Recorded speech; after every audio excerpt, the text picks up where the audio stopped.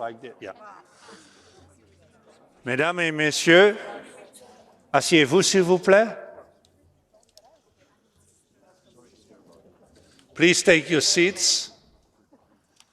Mesdames et messieurs, nous sommes rassemblés dans cet hémicycle juste avant nos débats de l'après-midi pour entendre une performance artistique du Volnikor, un groupe d'artistes résistants au régime autoritaire au Bélarus. Notre Assemblée parlementaire a toujours apporté son soutien à la société civile et plus spécialement à la société civile de Bélarus dans sa lutte et ses efforts pour plus de liberté. Nous nous sommes ainsi engagés à intensifier cet engagement avec les forces politiques démocratiques du Bélarus, comme en témoigne aussi la présence de Madame Svetlana Tikhanovskaya parmi nous aujourd'hui, ainsi que sa société civile. Un engagement qui a été renforcé au plus haut niveau par le 4e sommet des chefs d'État et de gouvernement à Reykjavik il y a quelques semaines. Dear colleagues, dear friends, the Volnikor, which we see here in front of us, emerged from the rallies organized by the musicians of the Belarusian State Philharmonic Orchestra in August 2020. They arranged flash mobs at the largest shopping malls, took part in outdoor concerts in different neighborhoods of Minsk. All of this at the cost sometimes of their freedom, which forced them into immigration and resistance from the outside. In spite of all the difficulties that these musicians have confronted with, they are today here with us, and we are grateful for that. And I'm really looking forward to see their performance. And can I end with saying that I really hope that as soon as possible you will also be able to perform in your own country, in Belarus, where you belong. Before giving you the floor to sing, I first would like to give the floor to my colleague Frank Schwabe.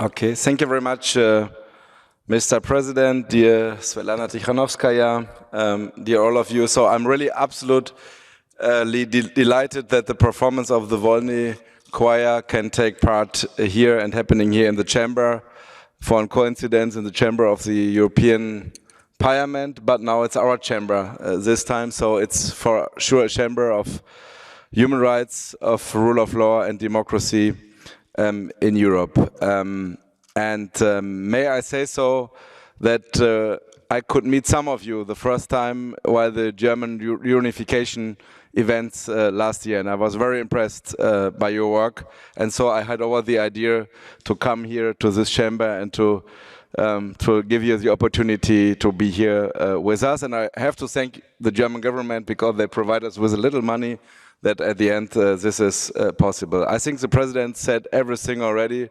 about your work, and you are committed to the values of this organization, and this is what it is about, and this is what we try to do, to bring those who are committed to the values of this organization close to this organization, while the governments cannot be part for their countries in this organization. So I think it's a symbol that you are here. Thank you so much for this. May I invite some of you who are able, don't go to the reception of the Secretary General. There will be a concert in the evening. Some can attend, or some maybe come later or earlier. Anyhow, thank you so much to be here with us.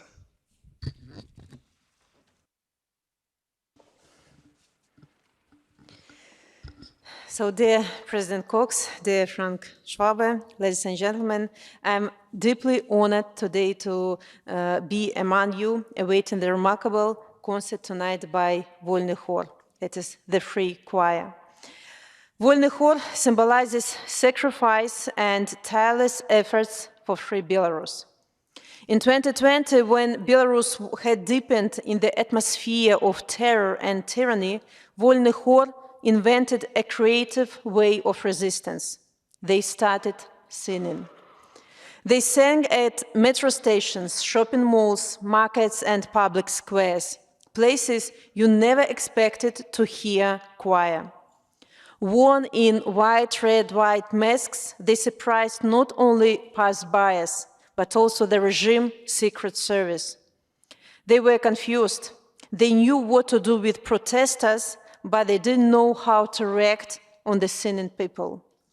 Even when the mass rallies were suppressed, Volny Khor continued to sing. After being forced in exile, Volny Khor resumed inspiring Belarusians inside the country and abroad. Their performances are giving people hope and energy to continue the fight. Their performances convey our stories, our pain, and our dream to the world. Volny Khor became our ambassador to the world, as we can see here today in the Council of Europe. Volny Khor means a lot to me personally, because one of their songs was written by my husband, Sergei Tikhanovsky, who sent his poem from prison. He was sentenced to 19 years in jail, and I didn't see him for 3 years already. But the regime can imprison people, but it can't imprison people's will for freedom, their dreams, and their creativity. Among thousands of political prisoners, there are hundreds of people of culture: musicians, painters, writers, producers. The regime fights writers, artists, and creators because it is afraid of them. The power of art demolishes dictatorship more than weapons. Today, with Lukashenko's help, Russia unleashed a war on our culture and our identity. The Belarusian language is being discriminated against, and our artists are declared extremists. They want to make Belarus a small copy of Russia, and we must not allow this to happen. We must support Belarusian cultural initiatives. We must strengthen Belarusian national identity. A robust national identity will be the best defense against Russian imperialism. I want to thank Mr. Schwabe for organizing this important concert. I want to thank the Parliamentary Assembly of the Council of Europe for being a champion in helping democratic Belarus. And I am grateful to Council for its decision to cut its ties with criminal regime of Lukashenko and begin collaborating with democratic forces. And I believe that is just the beginning of our partnership and friendship. We share the same values, we share the same ideals, and we share the same goals. We want to live in free and democratic, but also diverse Europe. And I'm proud that Belarusian culture is a part of this diversity. So join me in applauding the Volny Khor and their performance later today. They are not only singing for themselves, but primarily for those who are behind bars today.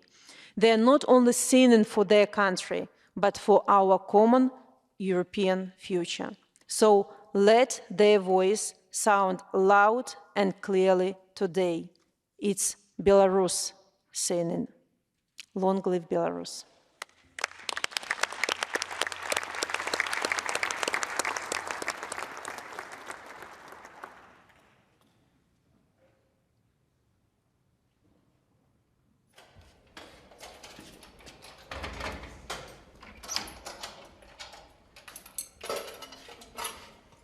Слева под нам подходим.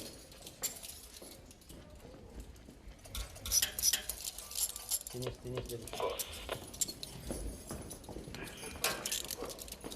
Стене следующий.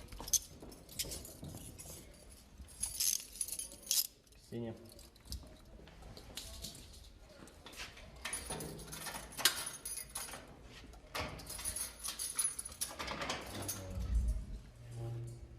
Выходим из камеры.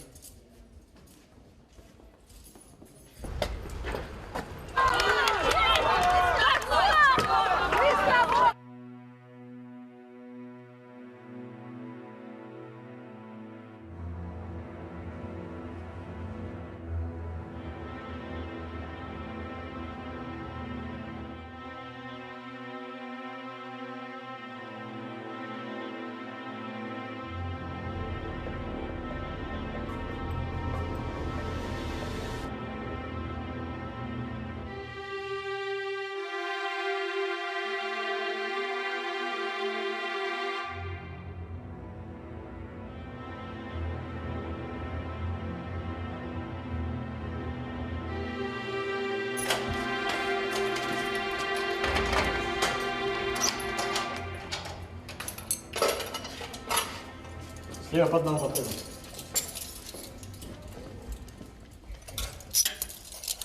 В стене следующий.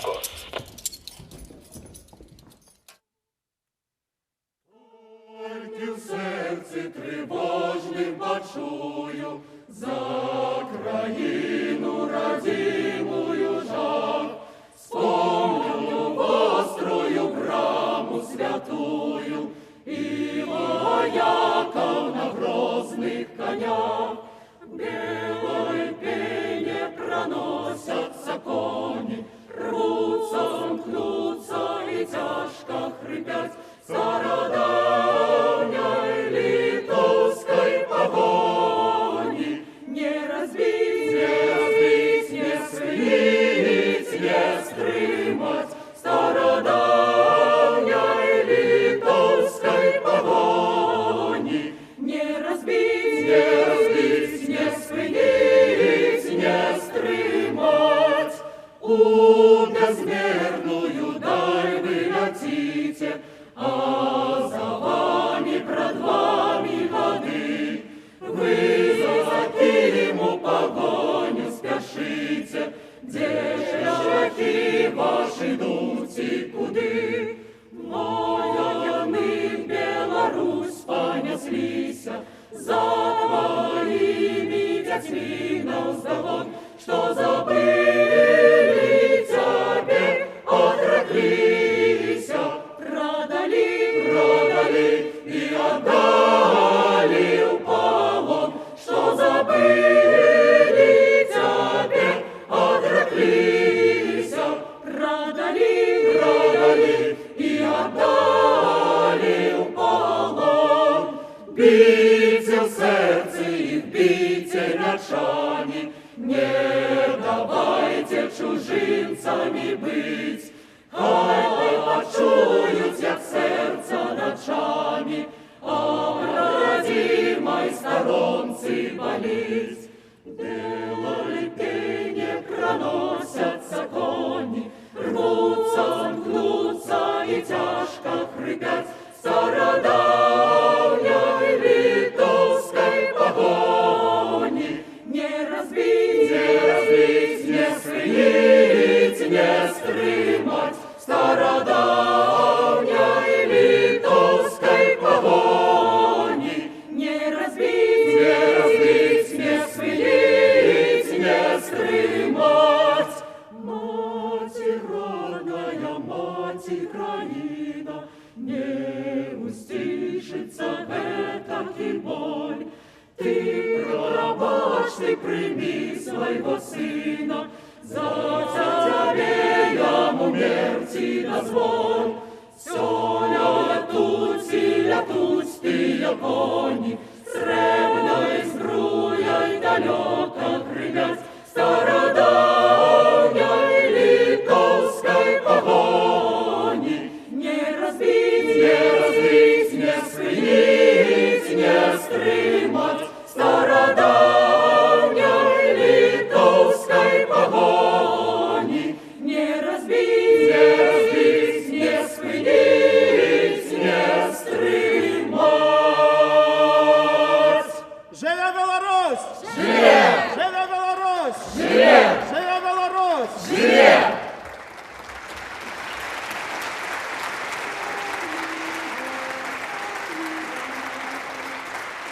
Живе Беларусь, Беларусь живе! Живе Беларусь, Беларусь живе! Яна пяется, целуется у скверы, вянком купальским по дня приплыве. Живе в надеи, любости и веры, у наших сердцах Беларусь живе. Живе в надеи, любости и веры, у наших сердцах Беларусь живе. Живе Беларусь, Беларусь живе! Живе Беларусь, Беларусь живе! Яна живе у Креве и Сморгоні, на скрижованнях часу гнезды мне, и все летит привицкая погоня, и час летит, и Беларусь живе, и все летит кривицкая погоня, и час летит, и Беларусь живе. Живе Беларусь, Беларусь живе. Живе Беларусь, Беларусь живе. Яна живе, бо духом не змарнела, бо вольный дух нас ожить звене, и стяг лунає бел червоно-белый, лунає стяг, и Беларусь живе, и стяг лунає бел червоно-белый, лунає стяг, и Беларусь живе. Живе Беларусь, Беларусь живе. Живе Беларусь, Беларусь живе. Живе Беларусь, живе. Живе Беларусь! Живе! Живе Беларусь! Живе! Живе Беларусь! Живе! Беларусь! Живе! Беларусь! Живе! Беларусь! Живе! Беларусь! Живе! Беларусь! Беларусь сегодня в полоне. Беларусь сегодня оккупованная краіна ў цэнтры Европы, дзе кожны дзень адбываюцца арышты, прысуды і катаванні беларускага народа. Беларусь сёння раскідана па ўсёй Европе. Беларусь сёння гэта зламаныя лёсы і разбураныя сем'і. Беларусь сёння змагаецца за агульначалавечыя каштоўнасці, свабоду і права быць беларусамі. Жыве Беларусь! Живе!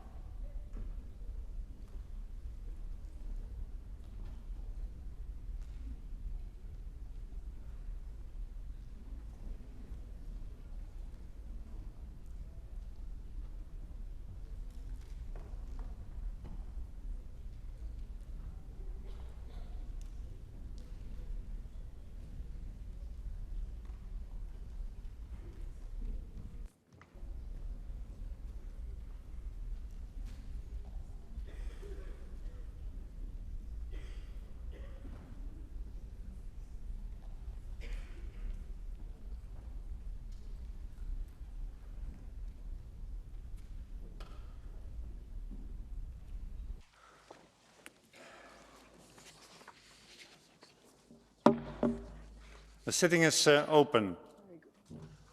We did begin our sitting today with a performance of the Volny Choir from Belarus, and sorry for the fact that we are now delayed a bit, but flash mobs do appear not on scheduled times. That is the secret of a flash mob.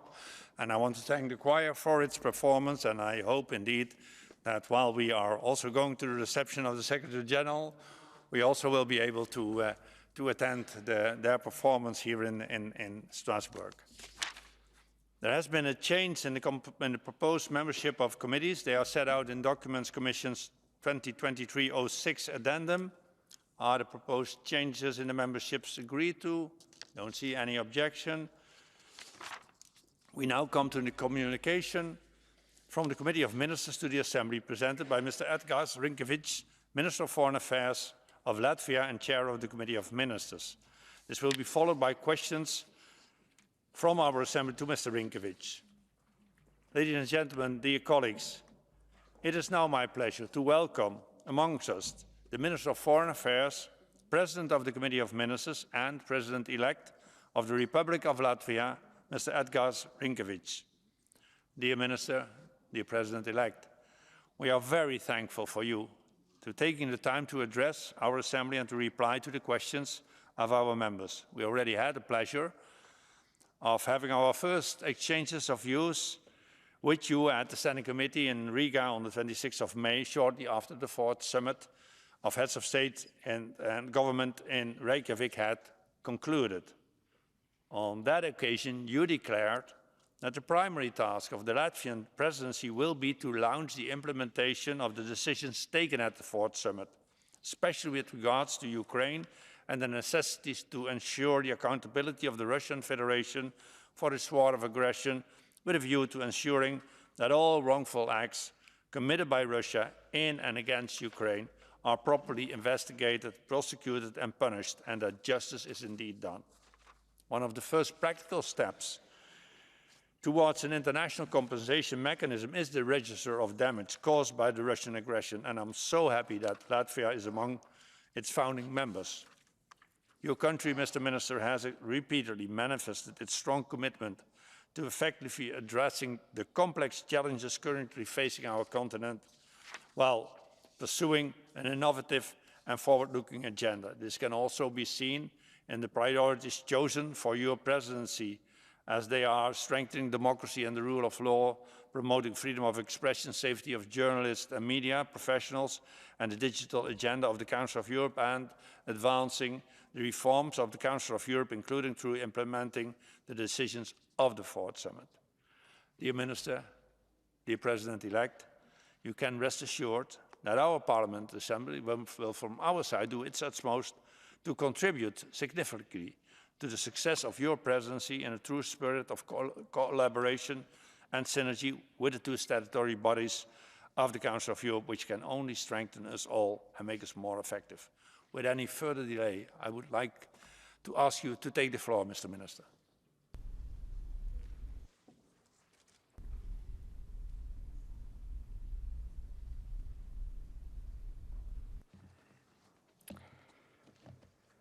Dear Mr. President, dear Secretary General, distinguished members of the Parliamentary Assembly, well, thank you very much, Mr. President. You already covered all the priorities so well. I can only subscribe to them. But let me say that it is an honor to address you today as the chairman of the Committee of Ministers of the Council of Europe.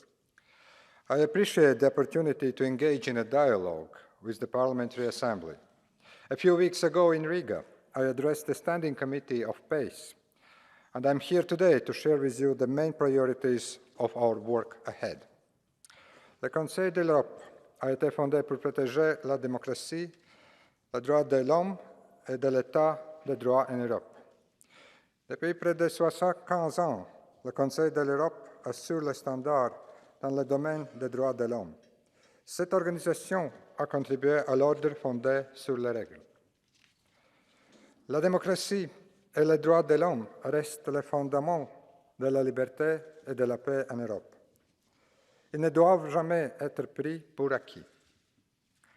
The ongoing aggression of the Russian Federation against Ukraine threatens the rules-based order and undermines democratic values. We condemn Russia's aggression and stand in full solidarity with Ukraine. The summit of the Council of Europe in Reykjavik was an important milestone for this organization at a critical time. I commend Iceland for an outstanding organization of the summit. The main result of the summit was strong European unity in responding to the Russian aggression against Ukraine. The European leaders committed to protect the standards and values of this organization. The work of the Latvian presidency will be guided by the decisions taken at the summit. We will advance their implementation in consultation with various stakeholders of the Council of Europe. We count on good cooperation with PACE in this process, and we welcome your input today. The Latvian presidency is already working on the summit decision implementation plan. We aim to have the plan confirmed by the next Committee of Ministers meeting on the 28th of June. Distinguished members of PACE, Ukraine must receive all the support it needs. The member states of the Council of Europe have reaffirmed an unwavering support to the sovereignty, independence, and territorial integrity of Ukraine. We call on the Russian Federation to comply with its international obligations and withdraw its forces, not only from Ukraine, but also Georgia and Moldova. Russia must bear full legal and financial responsibility for its aggression and violations of international law. Attacks against civilian population and critical infrastructure are deplorable. The destruction of the Novakhovka Dam in the Kherson region of Ukraine is another example of Russia's brutality.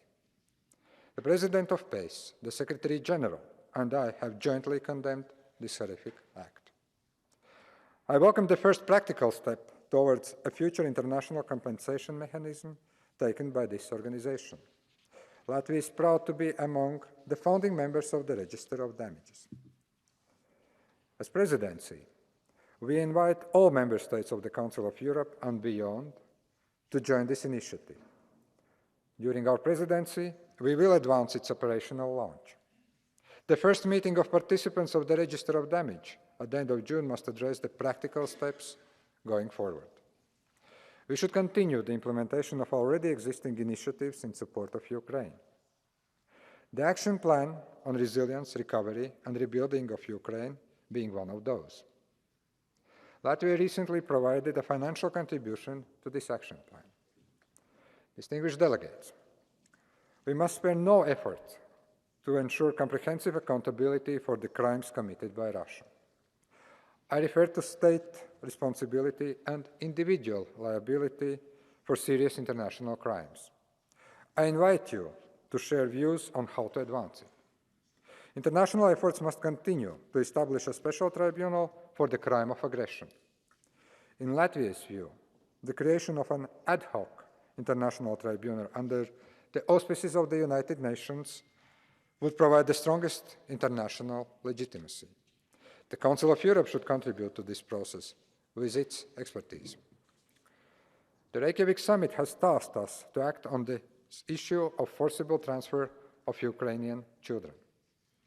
More needs to be done to investigate these unlawful practices by Russia and to ensure children's return home.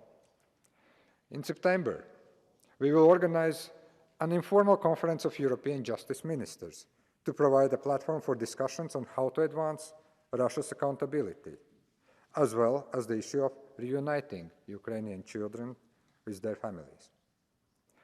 Another area of my concern is possible participation of Russian and Belarusian athletes in the Olympic Games. It is unacceptable as long as Russia's brutal war in Ukraine continues. I encourage PACE to continue discussions on this matter. Distinguished members of PACE, the Latvian presidency will diligently work towards advancing the national priorities. Please let me highlight them. First, strengthening democracy and the rule of law, including promotion of the execution of European Court of Human Rights judgments. The Court's judgments must be implemented, also by the Russian Federation.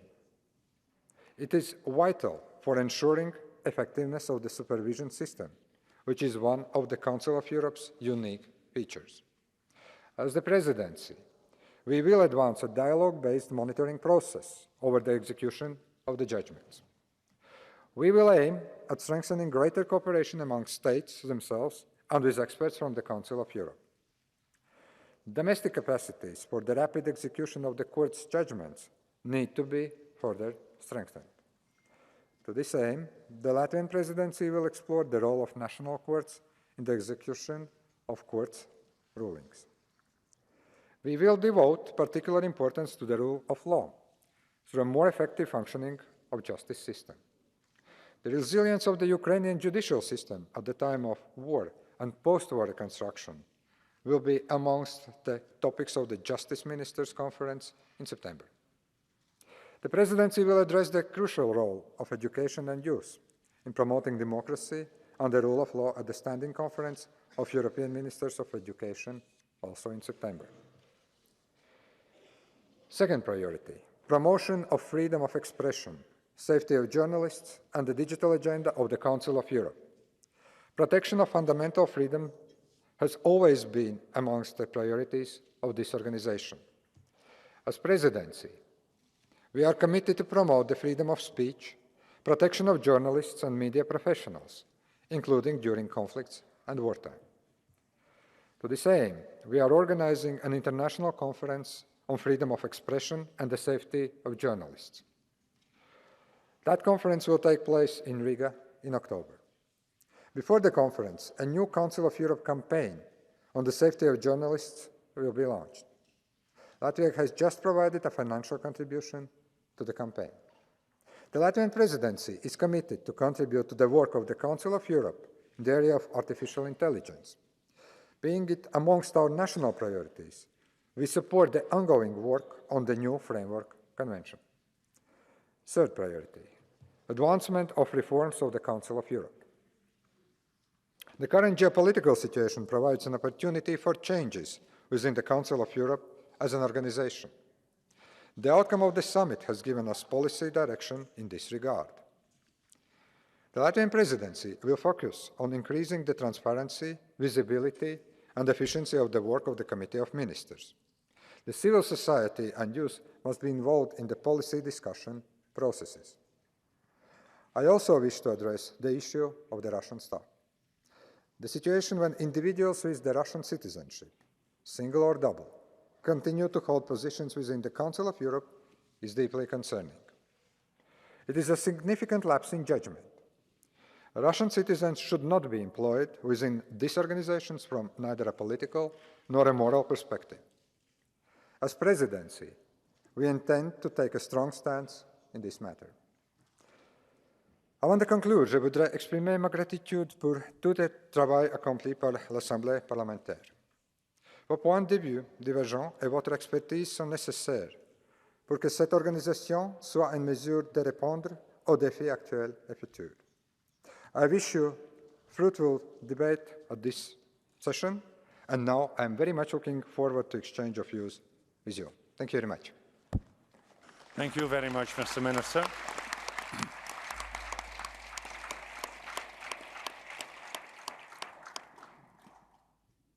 We will now proceed with the questions to Mr. Minister. We will first hear the questions of the speakers on behalf of the political groups and hear the response of the Minister. I will please all speakers limit their interventions to 30 seconds, and I remind you that you should ask one single question and not make speeches. We are all aware of that. First in the debate, I call Madam Suna Ivarsdottir from Iceland, and she speaks on behalf of the group of Socialists, Democrats and Greens. Suna?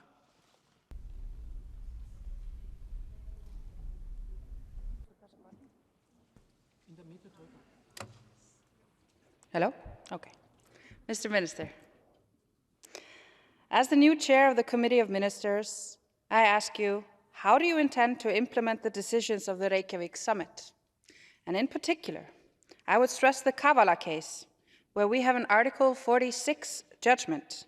How do you intend to fulfill the promise made in the Reykjavik Declaration to, and I quote, redouble your efforts for the full, effective, and rapid execution of judgments when it comes to the case of Kavala? Because if we allow one member state to ignore the judgments of the court, we risk destroying the very foundation of this organization. Thank you.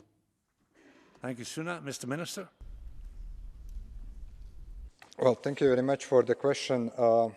As I outlined already in my speech, we are working currently with all the stakeholders of the Council of Europe, and we very much hope that by 28th of June, when the next Committee of Ministers is going to take place, we will be able to work out the comprehensive plan of the implementation of the summit decisions.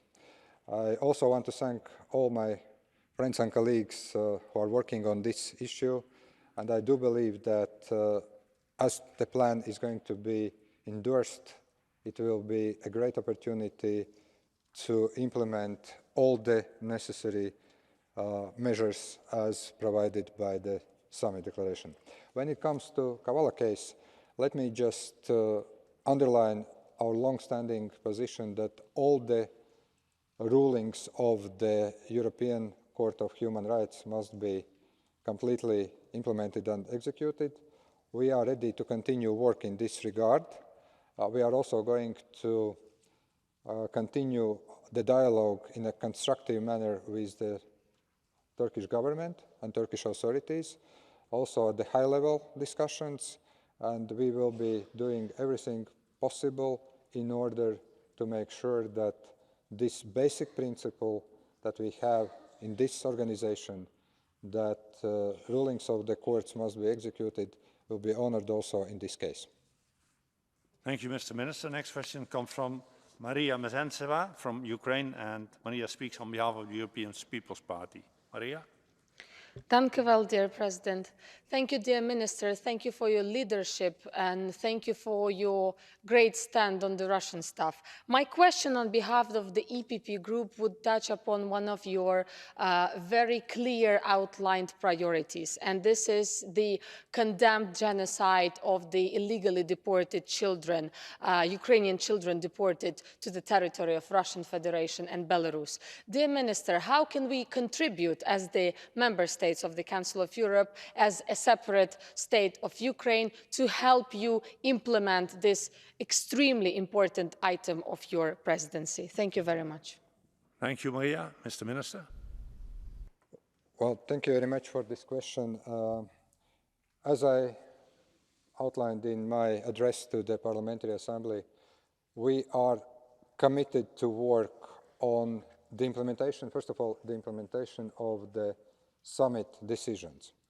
I think that some of the things that have been already achieved, for instance, the creation of the register of damage, and we are fully committed to make sure that by 11th of September in Riga, during the Ministers of Justice conference, we will be able already to see the practical launch and the practical work of this register. Second, as you know, we have been working tirelessly in both in our national capacity as well now as the presidency of the Committee of Ministers to make sure that, and I also outlined this in the speech, that the Council of Europe expertise can be used also to create international tribunal, also to address issues of the forceful deportation of children, to make Russia accountable. How to support in the national capacities? Well, first of all, I would say that I very much hope on the support of the whole Parliamentary Assembly, all the delegations, all the representatives of the member states, when it comes to the passing relevant resolutions. Also, I very much hope that the support of the member states in the Committee of Ministers will be very strong to all those measures that we are going to implement. And of course, finally, I very much hope also that, and that goes actually to the homework I was referring when it comes to the rule of law issue in general, that we also strengthen our national judicial authorities.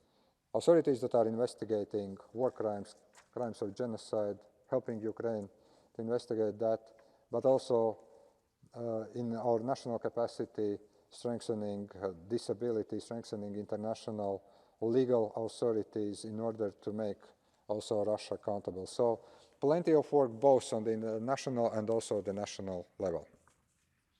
Thank you, Mr. Minister. Next question comes from Mr. Julian Bulai from Romania, and Julian speaks on behalf of the Alliance of Liberals and Democrats in Europe. Julian?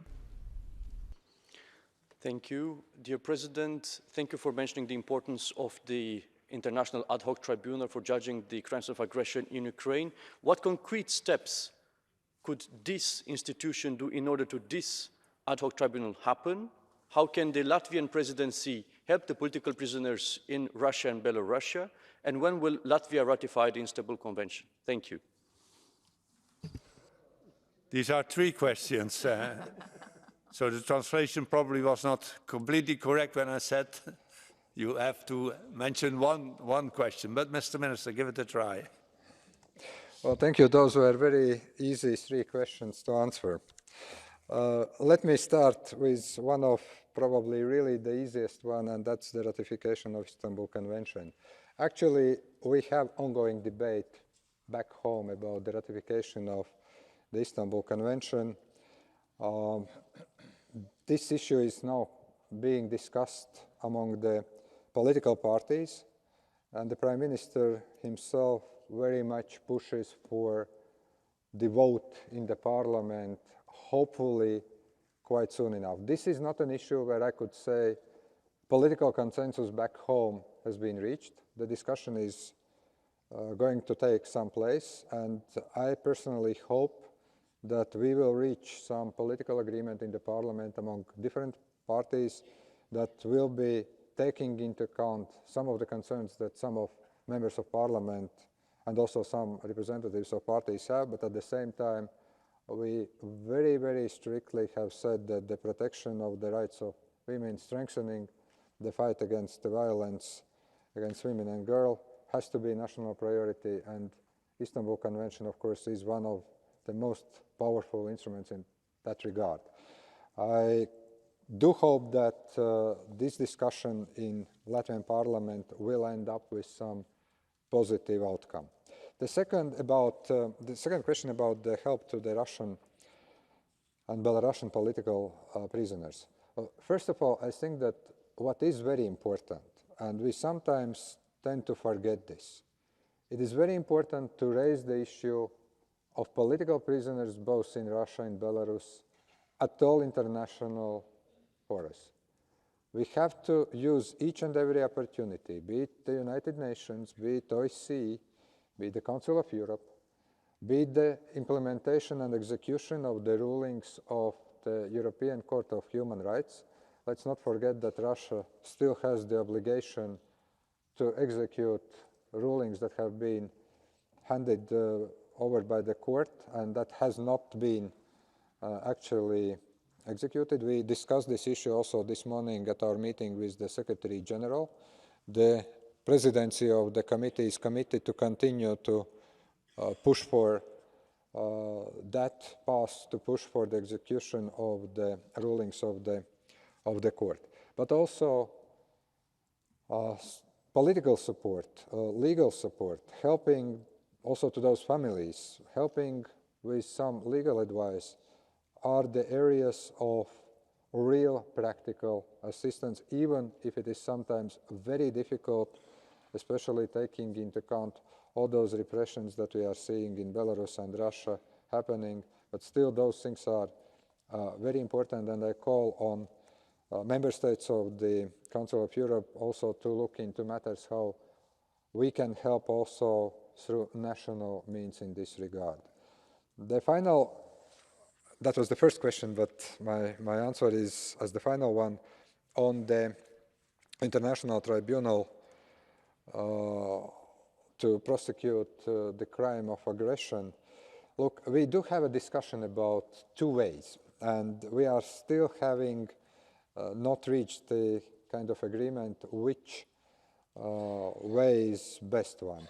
As I said in my speech, I do believe that creation of the International Tribunal under the auspices of the United Nations is the most efficient way of prosecuting this crime. There are also some who are saying that internationalized tribunal is the best way. We do have some doubts, and here now I'm speaking in my national capacity as the Latvian foreign minister. Here I would say that we doubt that this would address immunity of head of state or senior officials of the country in question, in this case Russia. We also understand that it would require some legal analysis, as now it appears such kind of internationalized tribunal would be contrary to the provisions in the Ukrainian constitution. But I think that the Council of Europe could help and is already helping to a great deal with its expertise. And I think that the expertise that the Council has acquired in the legal area would be very helpful, first of all, to sort out this dilemma, which tribunal is best, but second, also to work out practicalities when the decision is taken. Thank you. Thank you, Mr. Minister. Now we are going to listen to Madam Sally-Ann Hart from the United Kingdom, and Sally-Ann speaks on behalf of the European Conservatives. Sally-Ann? On behalf of my political group, may I congratulate Minister Rinkēvičs on becoming President-elect of Latvia.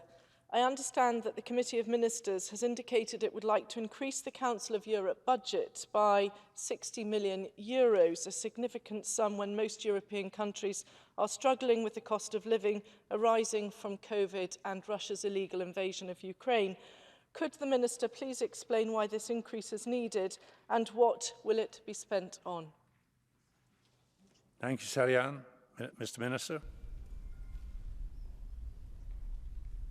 Oh, no, now it works. Well, first of all, thank you very much for congratulations. I very much hope to come back to address you in October in the new capacity, and then I probably will be contradicting to what I've said as the minister. But on a serious note, let me just say that Secretary General has proposed the increase of 60 million euros in the budget of the Council of Europe. And we do understand that this proposal is very much in line to address the strategic priorities as outlined in the Reykjavik Summit Declaration that we just had in May. However, let me also stress that actually the discussion is only beginning, and that the full and detailed draft program and budget will be presented in August. So in that case, when it is presented, this will be also examined according with the existing procedures, and also each and every delegation will have the opportunity to present its views. Let me say that as the presidency, we will ensure a thorough discussion and analysis of the proposal, and we will do our best in order to organize the work of the committee to find the best decision possible. In the national capacity, as the Foreign Minister of Latvia, I just want to stress that we have always had a pragmatic approach, but we also have always outlined that we also advocate for reforms, effectiveness, and also looking how to use existing resources in order to achieve also results that are needed for the work of this organization. So I wouldn't currently go into details about justifying the proposal, because as I said, we expect a thorough budget debate later in August, after we are getting a more detailed program and draft budget, and then probably we'll be able to answer to this question at a later stage when there are going to be questions about the decision of the committee already. Thank you, Mr. Minister. And the last question on behalf of the political groups comes from Madam Laura Castel from Spain, and she speaks on behalf of the Unified European Left. Laura. Thank you, Chair. Today is the Refugees' Day. Last week, we witnessed the horror, the sacrilege, and the lack of humanity of the European Union member states and organisms as Frontex, leaving almost 800 people adrift, drowning. These deaths are not accidents, are murders. The European Union will be a member of the Council of Europe as well as its organisms.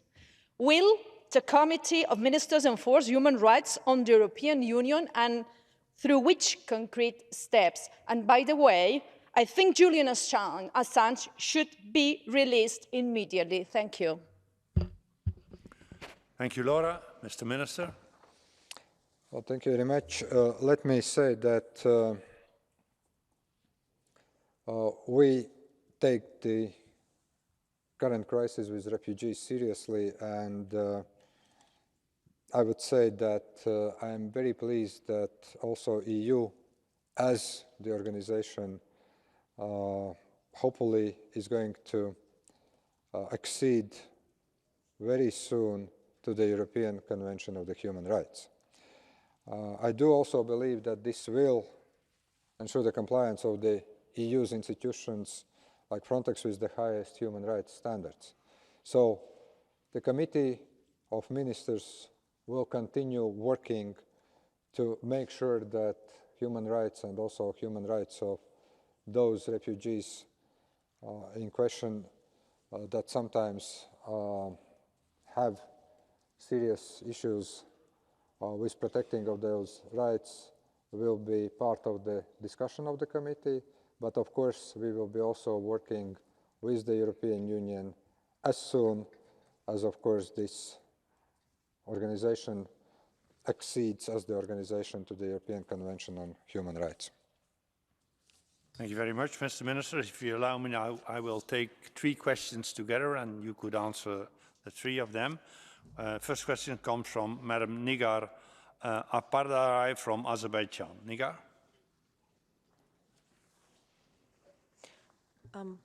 Yeah, dear Minister, thank you for your time. There are promising opportunities in normalization of relations between two member states of Council of Europe, Armenia and Azerbaijan. Peace talks have been quite intense lately, and this is done on the basis of principles of international law, in particular respect for each other's territorial integrity and sovereignty. But there are other activities that should be done in parallel, like confidence-building measures, and Secretary General of Council of Europe has already initiated projects in this direction. So how do you see, as the chair of the Committee of Ministers, how do you see the role of Council of Europe in this direction? Thank you very much. Thank you, Nigar. Next question comes from Madam Arushak Yulakian from Armenia. Arushak, you have the floor. Thank you, Chair. Mr. Minister, the Latvian presidency highlighted the need to strengthen the political role and impact of the Council of Europe. Each statutory organ has its responsibility and specific role in dealing with breaches of obligations by member states without any exceptions.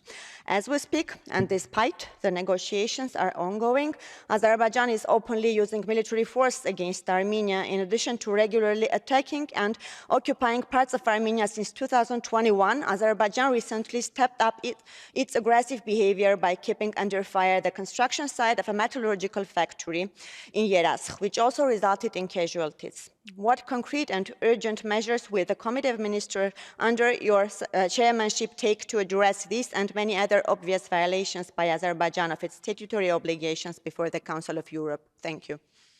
Thank you, Arushak. And the third question comes from Mr. Manuelis Zingers from Lithuania. Manuelis?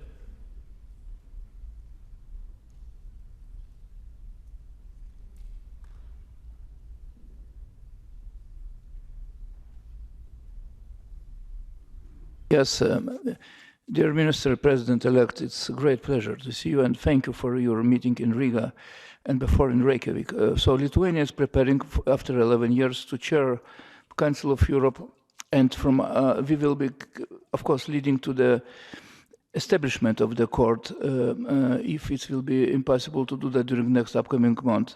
So question is about, of course, ad hoc tribunal, and question is about those who are avoiding sanctions for European Union and American sanctions and going with the trade, illicit trade with Russia. We have the report in 2 days, and it will be voting. Political Affairs Committee just finished the job about avoidance of sanctions. All countries who are avoiding sanctions should be sanctioned too. So your point about avoiding the sanctions and making humiliation from European Union decisions. Thank you so much for your leadership. Thank you very much, Emanuelis. Mr. Minister? Well, thank you very much for those 3 questions. Let me just answer those questions posed by distinguished members of the delegations of Azerbaijan and Armenia by highlighting a couple of points. First of all, we do hope that both countries, Azerbaijan and Armenia, despite all the difficulties, will be able to agree on peace agreement. And I very much welcome also the intensification of that dialogue, that political process. I do hope also that this will lead to concrete and also positive result.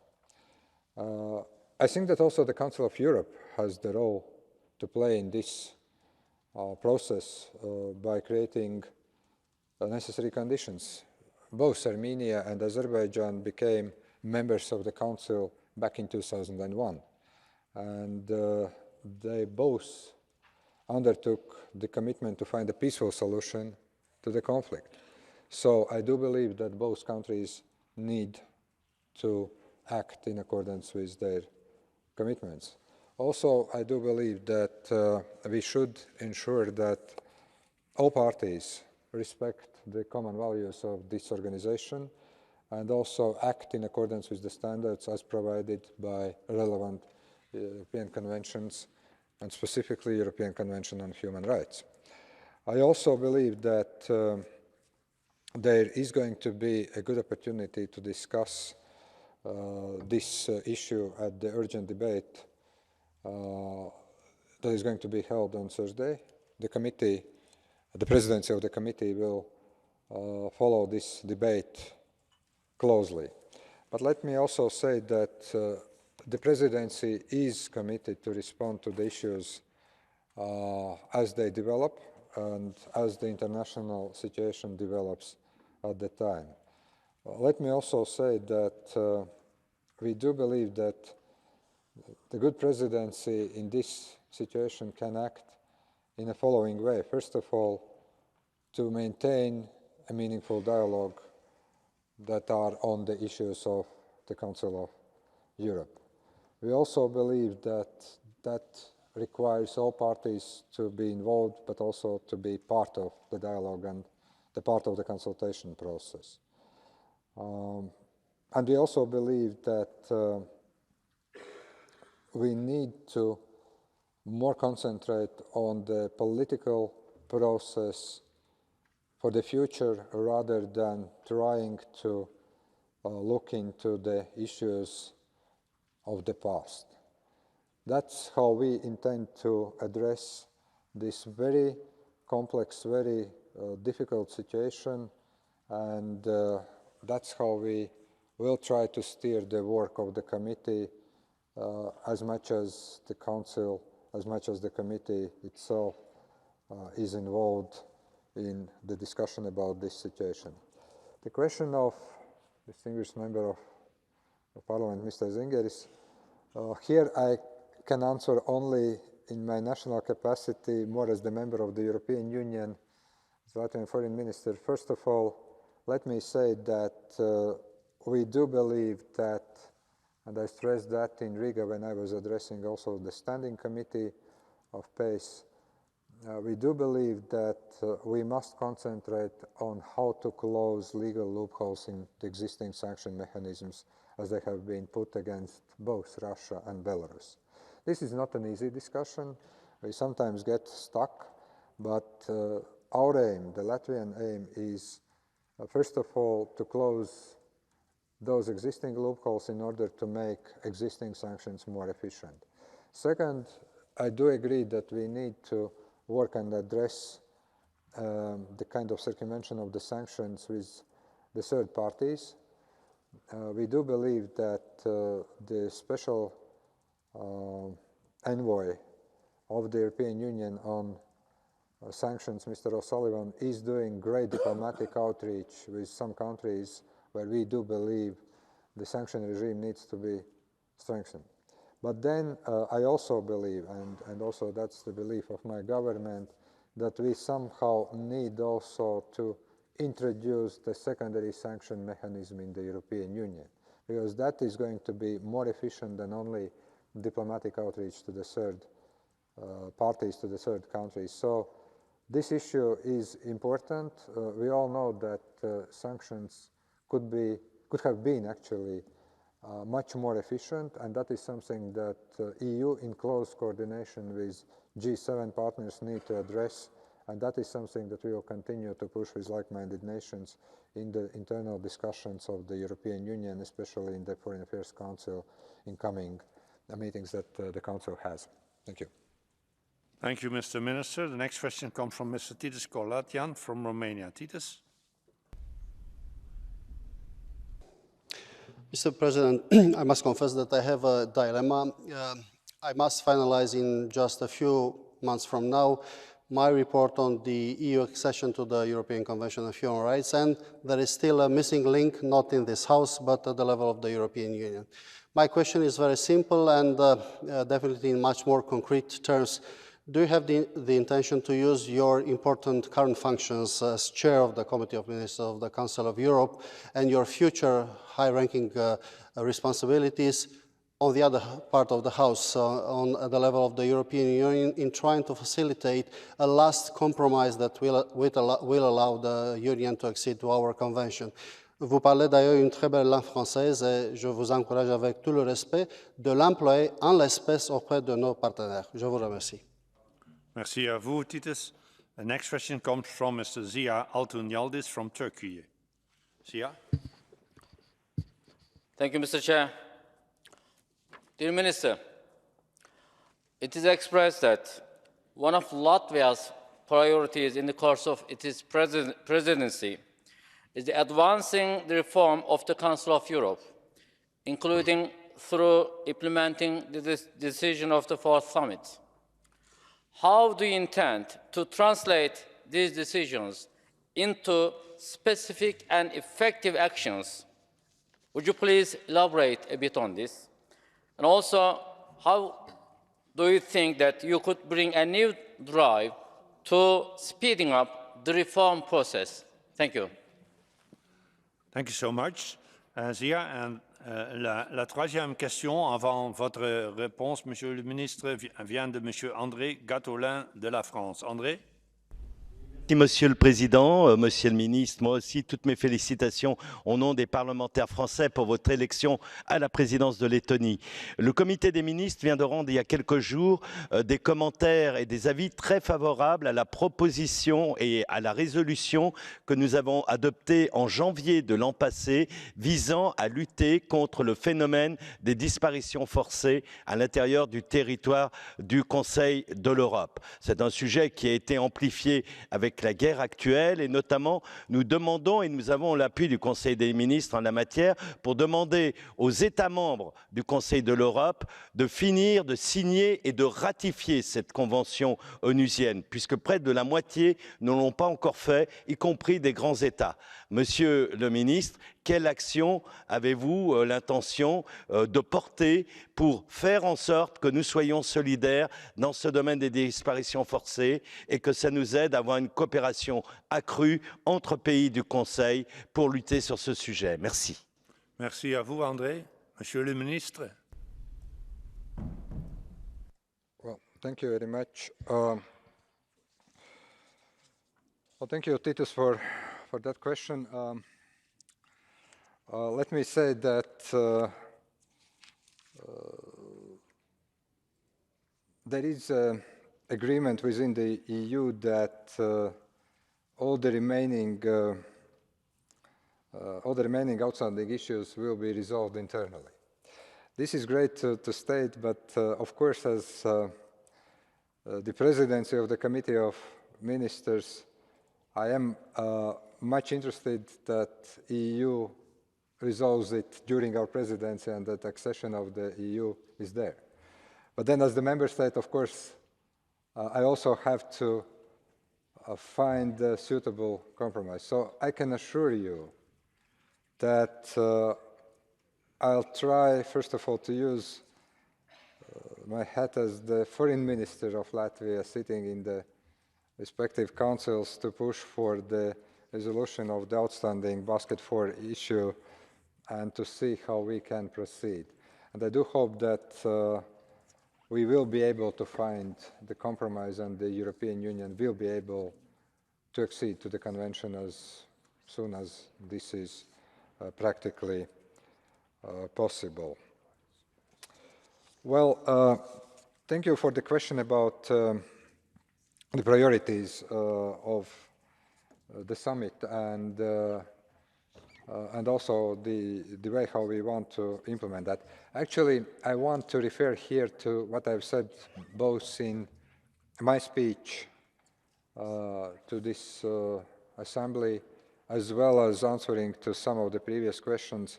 We are currently working and finalizing the plan for the discussion on 28th of June for the Committee of Ministers.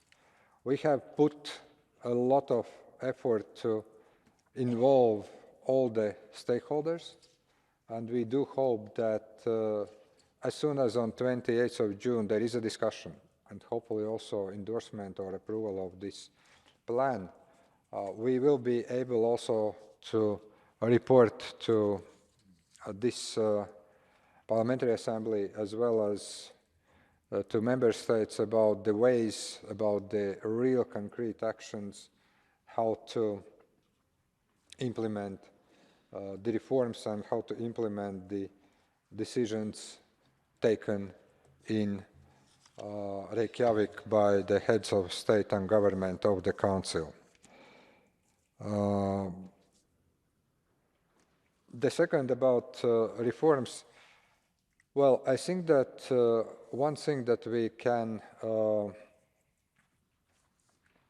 do, of course, and I also discussed this issue with the Secretary General, also with the President of the Assembly in our numerous meetings today, also in May when they visited Riga and also in Reykjavik. Of course, we want to see that the Council is able to respond to the modern world challenges. There are things that we want to see the Council, this Secretariat, the bodies to be more efficient. That was also something that I was imploring when I was answering the question about the proposed increase of the Council's budget, and I said in my national capacity that we always prefer to examine existing financial means and ways how the money is being used for achieving best results in the work of the various bodies of the Council. But I think it is also clear that completely without money you can't implement reforms. So we are ready to discuss some issues that we believe are relevant. The one is efficiency of the work of different bodies of this organization. We already spoke about some necessary actions needed, for instance, to address the issues that we believe are relevant when it comes to working, for instance, with the new challenge like artificial intelligence and also the role of this Council, and of course looking at issues that are relevant to the interest of the member states of the Council as well as to the members of this Assembly. I've been advised actually to provide a formal response in writing about the ratification of the convention, and we will do that in writing. Thank you, Mr. Minister, and thank you for your flexibility to stay a bit longer with us so that I can take 3 more questions of colleagues. The first question comes from Mr. Barnapal Zsigmond from Hungary. Barnapal, you have the floor. Thank you, Mr. Chair. Dear Mr. Minister, the Council of Europe has always had a leading role in the field of the protection of national minorities.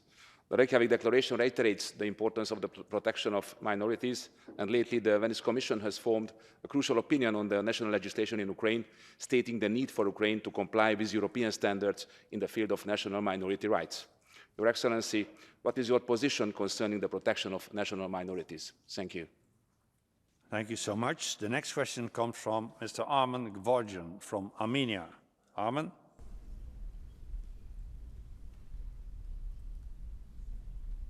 Mr. Minister, US President Biden 2 times hosted the Summit for Democracy, where some member states were not invited because of backsliding from democratic credentials. One of them, Republic of Azerbaijan, which is not only undermined democratic standards and rule of law, but also is engaged in activities to ethnically cleanse the region of its indigenous Armenian people. In this regard, I would like to ask, what is the red line for you in the case of Azerbaijan? In what scenario the Committee of Ministers will show more determination to make Azerbaijan respect the norms of international law and prevent new war crimes? Thank you. Thank you, Armen. And the last question, Mr. Minister, comes from a person you are quite familiar with, the leader of the Latvian delegation, Madam Zanda Kalnina Lukasevica. Zanda, you have the floor.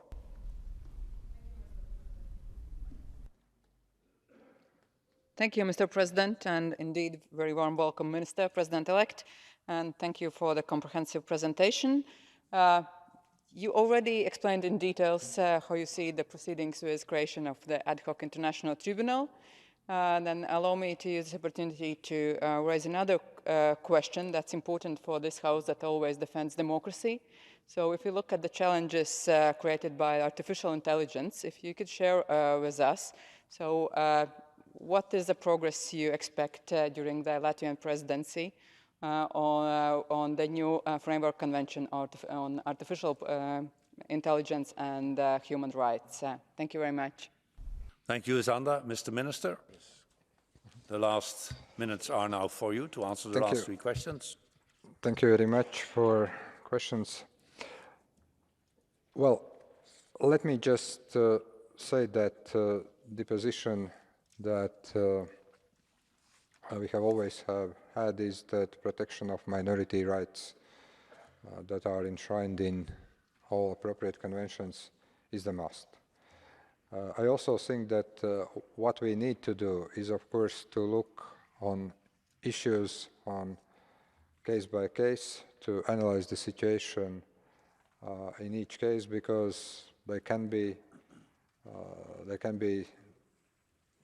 historic backgrounds, there can be some nuances that have been taken into account when one looks at protections of the rights of minorities. There are also instruments in the Council of Europe that are well positioned to analyze how each and every member state complies with conventions, with respective international law when it comes to minority rights, and I do believe also that the same mechanisms can be used also in each and every case when a member state is involved. So from that point of view, let me say that we are always open to facilitate that process and discussion, but also we do believe that it has to be made in most objective and non-partial way. On the question that was posed by a distinguished member from Armenia, let me say that we have a general principle as the presidency of the committee that all norms of international law, also rulings of the European Court of Human Rights, must be implemented, that each and every member state need to abide by those norms. And we are ready, as I said, also replying to two previous questions by distinguished members from both from Armenia and Azerbaijan. We are inclined to ask all member states to implement all the conventions, also to honor all the commitments that countries have made when they acceded this organization, and we will continue to put this principle above all. I do not believe that outlining kind of colored lines would be the best approach of the spirit of the work of this great organization. We are very much determined to make sure that each and every member state fully complies with basic statutes and conventions of international law and also European conventions. And also the last question about the artificial intelligence posed by a distinguished member of the Latvian delegation. I do hope that by the end of the presidency of Latvia in this committee, we will be able to progress in talks about the framework convention on artificial intelligence and human rights in a way that there could be already first substantial discussions. Very much, of course, depends on ability of experts and also our diplomats.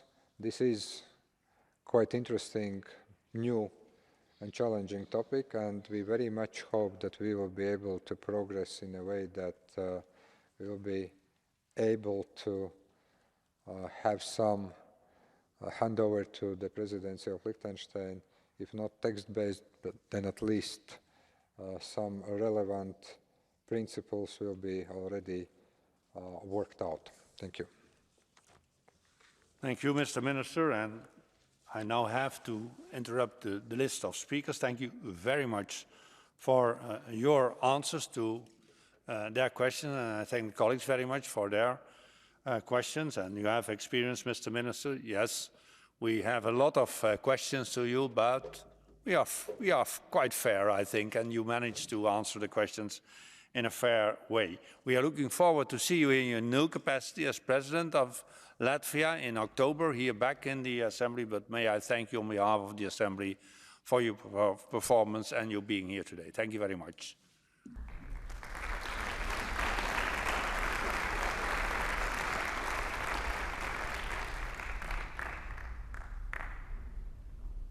Dear colleagues, the next item on the agenda is a debate on the report titled Addressing the Specific Challenges Faced by the Belarusians in Exile. You find it in document 15783. It will be presented by Mr. Paul Gallas on behalf of the Committee on Migration, Refugees and Displaced Persons.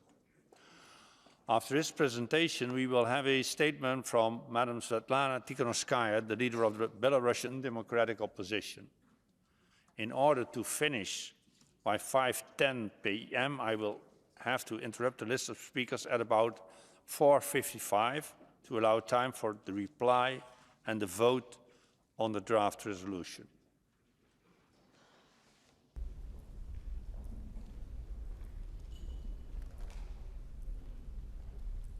We will wait a moment that Madam Tikhanovskaya can arrive.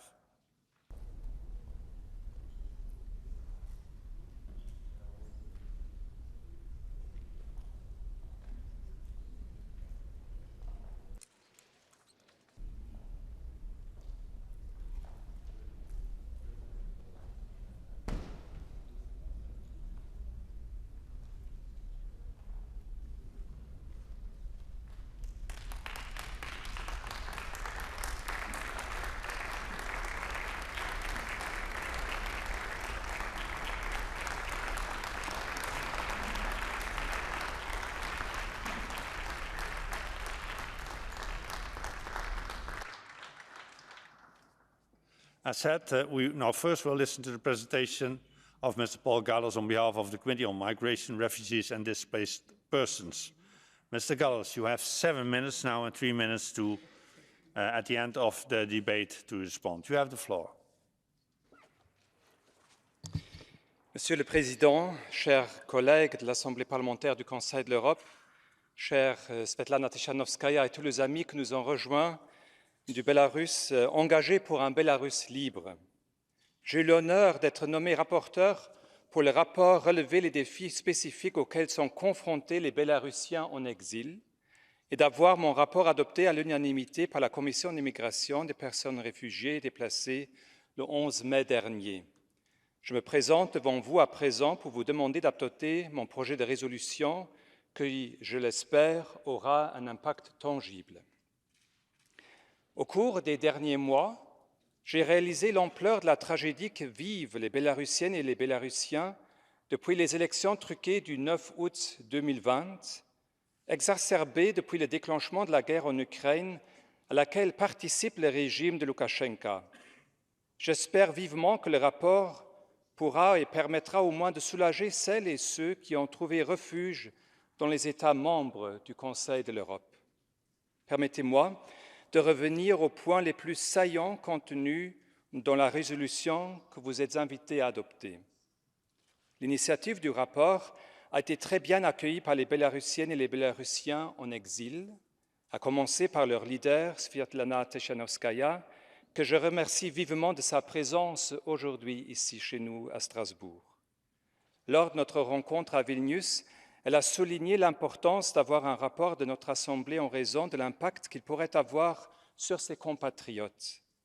Ma réflexion a été nourrie de mes rencontres au cours de ma mission en Pologne et en Lituanie, lors de nos échanges de vues et aussi au cours de réunions bilatérales. J'espère ne pas avoir trahi les attentes de mes interlocuteurs qui ont placé toute leur confiance en moi et en ce rapport surtout. Plus les pays sont proches du Bélarus, comme c'est le cas avec la Lituanie, la Pologne, plus il est bien sûr aisé de résoudre les problèmes car les autorités savent ce qu'est d'être le voisin de Loukachenko. Ceci dit, même là-bas, les risques d'amalgame entre les Bélarusiens qui ont fui le régime et le régime lui-même sont élevés et ont des conséquences directes sur la vie de celles et ceux qui n'ont qu'un désir, retourner dans un Bélarus démocratique. En même temps, il est clair que ces deux pays ont fait preuve d'une solidarité remarquable à l'égard de leurs voisins qui ont fui le régime. J'espère vivement que les bonnes pratiques en place là-bas seront émulées par les autres États membres du Conseil de l'Europe. Évidemment, on peut toujours faire mieux. Être exilé ne veut pas dire qu'on est complètement coupé de ce qui se passe au Bélarus. Nombreux sont celles et ceux qui ont encore de la famille restée au pays, sur lesquels pèsent de sérieux risques de représailles. Cela n'empêche pas les exilés de soutenir les prisonniers politiques, les médecins, enseignants et autres qui ont été licenciés par le régime grâce aux différentes plateformes de solidarité qui ont été mises en place. Mon rapport examine les différents défis auxquels sont confrontés les Bélarusiennes et les Bélarusiens en exil, le premier étant l'obtention d'un visa. La régularisation de leur séjour est également un point sensible et plus on s'éloigne de la Pologne ou de la Lituanie, plus c'est compliqué. Mon rapport parlait également de l'accès à l'éducation, à l'emploi et à la santé. Tous ces obstacles de la vie quotidienne peuvent avoir des conséquences dramatiques, s'ajoutant aux risques de représailles qui pèsent sur les membres de leur famille restés au Bélarus. Au cours de mes travaux, j'ai constaté l'importance de la renaissance de la langue et de la culture bélarusienne qui constituent des éléments vitaux de leur souveraineté. Il n'est donc pas surprenant que je souligne la nécessité de soutenir celle-ci. La société civile joue un rôle essentiel à cet égard.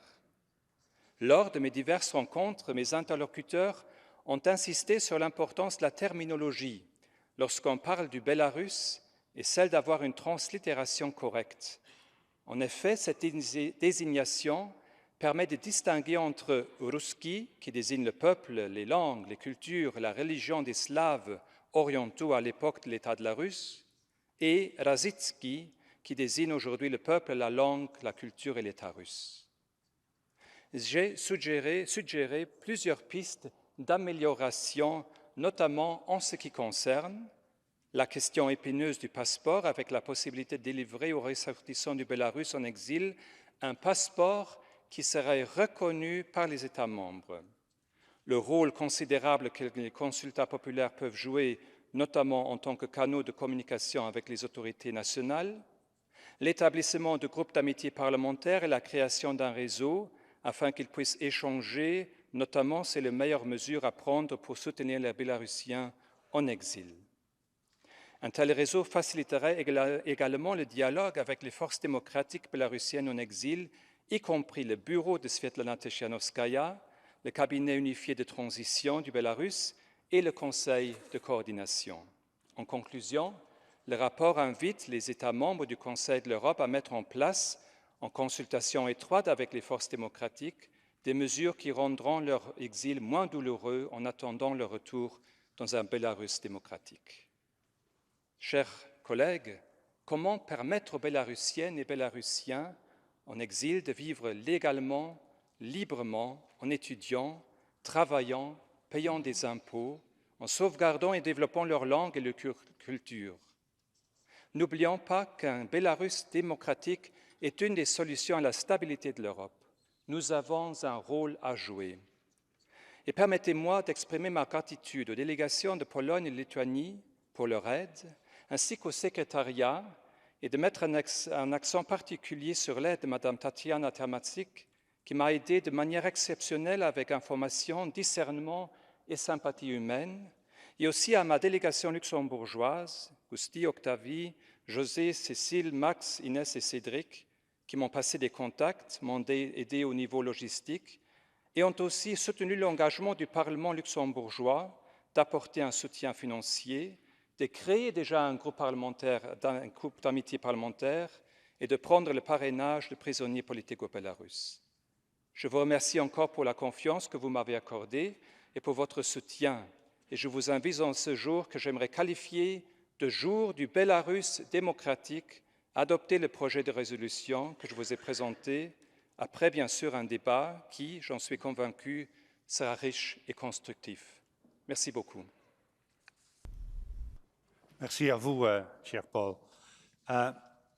Now we are going to listen before starting the debate to the leader of the Belarus opposition, Madam Svetlana Tikhanovskaya. Dear Svetlana, thank you very much for being here with us. Your country's authority, by lending proactive help and support to Russia's war of aggression against our member state, Ukraine, have burned bridges with the rest of Europe and our Council of Europe. But we do develop ever closer relations with you and the democratic opposition from Belarus, which is now an obligation formulated in the Reykjavik Declaration. While condemning the actions of the regime of in your country, we, the heads of state and government of our 46 member states, have obliged themselves, have obliged us to give ever more support and all the support needed to the democratic opposition of your country. We work already very closely together with your very active representation in our committees. Thank you very much for that. And we will continue to do so and to see how we can improve the position of your representatives over here. And now we are going to listen to your address in our plenary meeting of this assembly. So without further delay, dear Svetlana, could I give you the floor?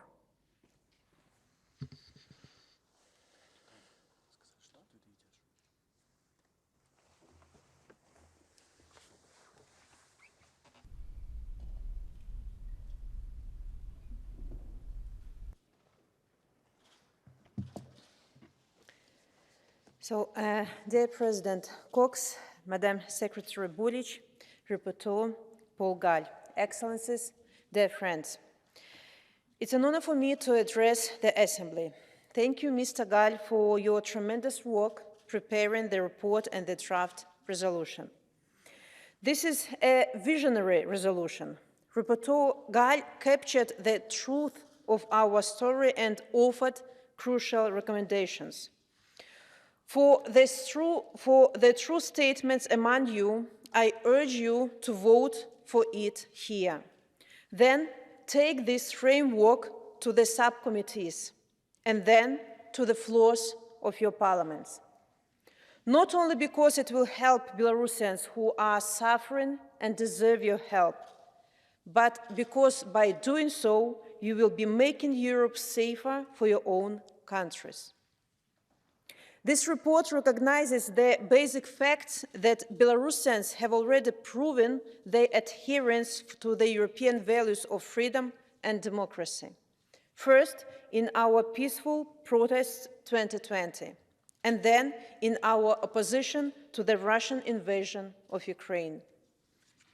But it didn't come cheap. At home, Belarusians are suffering from repressions and the ethnocide of our identity. Abroad, Belarusians are dealing with the hard reality of displacement. Expired passports, denied bank accounts, children deprived of schooling. Nevertheless, they contribute to the societies that have kindly accepted them.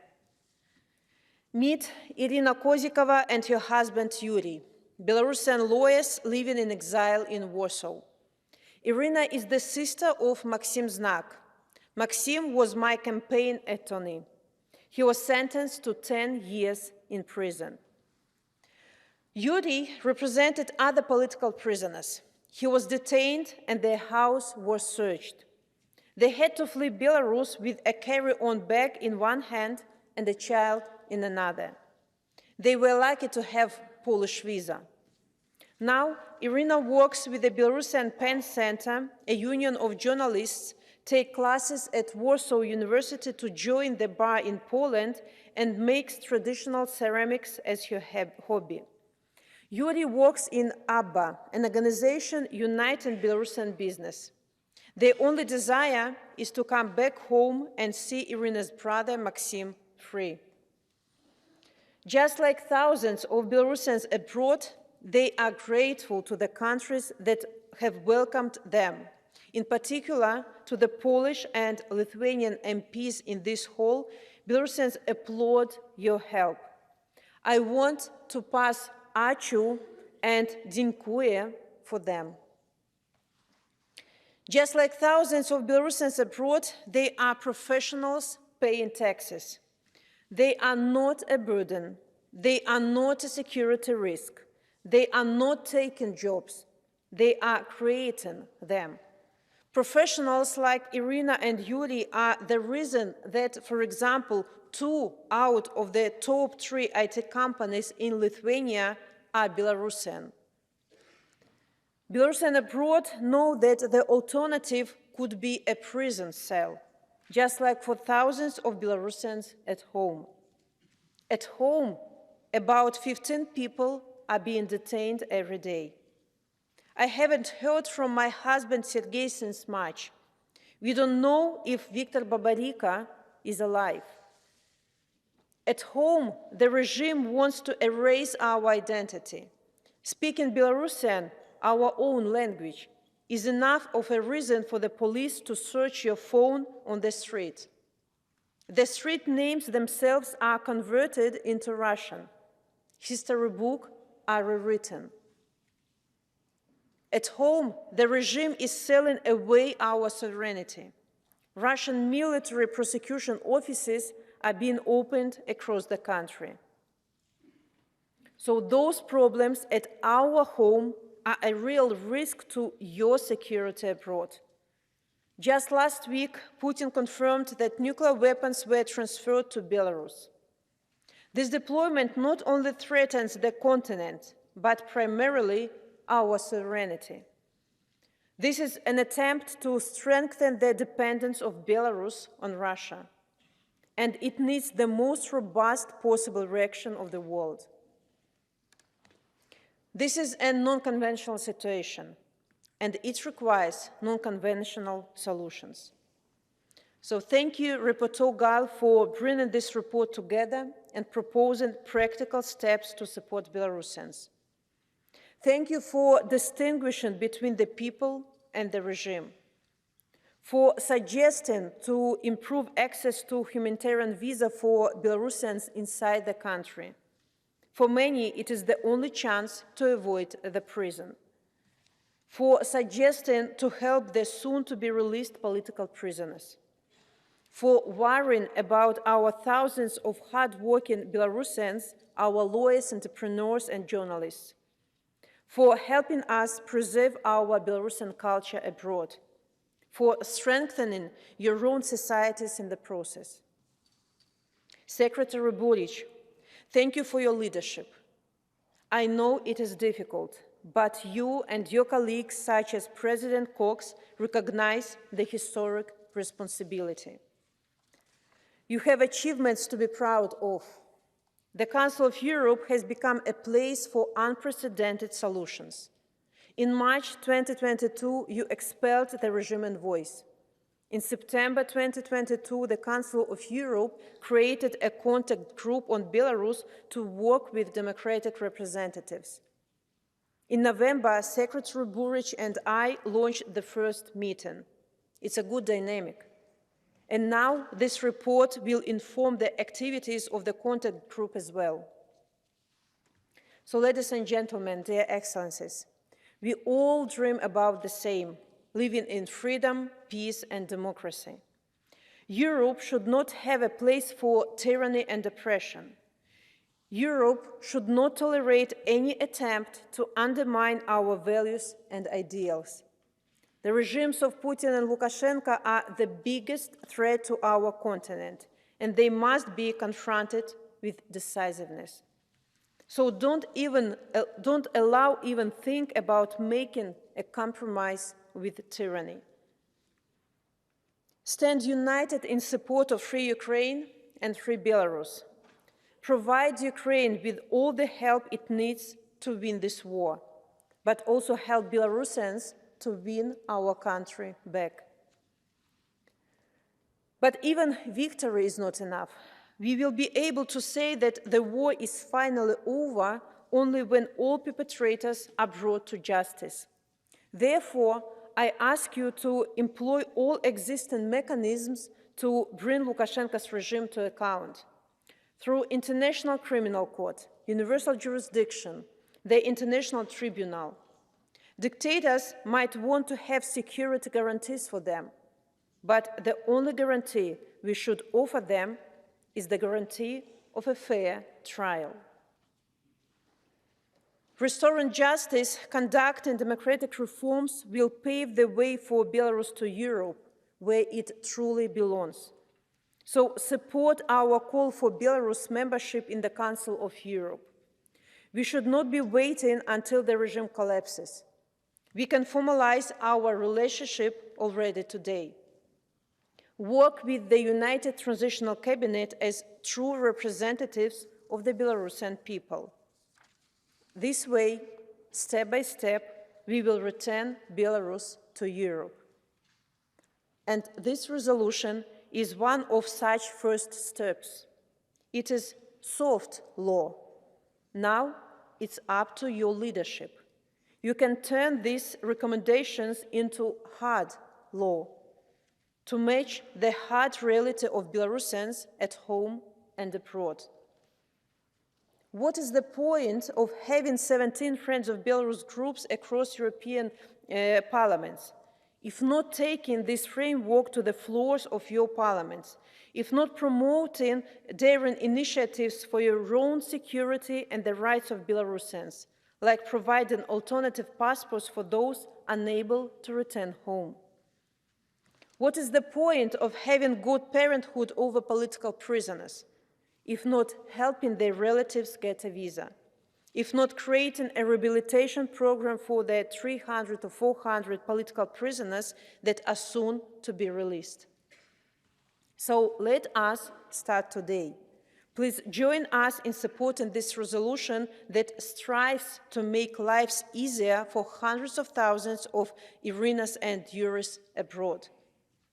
Help us to make another step to the vision of peace and democracy for the 9 million Belarusians who have earned and defended their right place in the European family of nations, so that we all can feel at home in peaceful and free Europe. Thank you.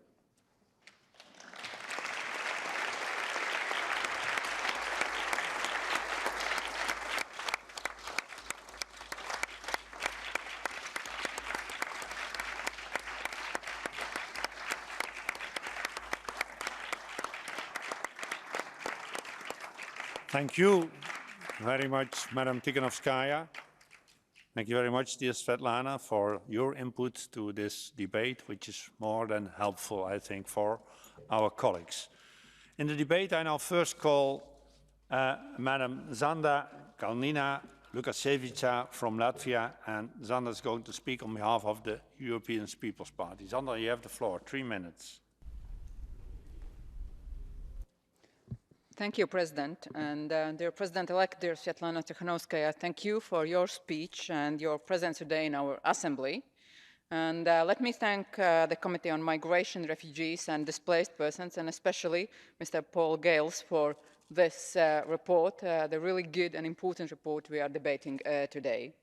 The illegitimate and undemocratic regime in Belarus continues to be a threat both for its own society and for the region. It actively supports Russia's military aggression against Ukraine and continues drastic repressions against Belarusian society. In this discussion, I have to touch as well a few very serious, more general points regarding the situation in and around Belarus. Hybrid attacks on EU borders from Belarus is still ongoing, and the number of attempted crossings has been growing in recent weeks. The deployment of Russian nuclear weapons in Belarus will have direct and long-term consequences on Belarus' sovereignty, as well as to the regional security, to the European security. Therefore, political pressure on the Lukashenko regime, including sanctions, must be maintained as Belarus' involvement in the Russia's aggression, regime's repressions against civil society, and hybrid attacks on the EU border continue. Dear colleagues, the fraudulent elections of 2020 triggered massive Belarusian public disapproval. Instead of engaging with the civil society, the regime violently oppressed the peaceful protests. In Belarus, widespread practices of illegal arbitrary arrests, detentions, torture, and inhuman or degrading treatment are occurring on a regular and organized basis, particularly targeting those perceived as political opponents. Latvia was one of the first countries to provide support to Belarusian people after the repression started. Medical aid, psychological support, legal assistance, scholarship, immediate help to journalists and other media workers. Thousands of Belarusians had to flee the country, and many of them finding rescue in neighboring countries, including Latvia, Lithuania, and also Poland. And unfortunately, Latvians know that, and other country citizens know that what it means to be oppressed by the ruthless regime. So after 50 years of long occupation in our country, they never came back to their motherland and were dependent on the different host countries around the world. And sadly, but longer the Lukashenko's regime rules in the territory of Belarus, less chances there are that democratic Belarus returns. Prosperous, democratic, and free Belarus is in our all interests. That's why I am very much in favor to support Belarusian democratic society with everything we can. So we support and will continue to support the work of Madam Tikhanovskaya and maintain contacts with the transition cabinet as the core structure of Belarusian democratic opposition exile. And let me conclude by underlining that we, the EPP group, support the report, and we see it as an important milestone in showing our support to the Belarusian people who suffer from the regime, and as a support to the Belarusian opposition outside Belarus. Thank you very much. Thank you, Mrs. Kalina Lukasiewicz. And the next speaker is Mr. Arminias Ludeka from the ALDE group, Lithuania. The floor is yours. Dear President, dear colleagues, distinguished guests, and especially persecuted politicians of Belarus, we liberals sincerely thank you for your self-sacrificing work in exile. I bow my heart for your efforts to make Belarus a country that respects the values of liberal democracy. Colleagues, I want to draw your attention to the great work Svetlana Tikhanovskaya is doing with children. And in price and husband, she took on the burden of being the candidate of the people of Belarus for the president position. After that, Svetlana was soon exiled from her country. Lithuania accepted Svetlana immediately after she left Belarus and provided all the conditions needed for her work. Now, Svetlana does huge and very important work that is significant for the liberal democracy across Europe. While living and working in Vilnius, Svetlana shapes the directions of democratic activities of Belarus. She is representing the democratic forces in the meetings with prime ministers, governments of different countries. She is participating in international, bilateral, and multilateral meetings. Dear colleagues, we liberals mean that the Belarusian democratic forces and the leader, Svetlana Tikhanovskaya, as well as other forces ready to rise up against Lukashenko's regime in Belarus, deserve the full support of the Council of Europe and its member states. And I want to point out that I personally and other politicians received letters defaming some representatives of the Belarusian opposition in exile. On one hand, I wish the opposition to remain united, no split, no divided, and avoid escalation towards each other.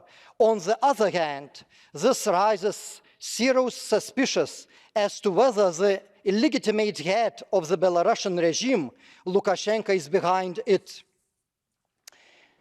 Lithuania, where Svetlana is staying, created all the conditions for Belarusian democratic forces. Lithuania created the humanitarian corridor for crossing the Lithuania border. As we can see in this report, that discrimination against Belarusians in Lithuania reaches only 16%. This is the lowest number in Europe. To conclude, I have to say that we are proud that Lithuania is the leader in the education of democratic Belarus, not only in Europe, but also in the whole world. In our capital, Vilnius, there is only Belarusian higher education institution, the European Humanities University, and the only Belarusian gymnasium in the world. I would like to invite you to give proper international recognition and attention to this institution as well. Ačiū, dėkui, friends, colleagues, Belarusian friends. Thank you, Mr. Ludeka. And the next speaker is Lord Simon Russell, representing European Conservatives from United Kingdom. The floor is yours, sir. Thank you very much. First of all, I'd like to congratulate the rapporteur on doing an excellent job. I would like to salute Svetlana for all she's doing. I wonder if Sergei realizes quite how lucky he is to have you as his wife. This is important to talk about because Russia is culturally, politically, economically, and militarily strangling Belarus. And the diaspora of Belarusians who are in exile are essential for keeping the spirit of the real Belarus alive. They are supporting the pro-democracy movement at home.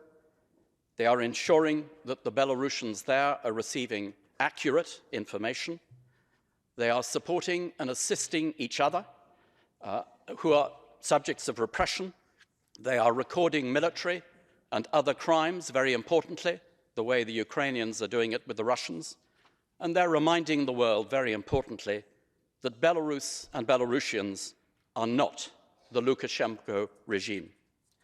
I saw firsthand in Minsk in 2019, when I was part of monitoring the parliamentary elections, what democracy means in Belarus. I witnessed the 65-year-old president getting his 22-year-old mistress elected as a member of parliament.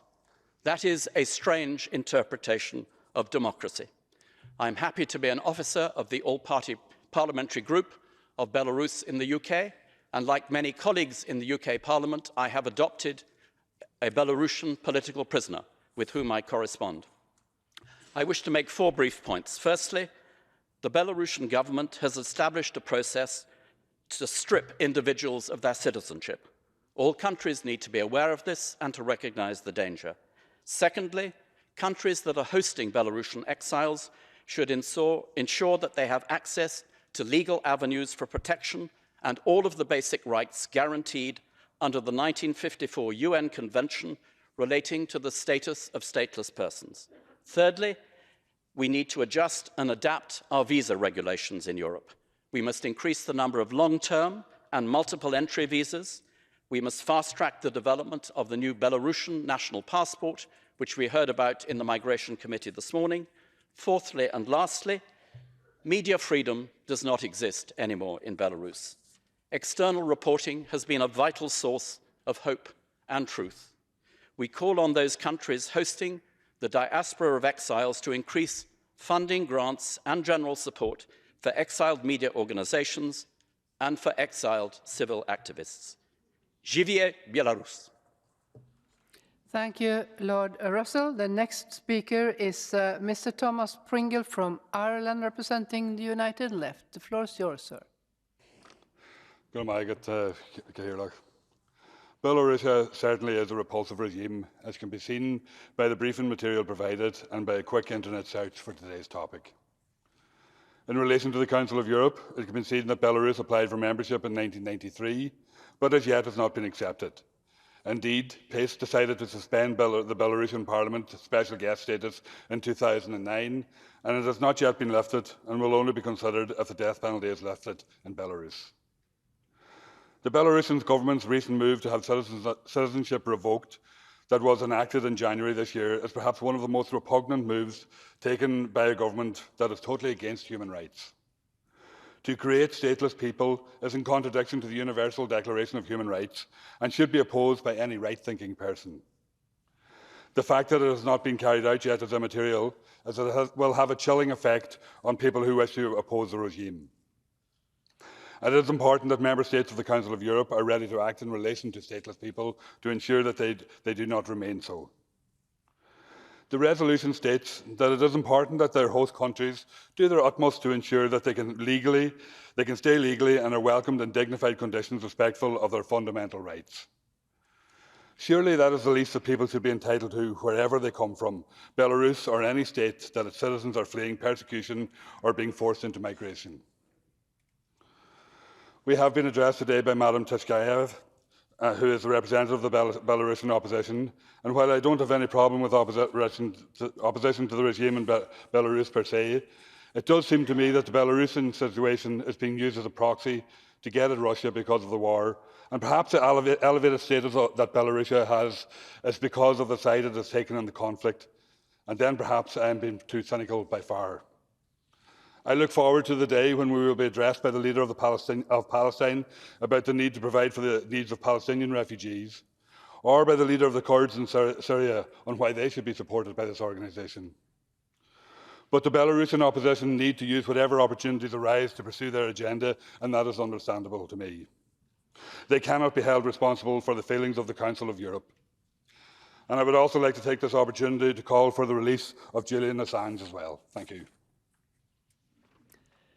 Thank you so much, Mr. Pringle. And the next speaker is Monsieur Pierre-Alain Frides from Switzerland and representing the Socialist Group.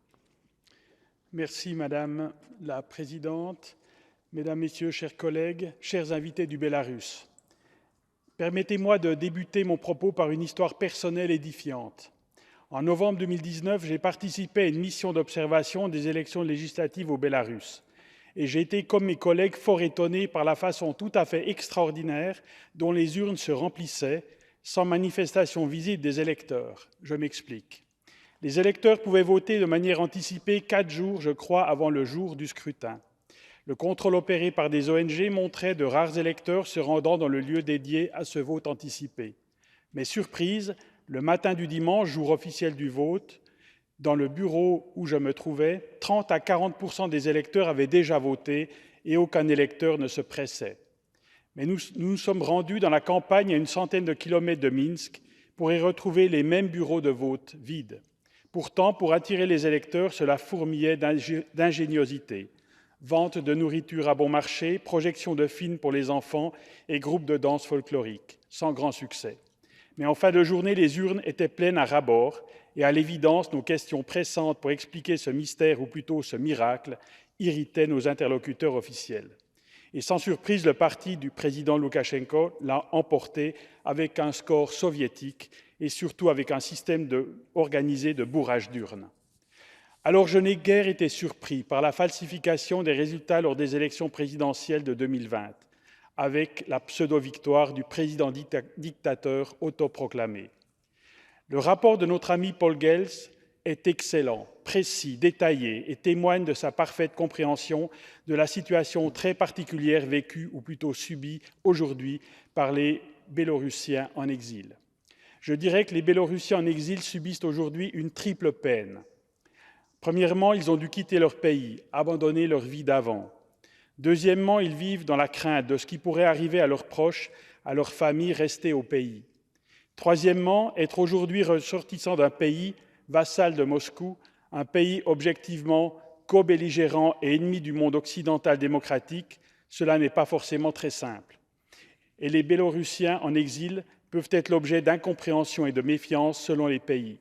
Je tiens à saluer les positions claires et accueillantes de leurs pays voisins directs, comme la Pologne et la Lituanie.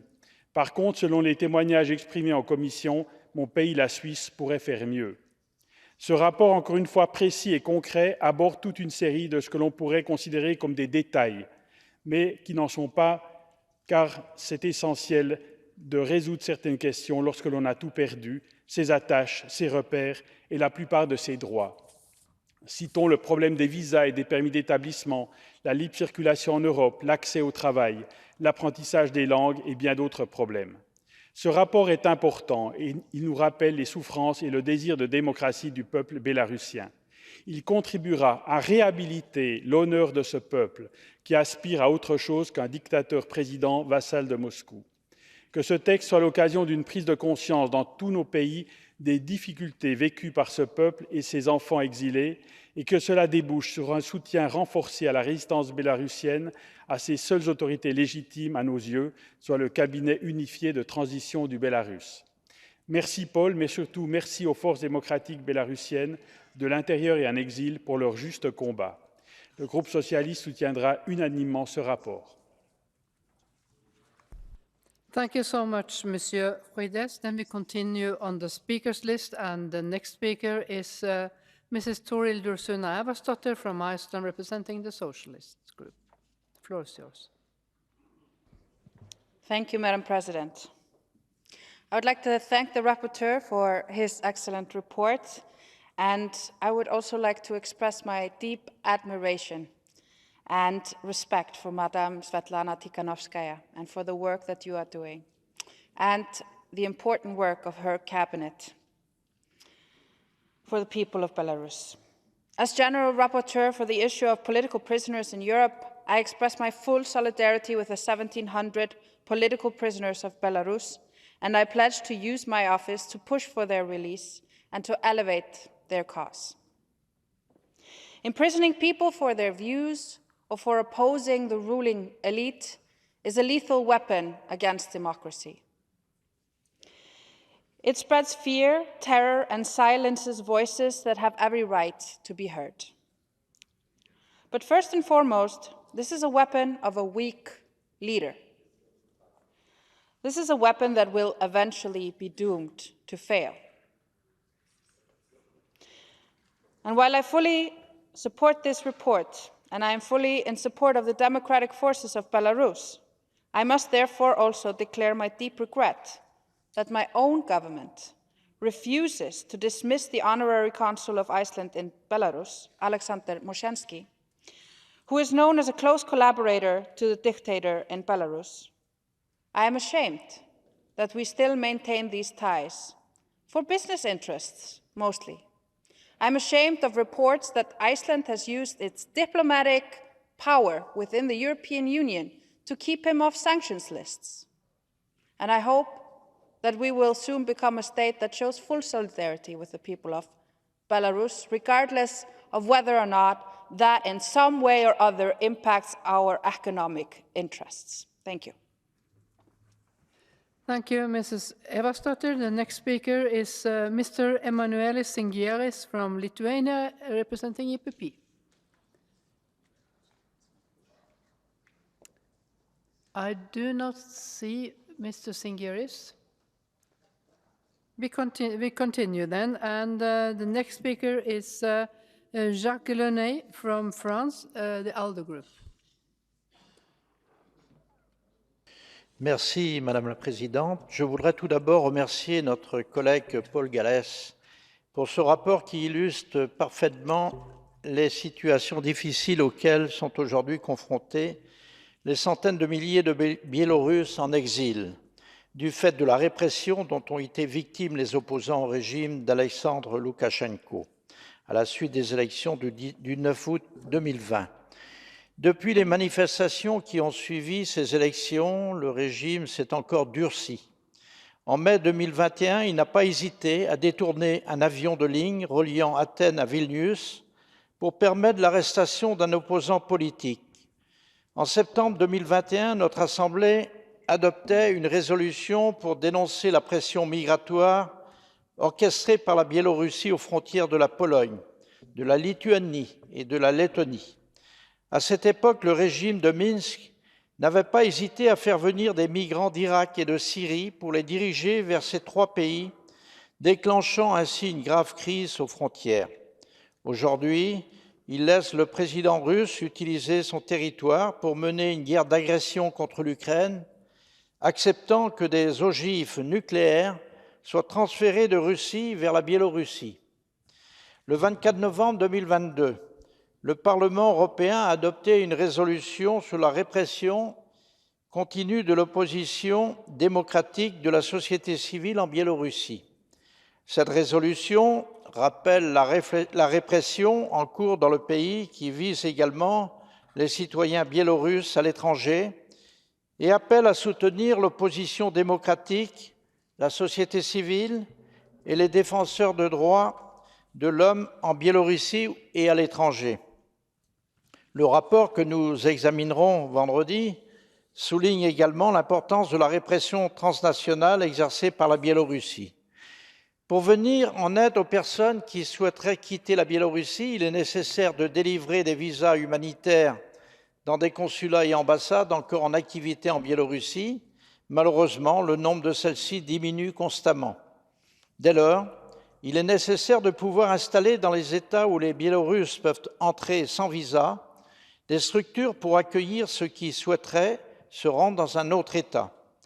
Ces efforts doivent tenir compte du fait que les Biélorusses ne souhaitent majoritairement pas demander l'asile politique, car ils souhaitent pouvoir retourner rapidement dans leur pays. Face à cette situation, il est essentiel que la communauté internationale continue de condamner fermement les abus du régime de Loukachenko et de le sanctionner. En parallèle, une distinction doit être faite entre ce régime et une grande partie de la population qui ne le soutient pas. Le Conseil de l'Europe a également un rôle à jouer en soutenant Mme Tsikhanouskaya. Je salue à cet égard la réunion du groupe de contact qui s'est tenue hier à Strasbourg. Pour conclure, la situation en Biélorussie, actuellement à la solde de Moscou, nous montre, s'il en était besoin, que nous devons continuer à soutenir l'Ukraine. Il en va de la sauvegarde de nos valeurs dans cette région du monde. Je vous remercie. Thank you, Monsieur Lornay. The next speaker is Mr. John Howell from United Kingdom, representing the European Conservatives. The floor is yours, sir. Thank you very much. Let me start by congratulating the rapporteur on a very good report on this area. And let me congratulate too Svetlana for what she has said. I fully support those who are seeking a democratic return for Belarus. And I too am one of those UK parliamentarians who have adopted a Belarusian political prisoner and we communicate with them to hopefully make them feel better.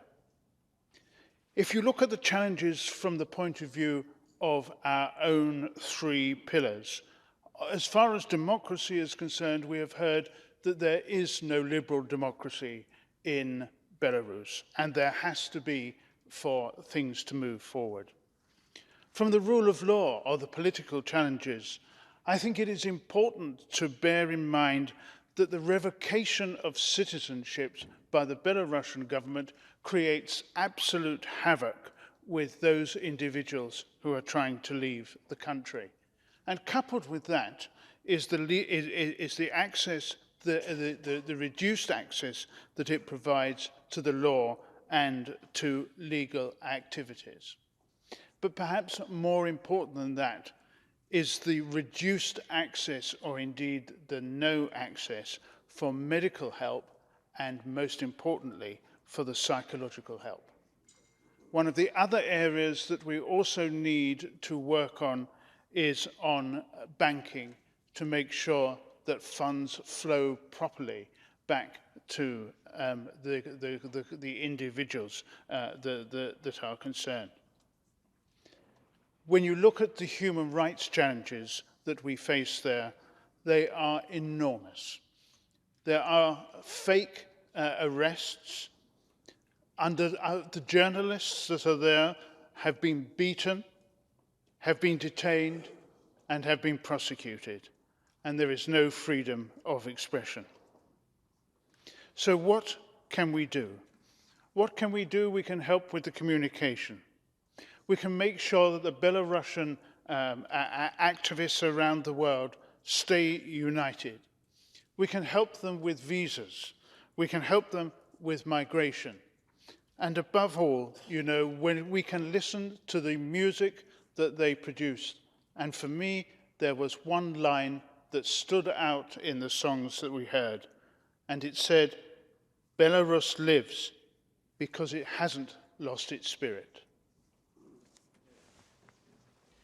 Thank you so much, Mr. Howell. And the next speaker is from Finland, and it is Mr. Kimmo Kiljunen, and representing the Socialist Group.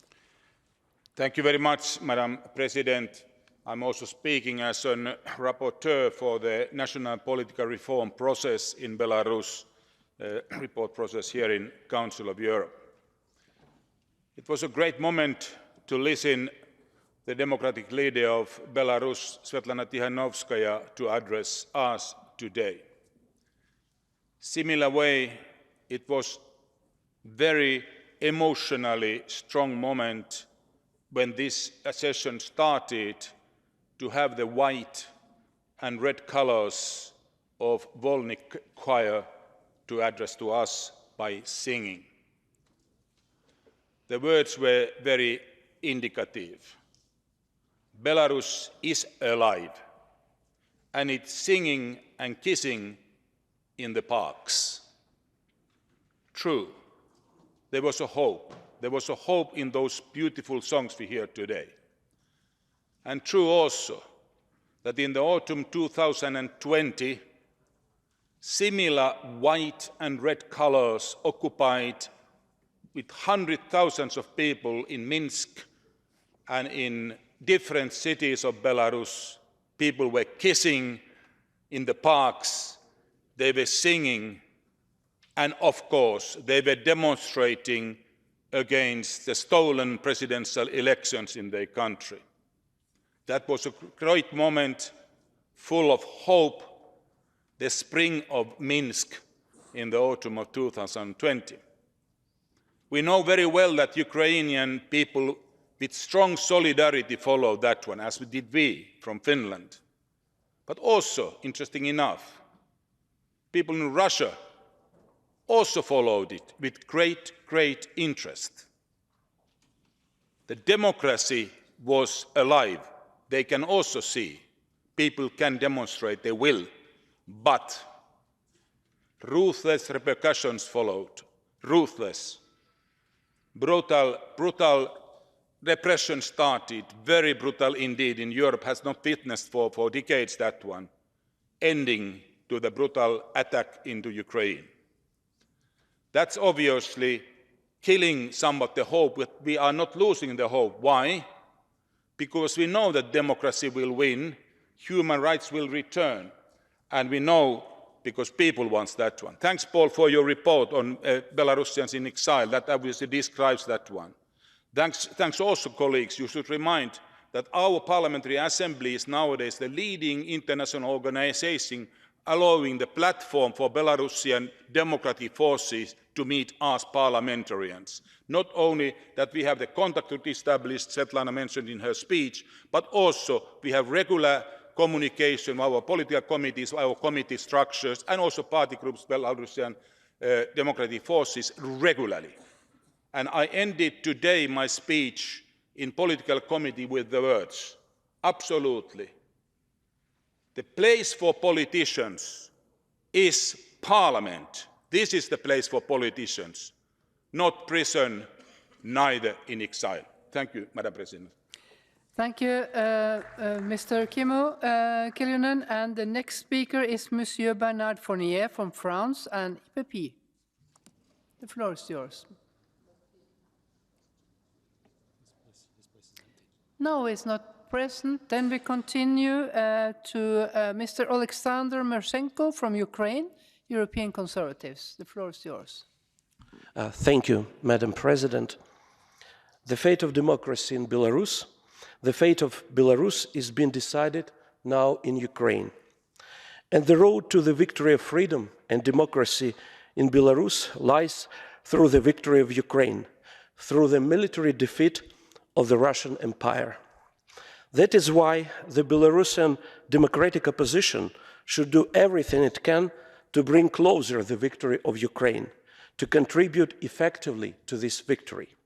What can be done by the Belarusians in this regard? First of all, assistance to the Ukrainian army, All kinds of help are welcome.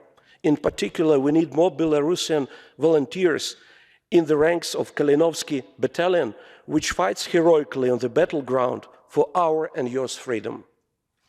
By the way, it's a very welcome gesture that the Belarusian leader of democratic opposition has started a dialogue with the leaders of the Kalinovsky Battalion. Second, there is a need for more material support of the Ukrainian army. Everything leading to the victory is important. Third, guerrilla warfare.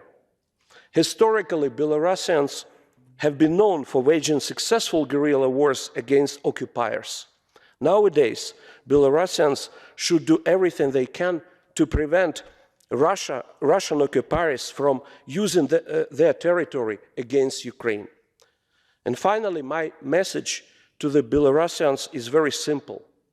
When you invest in Ukraine's victory over genocidal Russia, you are investing in your own freedom. Живе Беларусь! Thank you so much, Mr. Merzenko. The next speaker is Mr. Lukas Savikas from Lithuania and the Socialist Group. Yeah. Dear Madam Speaker, dear colleagues, rigged presidential elections of August 2020 has shown the true character of repressive regime of Alexander Lukashenko, turning Belarus into an open-air prison where human rights have been reduced to nothing.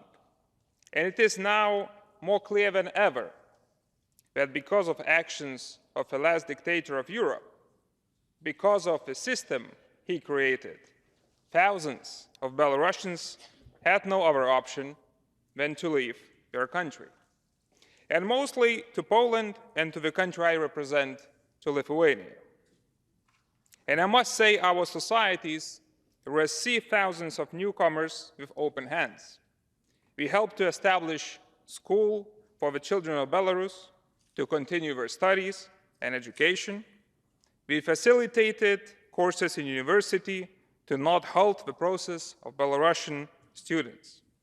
We also adopted favorable immigration conditions, granting 6-month visas and humanitarian permits for those politically repressed.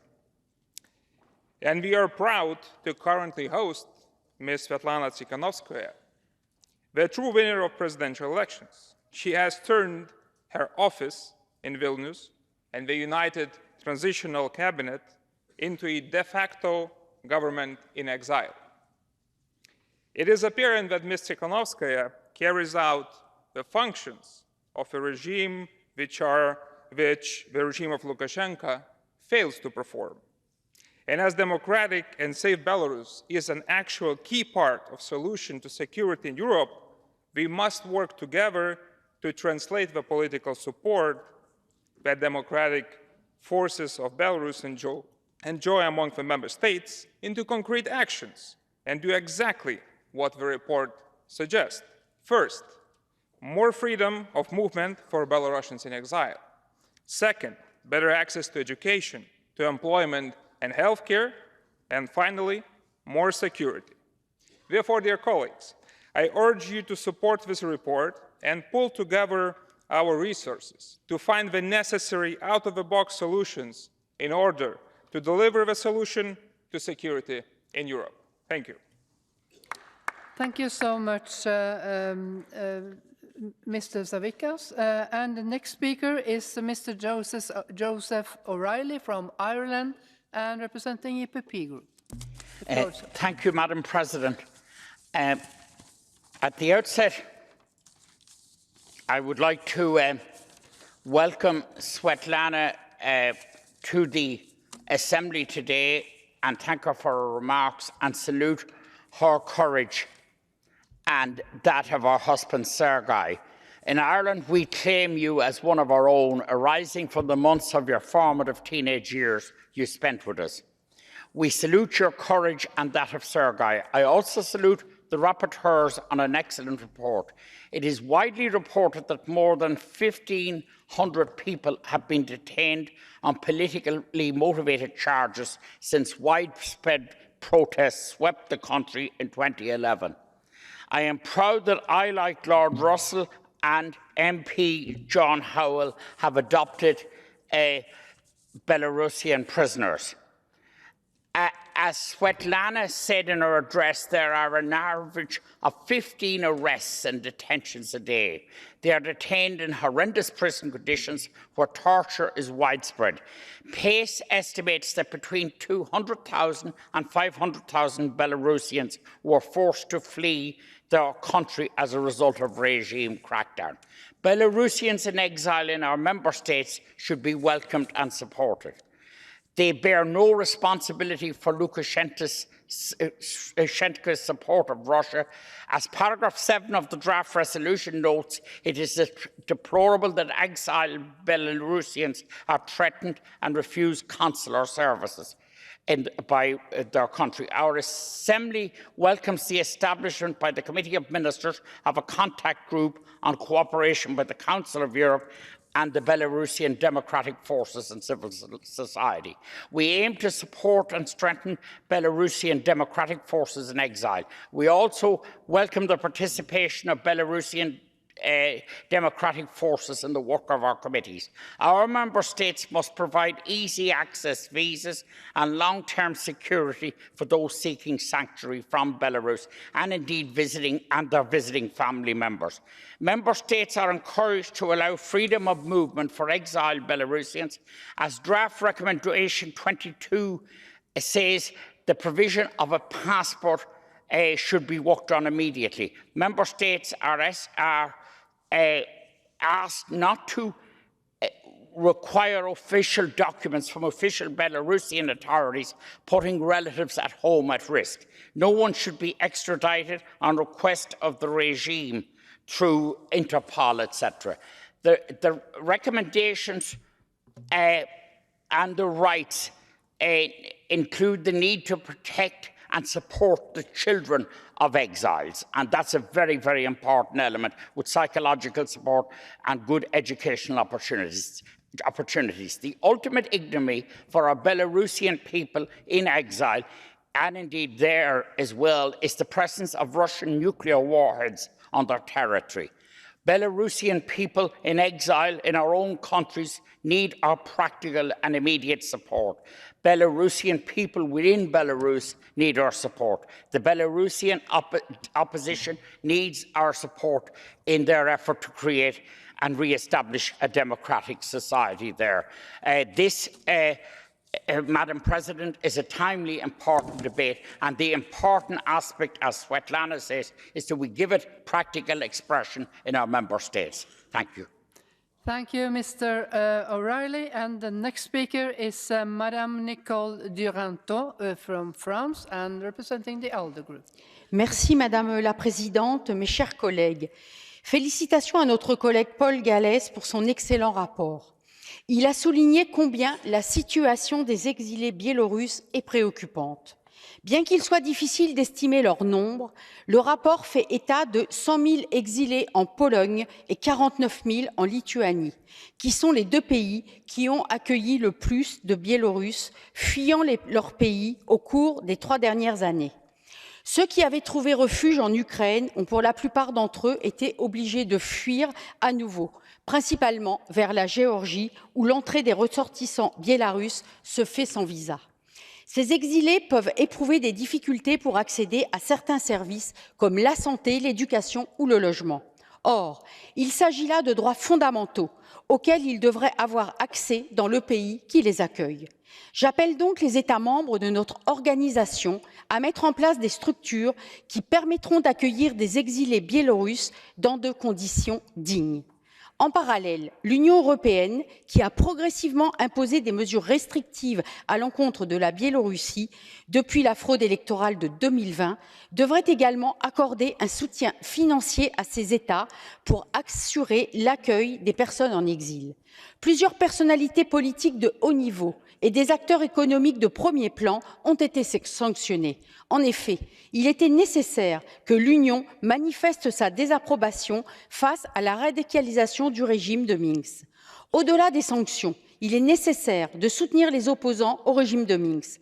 Je me félicite à cet égard de l'action engagée par le Conseil de l'Europe au travers du groupe de contact. œuvrer pour une Biélorussie libre et démocratique implique également de travailler sur la question culturelle. En effet, pendant de nombreuses années, la langue et la culture de la Biélorussie sont restées dans l'ombre de celles de la Russie. De nombreux artistes et intellectuels biélorusses ont embrassé la culture russe, alors qu'en parallèle, d'autres ont cherché à préserver et à promouvoir une identité culturelle biélorusse distincte, en mettant l'accent sur la langue biélorusse, les traditions folkloriques et les symboles nationaux. Cette opposition se retrouve aujourd'hui. Le régime politique autoritaire du président Loukachenko cherche à maintenir des liens étroits avec la Russie et le rapprochement de la culture biélorusse à celle de la Russie a souvent été utilisé comme un moyen de renforcer cette relation.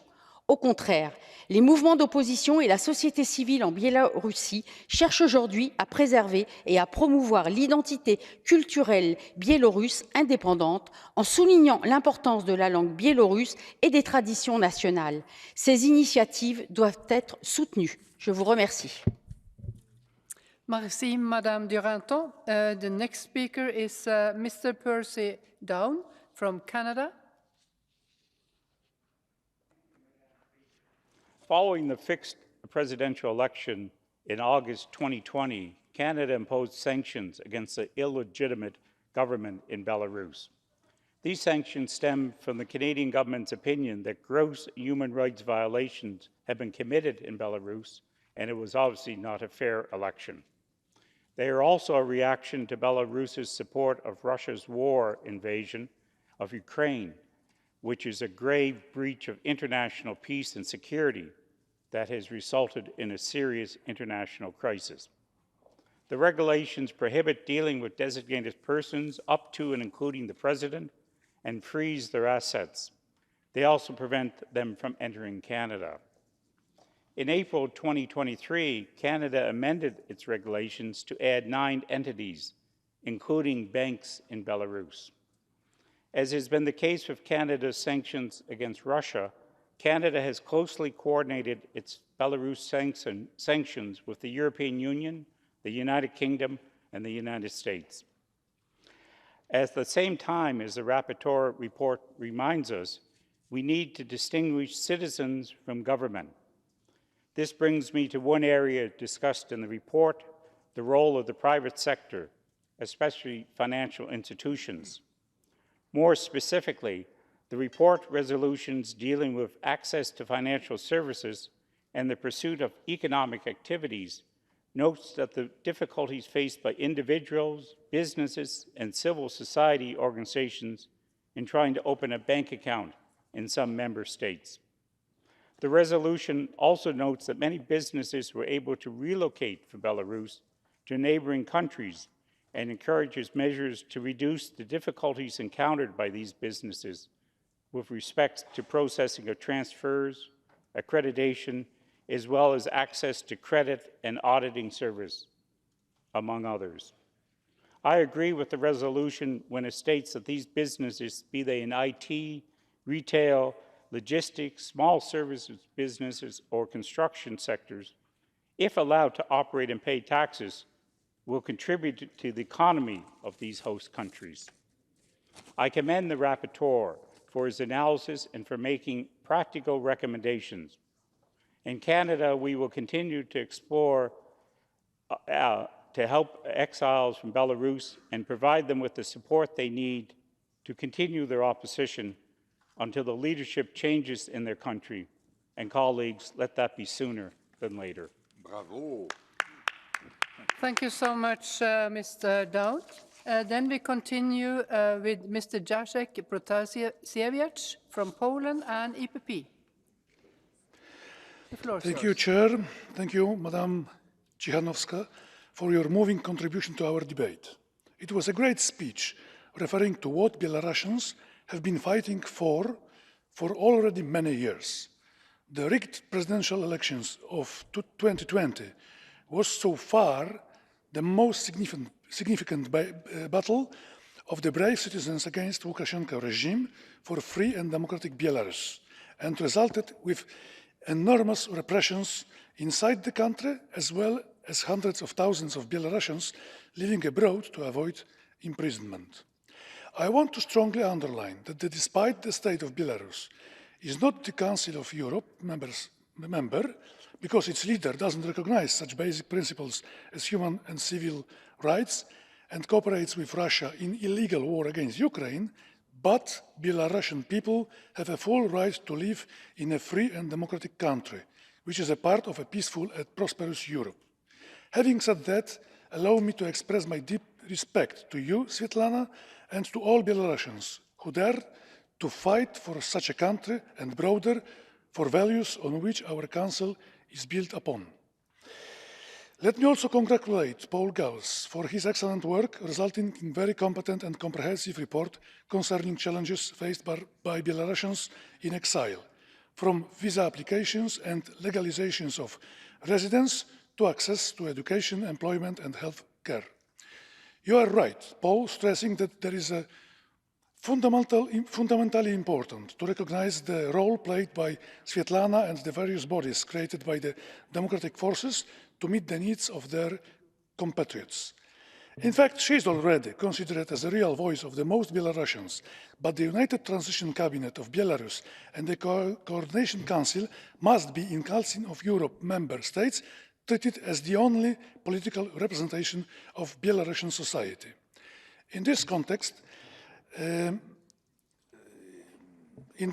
I would like to express my full satisfaction with the decision of the Committee of Ministers to establish a contact group on cooperation with the Council and Belarusian democratic forces and civil society, and I hope the United Transition Cabinet and the Coordination Council will be the main partner for our Council to discuss Belarus' future and concerns of Belarusians in exile. Finally, I strongly support the idea that is included also in Paul's report to use the name Belarus as the official name of the country, not White Russia, not Belarus, because Belarus is not part of Russia and Belarusians are a different nation than Russians. Živě Belarus.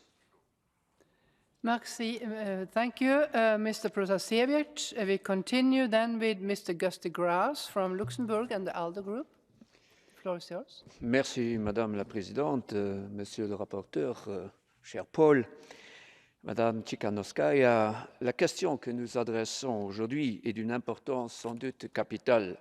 Les défis auxquels sont confrontés les Bélarusiens en exil nécessitent notre attention et notre réaction urgente. C'est pourquoi je me réjouis qu'elle ait été portée à l'ordre du jour de nos discussions et, je dois le dire, c'est pour moi aussi un motif de fierté que le rapporteur est issu de mon Parlement et de mon pays. Nous sommes sur le point d'entamer la 3e année depuis les élections présidentielles frauduleuses au Bélarus. Une peur généralisée s'y était installée où les droits de l'homme sont quotidiennement bafoués et les arrestations arbitraires sont malheureusement devenues monnaie courante. Toute velléité de contestation est étouffée par un régime autoritaire qui n'est autre que le vassal de Moscou. Seul échappatoire, fuir le pays. C'est le sort qui a été réservé à quelques centaines de milliers de Bélarusiens. Pour beaucoup d'entre eux qui se sont installés en Ukraine en 2020, rebelote. Les Bélarusiens exilés, trop facilement assimilés au régime de Minsk, échouent dans les tâches quotidiennes pouvant pour nous autres paraître banales. Or, comment poursuivre ses études si on ne parle pas la langue? Comment trouver un emploi sans se voir catégoriquement rejeté en raison de sa nationalité? Soudainement, ouvrir un compte en banque ou encore renouveler un passeport expiré relève de l'utopie. La perspective d'un Bélarus démocratique n'est pas hors de portée. Je suis persuadé que par la transposition des recommandations énumérées dans ce rapport qui nous est soumis, nous parviendrons à nous rapprocher de cet objectif. La semaine passée seulement, mon Parlement, le Parlement luxembourgeois, a voté une résolution de soutien aux volontaires et partisans bélarusses qui luttent en faveur d'une indépendance démocratique de leur pays. Elle engage notre Parlement à s'échanger régulièrement avec les forces démocratiques du Bélarus en exil, ceci à travers d'un groupe d'amitié sui generis. Il faut cependant aller au-delà encore de l'instauration de tels groupes avec les parlements nationaux. C'est pourquoi je plaiderai ici pour la concrétisation de nos actions par l'établissement d'un réseau regroupant tous les parlements nationaux disposant d'un organe d'échange avec les forces démocratiques du Bélarus. Seul un effort coordonné peut faire avancer les solutions à apporter par chacun. La délégation luxembourgeoise s'efforce à faire sa part en parrainant des prisonniers politiques du régime de Loukachenko. Cette matérialisation du soutien donne plus de visibilité aux situations individuelles des personnes emprisonnées pour motifs politiques. En outre, la Chambre des députés luxembourgeoise a décidé d'intensifier ses efforts en apportant une enveloppe budgétaire au projet renforcement du dialogue politique avec les forces démocratiques du Bélarus. Les défenseurs des valeurs qui, au sein de cette Assemblée, nous sont si chères, en dépendent. Je vous remercie et je félicite encore une fois mon ami Paul pour ce rapport excellent. Merci. Merci, Monsieur Grass. The next speaker is Monsieur Claude Cahen from France, ALDE Group. Floor is yours. Merci, Madame la Présidente. Je voudrais tout d'abord féliciter notre collègue Paul Gallès pour son rapport, pour son excellent rapport qui souligne combien la démocratie et les droits de l'homme sont bafoués en Biélorussie. À la suite de l'élection présidentielle d'août 2020, qu'il avait d'ailleurs perdue, Alexandre Loukachenko a usé de la force pour garder le pouvoir et a sévèrement réprimé les manifestations qui ont suivi en procédant à des arrestations massives, des actes de torture et des disparitions forcées. Face à cette répression, de nombreux Biélorusses ont pris la décision difficile de quitter leur pays, fuyant principalement vers la Pologne et la Lituanie. Si la Biélorussie n'est pas membre du Conseil de l'Europe du fait de son refus d'abolir la peine de mort, on ne peut ignorer la situation de cet État à nos frontières, de fait associé à la Russie dans son agression de l'Ukraine, ni celle des citoyens qui le fuient. Nombre de nos concitoyens associent la Biélorussie et la Russie, agresseurs de l'Ukraine, ce qui peut entraîner des discriminations à l'égard des Biélorusses en exil qui sont parfois aussi victimes d'agressions. Il est donc nécessaire de rappeler que de nombreux Biélorusses ont choisi de fuir leur pays en raison de leur opposition au régime d'Alexandre Loukachenko et qu'ils sont eux-mêmes menacés. Le rapport que nous examinerons vendredi souligne à cet égard que la Biélorussie était responsable de près d'un tiers des mesures de répression transnationales en Europe en 2021. Même si peu de Biélorusses en exil demandent le statut de réfugiés, il est important, comme le relève le rapport de notre collègue, de sensibiliser les administrations nationales à la situation politique en Biélorussie. La Pologne et la Lituanie sont aujourd'hui les États qui accueillent le plus de Biélorusses en exil. Ils ont pu fournir une assistance humanitaire et juridique aux personnes en fuite. Des centres d'accueil ont été créés dans chacun de ces pays en collaboration avec des organisations internationales. On peut s'en féliciter et encourager les autres États membres de notre organisation à en faire de même. Malgré toutes les difficultés actuelles, il est nécessaire de préparer à l'avenir, dans l'espoir que ces personnes pourront bientôt rentrer dans une Biélorussie libre et démocratique. Le Conseil de l'Europe a un rôle majeur à jouer dans ce domaine et je me félicite en particulier de la création d'un groupe de contact entre le Conseil et les forces démocratiques ainsi que la société civile de Biélorussie. Je veux également saluer l'action menée par Svetlana Tikhanovskaya qui est à saluer. Il nous appartient donc de sensibiliser maintenant nos parlements nationaux à la gravité et à l'originalité de cette situation dans laquelle se constitue de fait un État biélorusse en exil. Je voterai donc ce projet de résolution. Merci, Monsieur Khan. And the last speaker before I have to interrupt the list is Monsieur Stefan Bergerson, Canada. The floor is yours. Merci, Madame la Présidente. Chers collègues, le 9 août 2020, le Bélarus a tenu des élections présidentielles entachées de nombreuses irrégularités. Le gouvernement d'Alexander Loukachenko a mené une campagne de répression systématique avant le vote et pendant le déroulement d'élections elles-mêmes. À la suite du scrutin, dont les résultats ont été fortement contestés, Les manifestations antigouvernementales ont été violemment réprimées. Des observateurs ont fait état de nombreuses violations des droits de la personne en lien avec ces élections, violations qui ont été vivement condamnées par une bonne partie de la communauté internationale, dont le Canada, l'Union européenne et plusieurs de ses membres, le Royaume-Uni et les États-Unis. L'ampleur de la répression et des violations des droits démocratiques de la population du Bélarus permet de penser que c'est Mme Svetlana Tsikhanouskaya qui a remporté les élections présidentielles et que c'est elle qui serait la présidente légitime de ce pays, faisant de Loukachenko un usurpateur à la botte et à la solde de Moscou. Depuis, le gouvernement Loukachenko a multiplié les violations du droit international, notamment en ordonnant le détournement d'un avion commercial dans le but de procéder à l'arrestation d'un journaliste. En réponse à ces violations, ainsi qu'au soutien du Bélarus à la Russie dans sa guerre d'agression illégale et injustifiée contre l'Ukraine, des sanctions ont été mises en œuvre par le Canada. À l'instar de nombre de ses partenaires, le Canada compte sur ces sanctions, sur les pressions exercées directement sur le gouvernement de Loukachenko et sur sa contribution à des organisations internationales telles l'Organisation pour la sécurité et la coopération en Europe, la Media Freedom Coalition et la Freedom Online Coalition pour tenter de trouver des solutions à la crise qui perdure depuis les élections frauduleuses d'août 2020.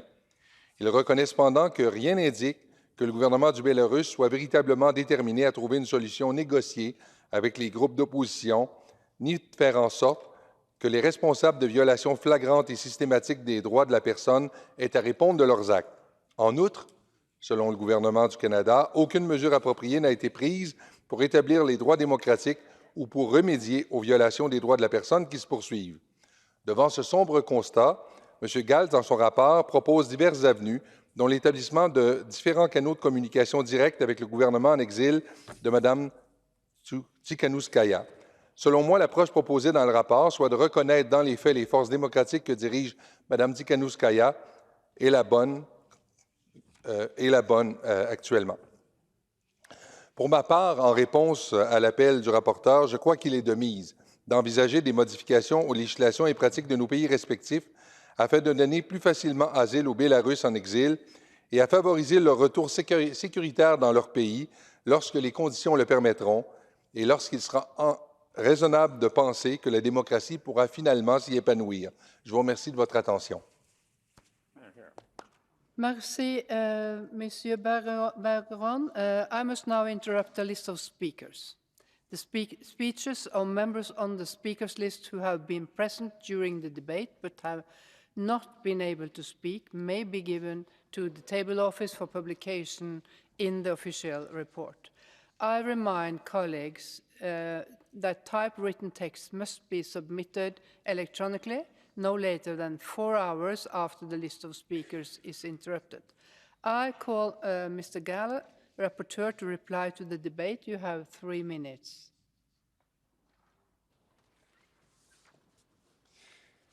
Thank you very much for the words, and thanks to all of you for your interventions and all your support.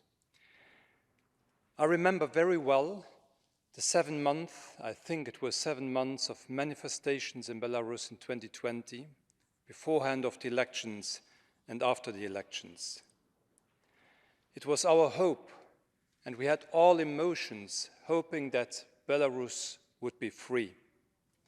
We saw this longing for freedom of the people we saw manifesting and demonstrating. We saw their starving for a new beginning in this beautiful country. During my report, I learned to consider, to respect, and to feel these enormously deep and sad emotions of despair after what happened after the elections of 2020. I learned to understand how deeply touched are these same people if they are in the same way unfairly treated in some other countries. And I learned to imagine those who left their states and lost their state, Belarus, fled to Ukraine, for instance, and lost a home for the second time because of the same aggressor. Let's strengthen all these people who are the free Belarus, and their longing for freedom may be the flourishing soil for a new Belarus. I want to propose 2 amendments that have been made this morning, where I gave 2 sub-amendments. I do not know if it's now the moment to explain them. I will do it later. We will do it afterwards.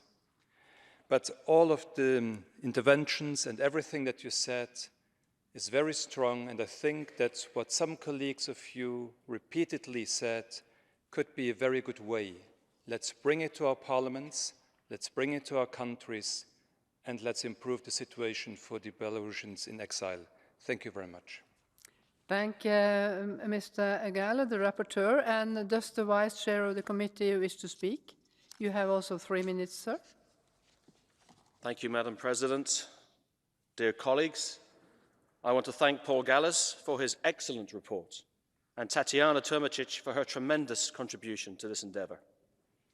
The presence of Svetlana Tikhonovskaya attests to the importance and timeliness of our debate today. I'd like to take this opportunity to pay tribute to her for all her work and initiatives she has taken to take care of her compatriots. On the 11th of May, the Committee on Migration, Refugees and Displaced Persons unanimously adopted the draft resolution presented by Mr. Gallas.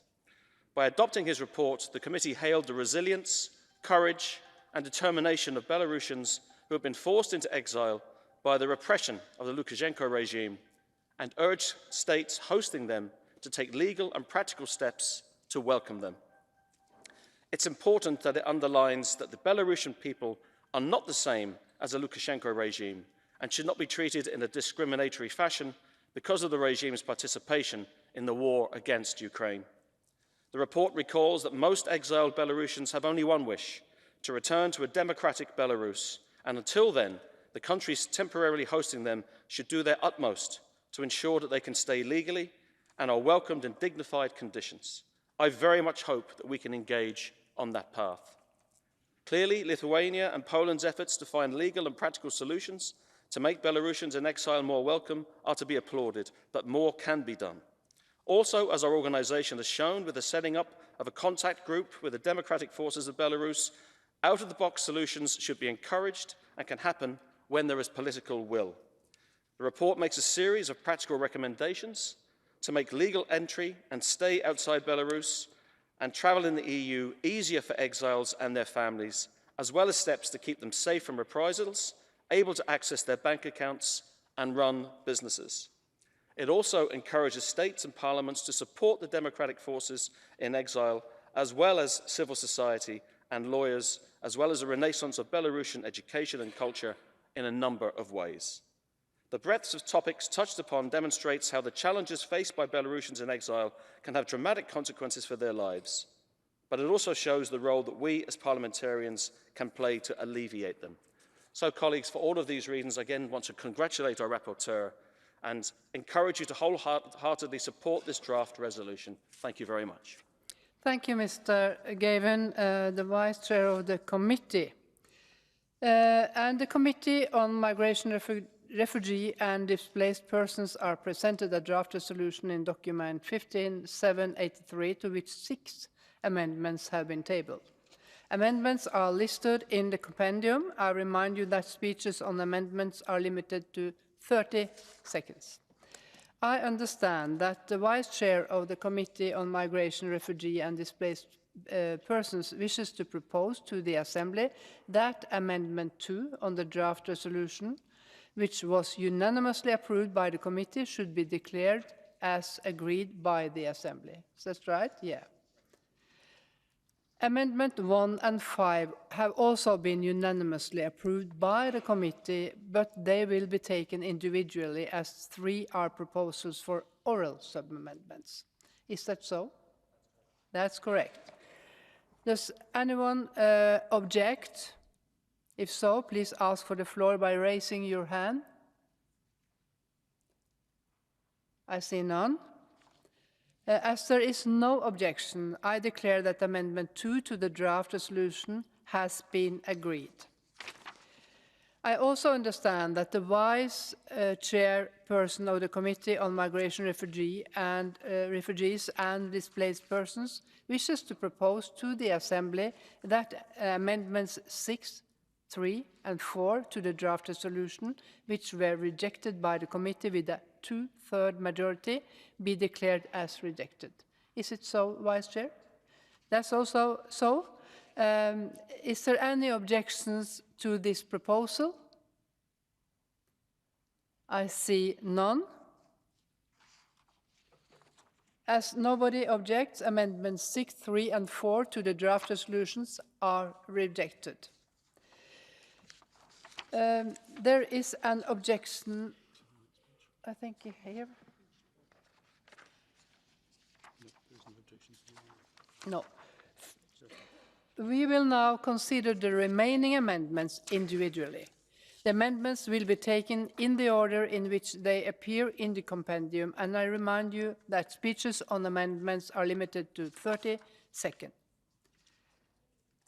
I call Mr. Oleksiy Goncharenko to support Amendment 1. You have 30 seconds.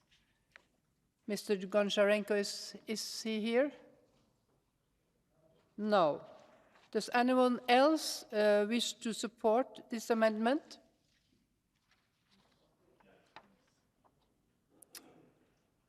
Yes, Mr. Sobolev, I see up there, I think.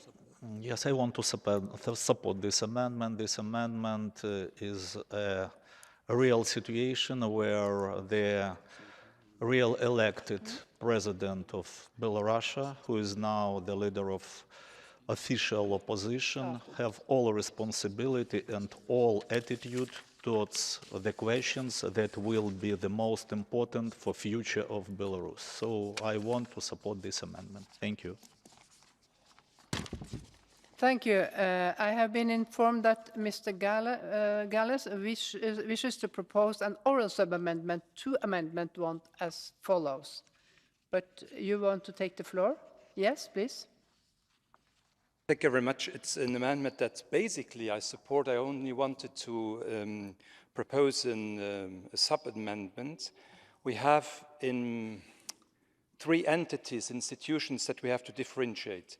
It's the office of Svetlana Tikhanovskaya, it's the United Transitional Cabinet of Belarus, and it's the Coordination Council. They are working together. They are in a very strong unity, and the report says it very clearly.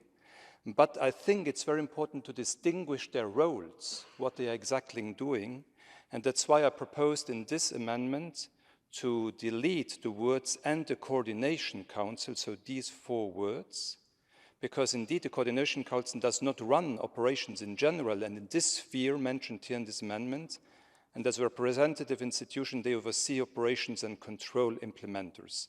That's only because I think it's important to be exact and precise. Thank you very much. Thank you. Thank you.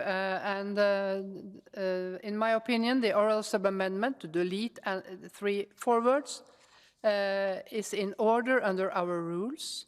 However, do 10 or more members object to the oral sub-amendment being debated? No, that's not the case. It's fewer than 10, and it's 0, I think. But even though, yes. So does anyone wish to speak against the oral sub-amendment? I see none. What is the opinion of the mover of the main amendment, Mr. Goncharenko? He is not here, but Mr. Sobolev, the floor is yours. You agree? Yes. Thank you. The committee is obviously in favor of the amendment. Yes, it's so. I will now put the oral sub-amendment to the vote, and the vote is open.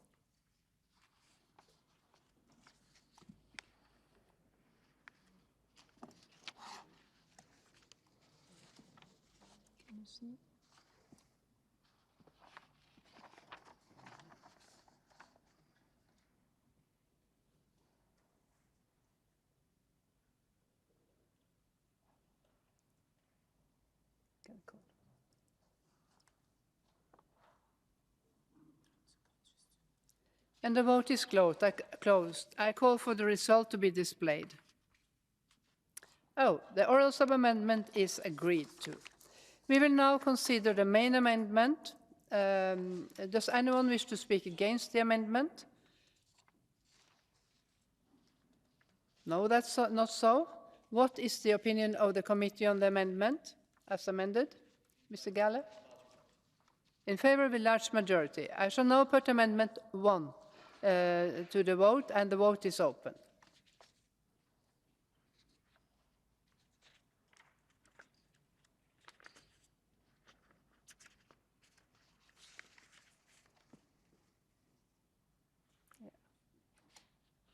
And the vote is closed, and I call for the result to be displayed. Yes, and the amendment is 1 is agreed to. Thank you. Thank to the chair and the vice chair, and thank to the rapporteur.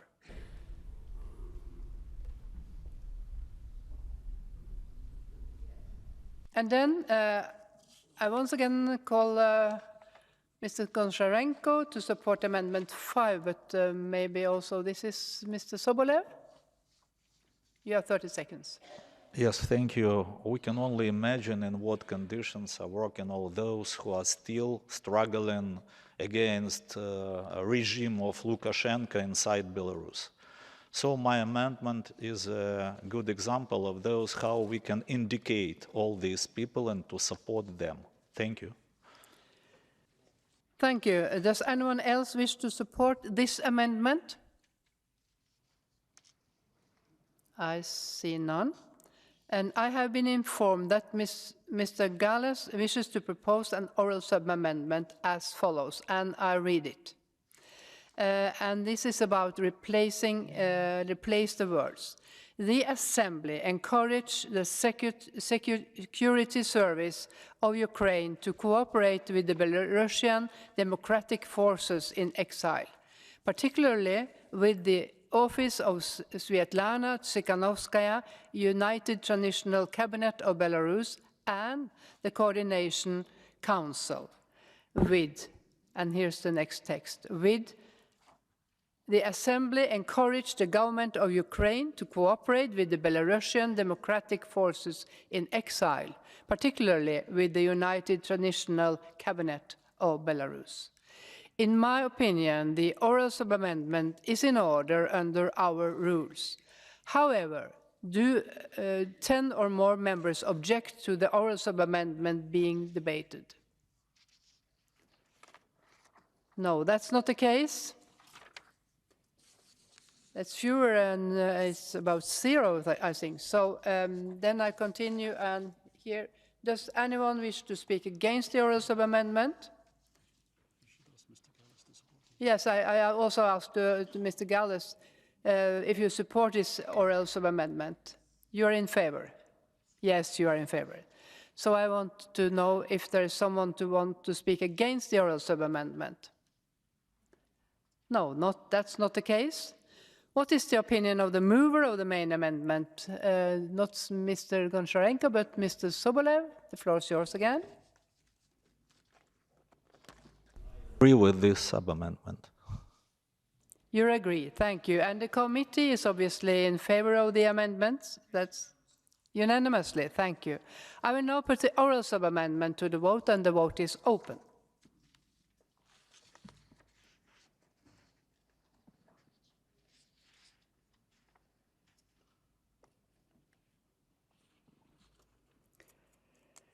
And the vote is closed. I call for the result to be displayed. Thank you. And the oral sub-amendment is agreed to. We will now consider the main amendment as amended. Does anyone wish to speak against the amendment? That's not the case. What is the opinion of the committee on the amendment? Mr. Galler? Unanimously in favor. I shall now put Amendment 5 to the vote, and the vote is open.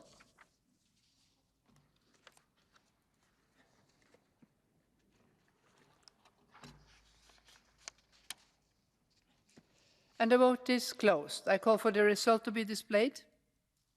Amendment 5 is agreed to. Thank you. We will now proceed to vote on the draft resolution contained in document 15783 as amended. A simple majority is required, and the vote is open.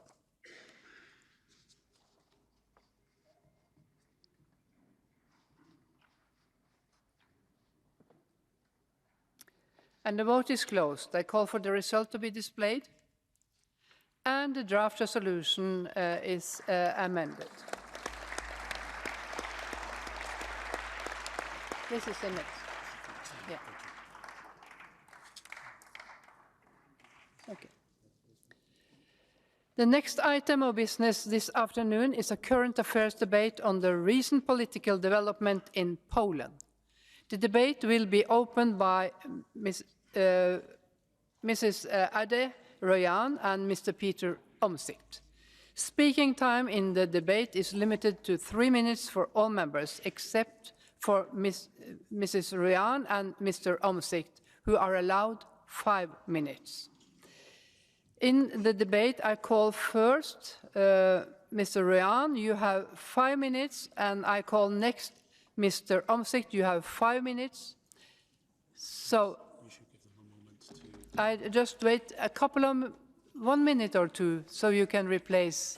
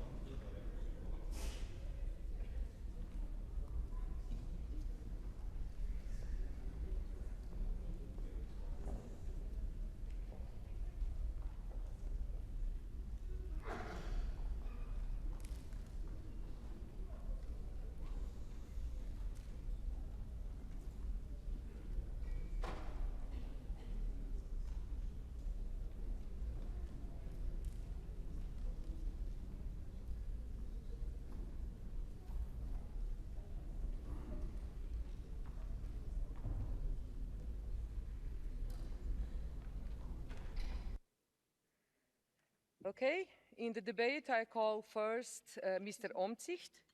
You have 5 minutes, please. The floor is yours.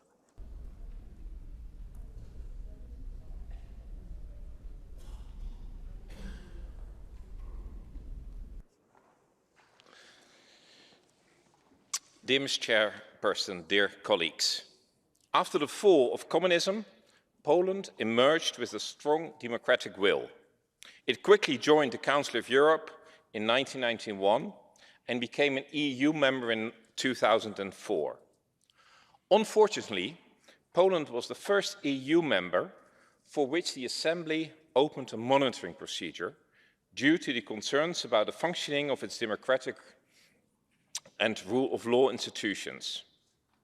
And today, we have a current affairs debate on Poland, because we are deeply worried about recent developments that could affect the democratic nature of the elections. This debate is so urgent because Poland will hold elections this autumn, both for the Sejm, the lower house, and the Senate. In our recent information report on Poland, you find a lot of worrying developments. We fear that the situation has deteriorated since the country was placed under the monitoring procedure. It has not improved. Today, I would like to highlight two developments in particular. First, a possible court decision on the outcome of the Polish elections, and second, the new Polish law, which will set up a political committee deciding who was the Russian agent in Poland between 2007 and 2021. The political climate in Poland is tense, and the elections will be fiercely contested. Elections have been free in Poland, but there is now a hidden risk. As you know, the legitimacy of key courts in a country is widely questioned, domestically and internationally, including by both the European Court of Human Rights and the EU Court of Justice, and judicial efficiency is deteriorating. In particular, the chamber of the Polish Supreme Court, which adjudicates an election complaints, is no longer considered a tribunal established by law in the eyes of the European Court of Human Rights. That's Article 6 of the Convention. This could give rise to uncertainty if the final election results are challenged, because they're challenged in that court. It is crucial that after the election in a democratic country, the contestants and the public accept the process and thus the outcome of the election. If this court issue is not fixed, this crucial element in democracy at risk. So I repeat openly what I have already told the Polish delegation behind closed doors, both the coalition and the opposition. Please fix the court system by reforming KRS, and please fix it before the parliamentary elections. Because if you have uncertainty about who are your Sejm members, you will be in deep trouble. Instead of fixing it, matters got worse. The government proposed a law on Russian influence in Poland, and this law was adopted and is now formally law. The essence of the law is that a committee of 9 members, elected by the Sejm, where the government parties hold a majority, will investigate Russian influence, which, by the way, is not well defined in the law. The committee can investigate, use every document, including state secrets, can summon people, and the committee can make decisions and sanction individuals. The committee is tasked to show the first results by September. That's just before the elections. This process goes against every principle of democracy and the rule of law. A political committee investigates, prosecutes, and judges on something which is not well defined in the law and was not illegal in the first place. It is clearly intended to influence elections. That is why I ask my Polish colleagues, and unfortunately there's only one of the ruling party taking part in this debate, who voted in favor of this law. Why did you think this law was in line with the Polish constitution and in line with the European Convention on Human Rights and equally important democratic norms and standards? The monitoring committee this morning agreed in asking an opinion from the Venice Commission on the law. I ask and urge you not to use the law until you receive that opinion and repair the huge flaws in that legislation. It will be for the benefit of free and fair elections and ultimately of the trust of Poles in their own institutions. Thank you. Thank you very much, Mr. Omtzigt. And I call next Ms. Rohan. The floor is yours, please.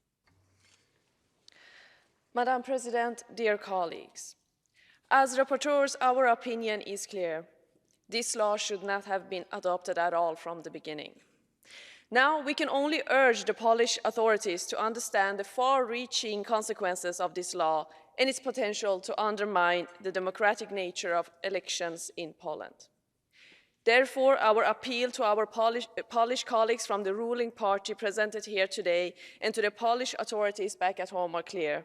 Do not implement this law until the Venice Commission has published its opinion and its recommendation have been fully addressed. Secondly, do not appoint anyone to the committee.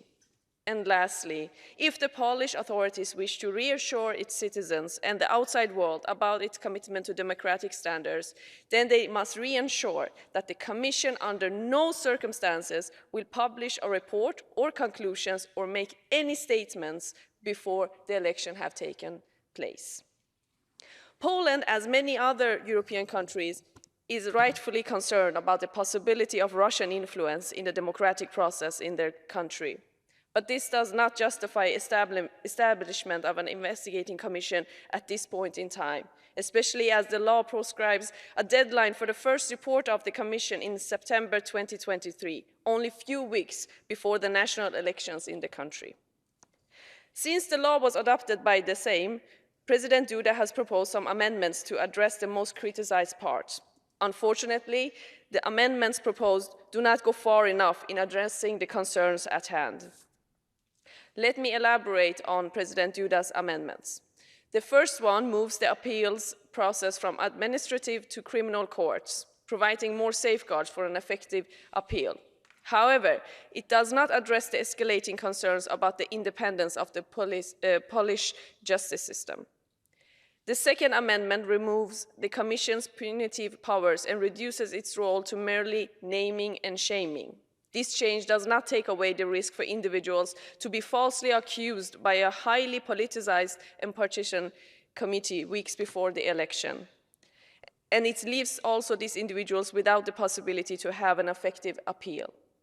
The final amendment, which prohibits active MPs and senators from serving on the committee, attempts to minimize its political nature.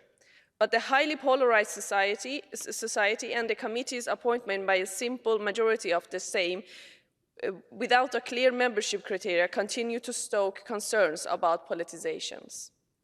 In conclusion, this law, even with President Duda's amendments, remains troublingly very problematic, with the potential to undermine the democratic nature of elections in Poland.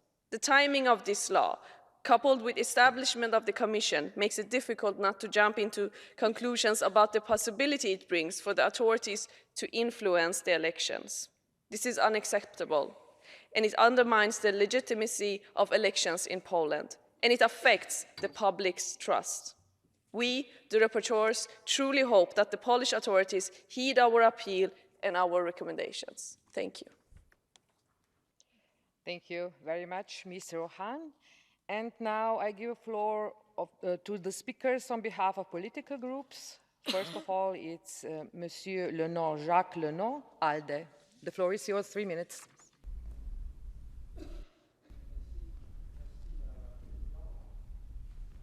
Ça ne marche pas?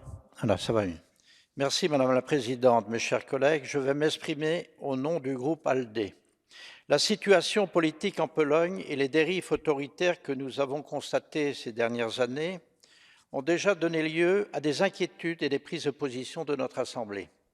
Nous avons mis en garde contre les reculs de l'État de droit et contre l'affaiblissement du système judiciaire qui donne lieu à un bras de fer entre la Pologne et la Commission européenne. Nous avons fait part de nos craintes vis-à-vis des mesures restreignant les conditions d'accès à l'avortement et celles discriminant les personnes. Mais aujourd'hui, alors que se profilent les élections parlementaires à l'automne, on peut craindre une remise encore plus fondamentale du système démocratique sous couvert de lutte contre les ingérences russes. Le 31 mai dernier est entrée en vigueur la loi instaurant une commission d'enquête sur l'influence russe entre 2007 et 2022, rejetée par le Sénat polonais et critiquée par de nombreux juristes comme étant inconstitutionnelle. L'objectif de lutter contre les ingérences russes ne peut pas assurément être critiqué. Nous savons que nos démocraties ont fait l'objet d'ingérences ou de tentatives de déstabilisation de la part de la Fédération de Russie, Mais est-ce bien cela qui est en jeu ici? Ou s'agit-il, au travers de cette loi communément appelée Lex Tusk, de discréditer le principal opposant politique et de l'empêcher d'accéder à des fonctions exécutives? La commission d'enquête, qui sera composée de 9 membres choisis par la Diète, pourra ainsi bannir pendant 10 ans de tout poste public impliquant aux accès aux finances publiques ou aux informations classifiées toute personne ayant agi au détriment des intérêts de la République de Pologne en faveur du régime russe. Le champ d'activité susceptible de tomber sous le coup de la loi est large et inclut notamment les cadres haut placés ou les fonctionnaires ayant participé à la négociation d'un accord international ou aidé à élaborer la position de la République de Pologne dans les forums internationaux. Or, les responsables du parti Droit et Justice accusent Donald Tusk d'avoir entretenu une proximité avec Vladimir Poutine lors de son mandat. La ficelle est grosse et voyante, mais elle est hélas très préoccupante. Le commissaire européen à la justice, Didier Reynders, a dénoncé cette loi qui permettrait de priver de leur droit d'être titulaire d'une fonction élective des citoyens sans qu'il n'y ait de recours en justice possible, en soulignant qu'on pouvait se poser la question de savoir si on respecte encore les règles d'accès à la justice, les règles d'accès à un juge indépendant lorsqu'on fait l'objet d'une décision administrative. C'est toute la légitimité du scrutin de l'automne qui est potentiellement en jeu. Le ministère polonais des Affaires étrangères a bien dénoncé les surinterprétations et les doutes, mais les craintes subsistent. Le soutien remarquable apporté par la Pologne à l'Ukraine et le combat légitime qu'elle mène contre les ingérences russes ne doivent pas servir de prétexte pour mettre à l'écart des opposants politiques et miner le système démocratique. C'est un message d'alerte et j'espère que nos débats contribueront à clarifier la situation et à garantir le respect de la démocratie et de l'état de droit. Je vous remercie.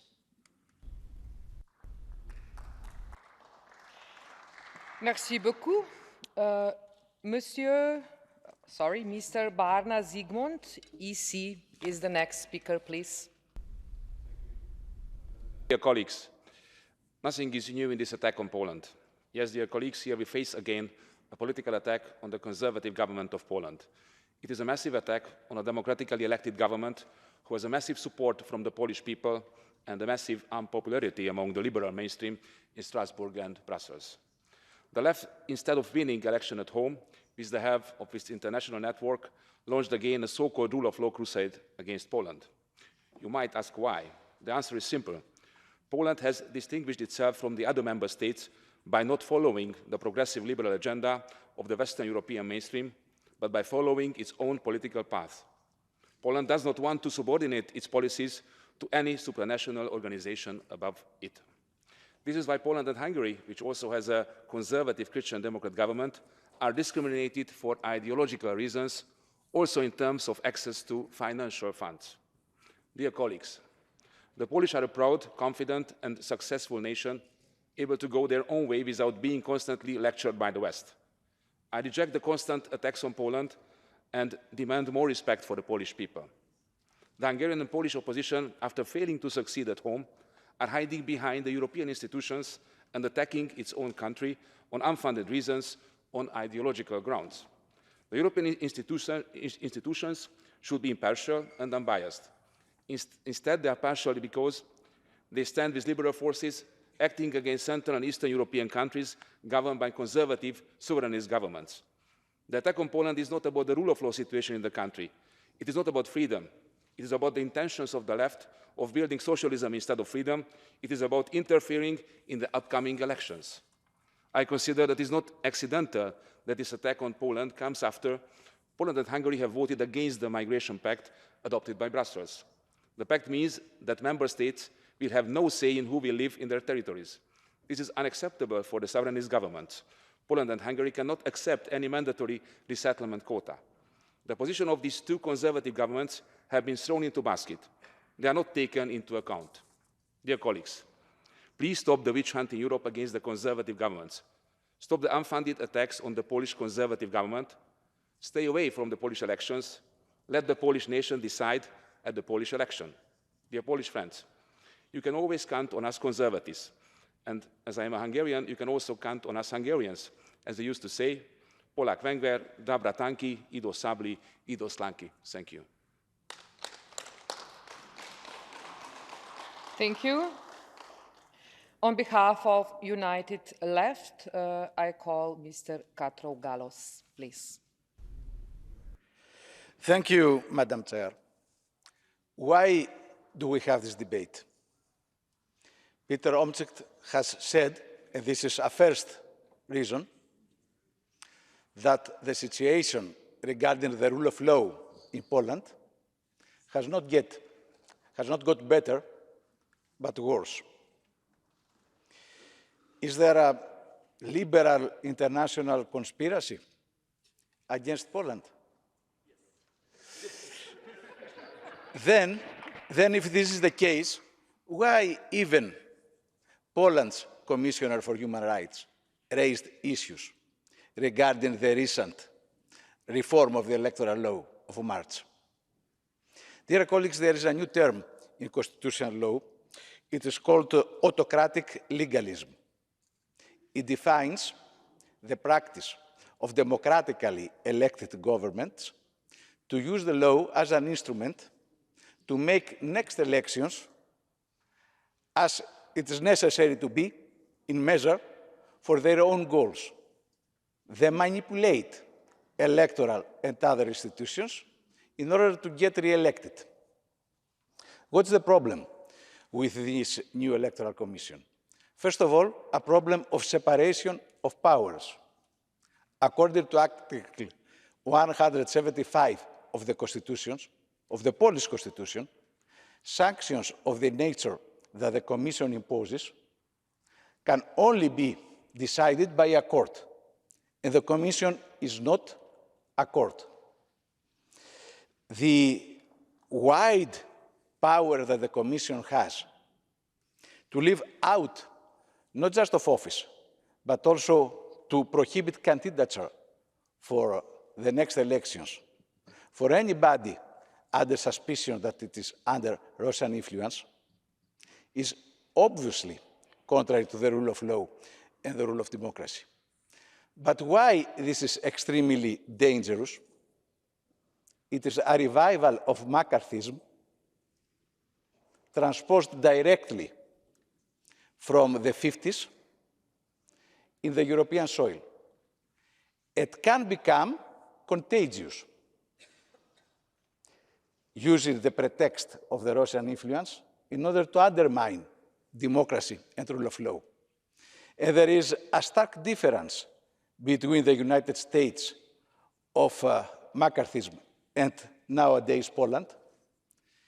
In the United States, we had the Warren Court, the Supreme Court, under the presidency of Warren. And many of the laws that McCarthy managed to pass have been reversed. Unfortunately, now in Poland, the Constitutional Court is not at the height of its mission. We must be very vigilant against similar reforms because they risk to be, as I said, contagious and expand out of Poland. Thank you. Thank you very much. On behalf of Socialist Party, I give the floor to Mr. Fassino. The floor is yours. Monsieur le Président, Monsieur Omtzigt, le collègue Omtzigt, expliqué le contenu de cette loi sur l'influence russe et le danger que cette loi représente. Je pense qu'il faut être sincère entre nous. Cette loi, en réalité, il veut mener une attaque à l'opposition polonaise en vue des élections qui seront très combattues. On veut empêcher à M. Tusk, qui a été le Premier ministre entre 2007 et 2014, de se représenter, alors qu'aujourd'hui c'est l'homme politique qui peut représenter le leader de l'opposition démocratique. Et il est évident que tout ça, il a suscité, soulevé une grande proteste, une grande opposition dans le pays. Le 4 juin, des millions de personnes à Varsovie et dans les autres villes de la Pologne ont manifesté contre cette loi. Mais pas seulement eux. Le gouvernement américain, le département d'État, a critiqué très fortement cette loi. L'Union européenne, il a ouvert une procédure d'infraction. Beaucoup de réseaux de juristes ont donné le même avis. Et je pense que la confirmation de tout ça a été exactement les amendements qu'a proposé le président Duda. La loi a été approuvée, la loi est en vigueur, et le président qui a signé cette loi, il a présenté des amendements pour réduire l'impact de cette loi, qu'elle confirme tout ça, que la loi a été conçue pour un objectif politique. Donc je pense que pour cette raison, il faut être clair et juger cette loi comme un choix qui doit être combattu, et il faut convaincre le gouvernement polonais à ne pas continuer sur cette démarche. Dans la commission de monitoring, de suivi, ce matin, nous, on a décidé de demander à la commission de Venise un avis sur la loi, et nous sommes sûrs que l'avis sur la loi soulignera toutes les limites politiques et même juridiques de cette loi. Mais vous savez, je pense que cette loi, ce n'est pas seulement une question qui concerne la Pologne.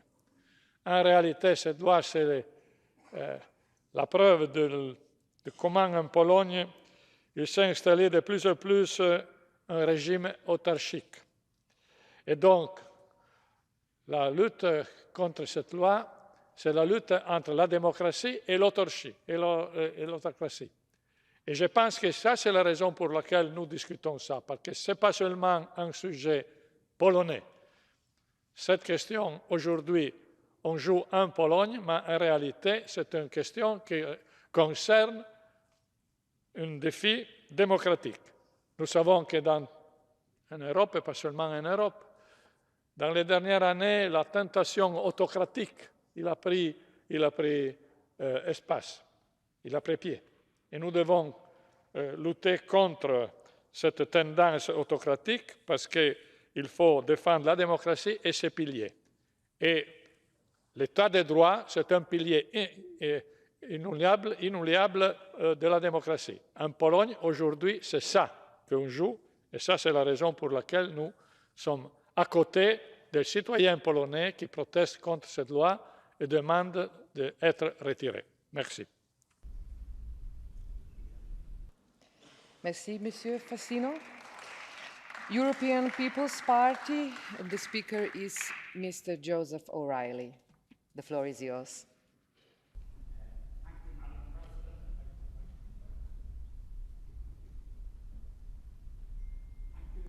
Madam President, it is my great honour and privilege to speak on behalf of the EPP in this very important debate. This law is reminiscent of the witch hunt conducted by Joe McCarthy in the US in the 1950s and 60s. It also has echoes of Stalinism. Using the very understandable emotion created by the barbaric Ukraine war and with high inflation raging, the ironically named Law and Order Party, or Law and Justice Party, are seeking to drive from electoral office and administration those deemed to be under Russian influence in the period 2007-2022. The current opposition civil platform now in power are the main targets, hence the name Lex Tusk. This period was very different to the reality of today and the new reality of sanctions. Poland was a natural trading partner of Russia in many spheres, very particularly in the area of gas during this time. The contemporary world of sanctions is not in any sense comparable to the era of civic platform in government. This law is not rooted in natural justice. The 9-member Commission as set up by this law, has the power to launch investigations with witnesses and hear evidence about Russian influence on Polish policy-making. As originally proposed, the Commission has the power to block alleged offenders from taking up public office for 10 years. The Commission drew international criticism, including from the EU Commission and the US. Domestically, an opposition march drew 500,000 people. Under pressure, President Duda initiated supposed amendments. Even if implemented, these amendments the Commission can still critically state that a person acted under Russian influence, thus ruining their career. Experts will replace parliamentarians on the Commission, but crucially, they will be appointed by the government. While the amendment law was approved on June the 16th, the amended law, the older version of the law remains in place until amendments are actually implemented. But have no illusions, colleagues. Even in amended form, the law is arbitrary, anti-democratic and pernicious. It remains in violation of the role of the courts in the Polish constitution. And an appeal to the administrative court is meaningless, as that court does not look at actual evidence, but only at process. Bear in mind also that in Poland, the so-called Extraordinary Control and Public Affairs Chamber is deemed a court not established by law by the European Court of Human Rights. Today, the Monitoring Committee of PACE virtually unanimously, and I was proud to be one of them, referred this Commission's power for an opinion from the Venice Commission on behalf of the Monitoring Committee and PACE. I would appeal to the Polish authorities to suspend the putting in place of any aspect of this Commission pending the Venice Commission opinion. A failure to do so can only be interpreted as an admission that the law will not stand critical analysis. I hope the Polish authorities will do the right thing and not besmirch your great country in the eyes of the law. The moment is now to abandon this and await the Venice Commission outcome. Thank you. Thank you, Mr. O'Reilly. Now we will continue with the speakers list. First speaker is Monsieur André Vallini, Socialist. Please. Madame la Présidente, mes chers collègues, membres de notre organisation depuis 1991, la Pologne est depuis quelques années régulièrement mise en cause dans cet hémicycle, notamment en raison de la réforme de la justice de 2017. Notre Assemblée avait adopté en janvier 2021 une résolution qui rappelait les avis de la Commission de Venise ainsi que les décisions de la Cour de justice de l'Union européenne. Nous appelions alors à faire cesser le harcèlement de certains juges qui critiquaient cette réforme. Nous demandions aussi aux autorités polonaises de réviser cette loi et de coopérer avec le Conseil de l'Europe sur cette question. Or, le 5 juin dernier, la Cour de justice de l'Union européenne a jugé que, malgré des modifications apportées en 2015, cette loi restait contraire aux droits de l'Union. Depuis 2015, un véritable bras de fer s'est donc engagé sur ce sujet entre l'Union européenne et la Pologne. La Cour de justice avait prononcé une peine d'amende contre la Pologne que celle-ci n'a jamais accepté de régler. En représailles, la Commission européenne a réduit les fonds européens destinés à la Pologne. Dans ce contexte, notre Assemblée doit appeler de nouveau au dialogue pour sortir de cette impasse avec, en plus, d'autres sujets de préoccupation. Je pense bien sûr, et ça a été évoqué avant moi, à la liberté des médias, alors que des journalistes ont fait l'objet de poursuites judiciaires et que des allégations de pression politique sur des médias indépendants ont été rapportées. Nous le savons aujourd'hui, la liberté de la presse est en danger en Pologne. Le gouvernement polonais a également imposé certaines limitations à la liberté d'expression en ligne et évidemment la loi Tusk, qui a été évoquée avant moi, vise à discréditer et à mettre hors du jeu démocratique le principal opposant politique au régime actuel qui sévit en Pologne. Mes chers collègues, le Conseil de l'Europe, nous le savons tous, nous devrions le savoir en tout cas, et je m'adresse particulièrement à notre collègue hongrois qui s'est exprimé tout à l'heure, le Conseil de l'Europe n'est pas un libre service. Ce n'est pas un club dont les États membres pourraient choisir leurs obligations au gré des orientations politiques de leurs dirigeants. Nos valeurs, nos principes sont des obligations intangibles. C'est pourquoi nous devons rester mobilisés pour les faire respecter en Pologne. Je vous remercie. Merci. The next speaker is Kamila Gaziuk-Pichowicz, APP. The floor is yours. Madam President and colleagues, when the Ukrainian army drives the Russian occupier out of its land, when successive heroes give their lives for free Europe, the Polish government adopts a law that any authoritarian dictator would not be ashamed of. In so-called Lex Tusk, this political commission, like a court without being a court, will convict those who ruling party would accuse of being influenced by Russia. The committee's decision will be like a judgment. And we already know today that this verdict is written for the leader of the democratic opposition, Donald Tusk. Let me quote the words of one of the members of Polish government. Do we want to prohibit him from holding public office for 10 years? Yes, I would like ban him for life. Freedom of elections is the foundation of democracy. Unfortunately, it is seriously endangered in Poland today. The commission set up by Lex Tusk, slandering democratic opposition leader, will fuel the election propaganda conducted by the allegedly public television. Lex Tusk is not the only action against democratic elections in Poland. This includes changes in electoral regulations, financing the campaign by the state-owned companies, and more. In Polish law, the extraordinary control chamber of the Supreme Court, which according to the judgment of the European Court of Human Rights, is not a court established by law due to its politicized, unconstitutionally appointed composition, is the only body to which we could appeal in both situations. A case of irregularities during elections and unlawfully taken decision of the Lex Tusk Commission. And it's not a coincidence. The fight for the rule of law in Poland takes place every day. It is conducted by democratic opposition, independent judges, and non-governmental organizations. And on the Great March on June 4th in Warsaw, 500,000 Poles demanded the rule of law, and today we are saying here that this law violates human rights and is aimed at freedom and democracy. Today, we are bringing a message to Europe that the spirit of freedom has awakened again in Polish nation. We Poles love and understand freedom and solidarity. We Poles in autumn will again show how important it is for us.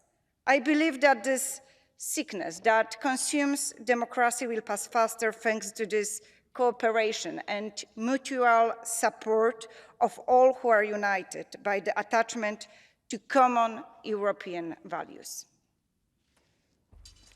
Thank you. The next speaker is Nicole Duranton. Merci Madame la Présidente, mes chers collègues. Je me réjouis que nous puissions aujourd'hui débattre de la situation politique en Pologne et de ses évolutions.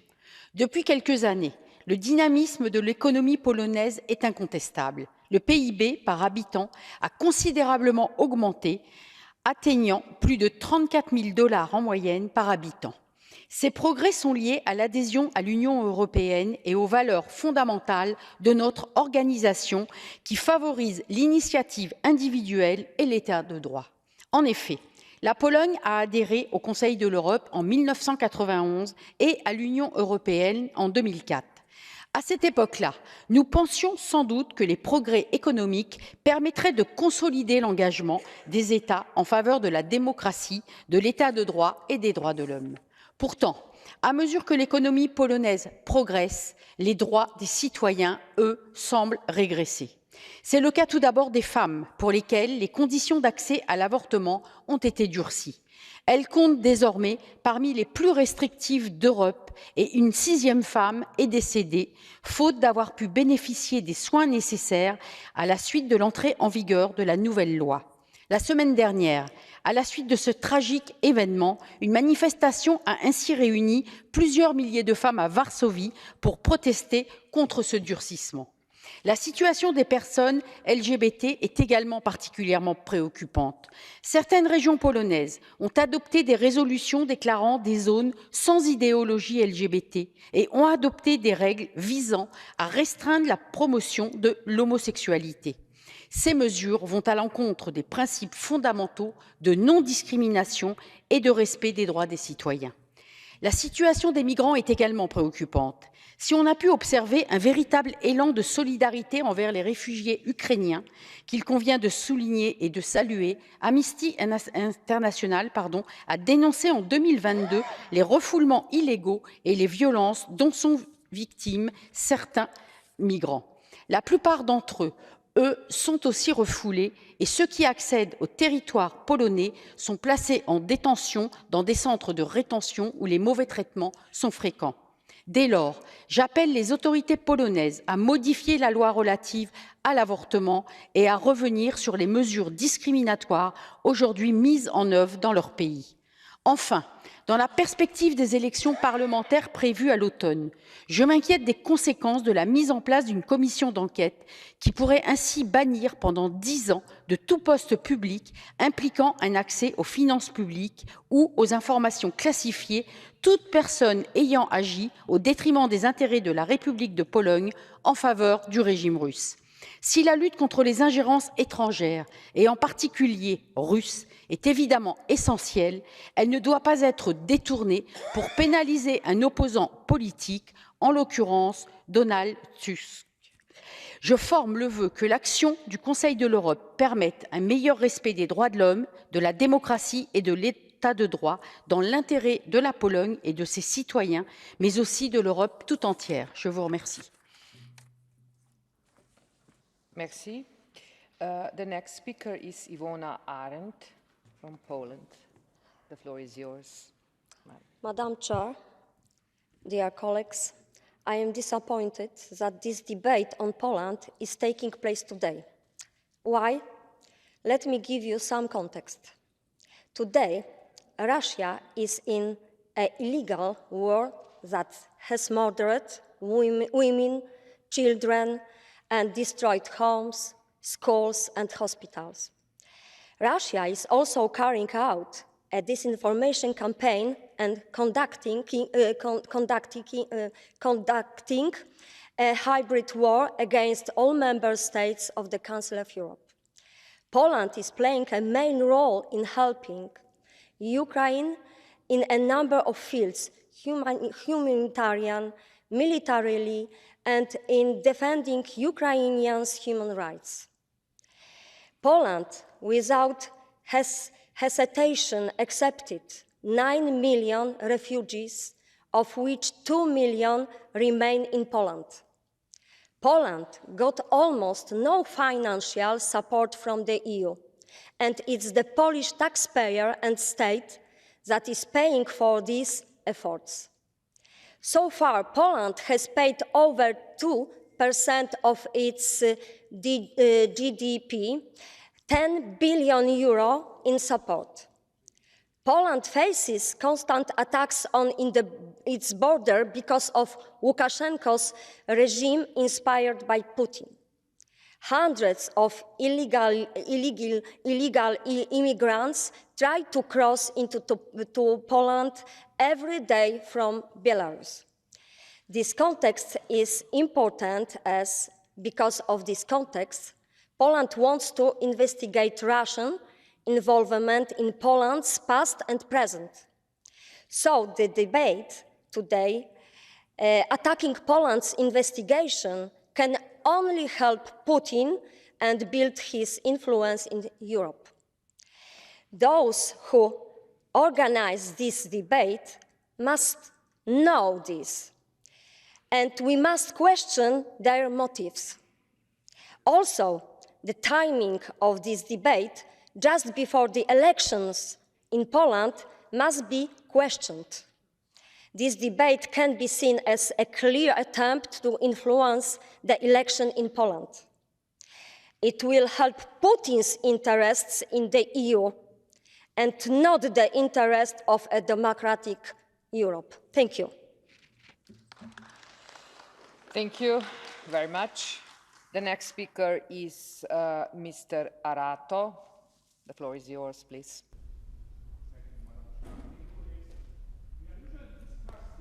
The microphone, please.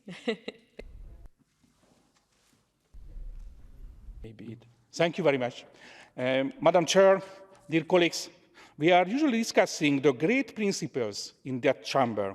Democracy, freedom, human rights are the core values of this organization and hopefully the whole Europe. But these principles must apply in the real world, and this reality, the dishonest political intent, sometimes prevails over them. In my opinion, this is what is at stake in that case. We all know there will be an election in Poland. And no doubt, this law is not targeting Russian influence. I fully respect the strong commitment of all major political forces in Poland and the Polish people to support Ukraine against the Russian aggression. But this legislation has a less respectable target. The aim is to label the opposition as not patriotic enough and establish a legal obstacle to them. This not only happened in Poland, it had become a tendency in many countries use legislation to directly interfere with elections, to create an unbalanced situation in the media, or legally intimidate the opposition. We could see these techniques in Turkey and in my home country, Hungary, too.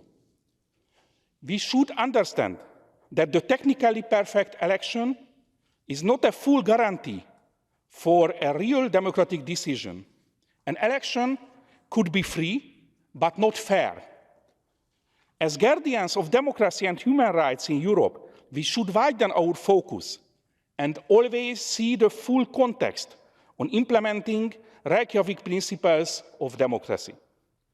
I want to assure our Polish friends that many Hungarians watch with sympathy and hope they fight for democracy.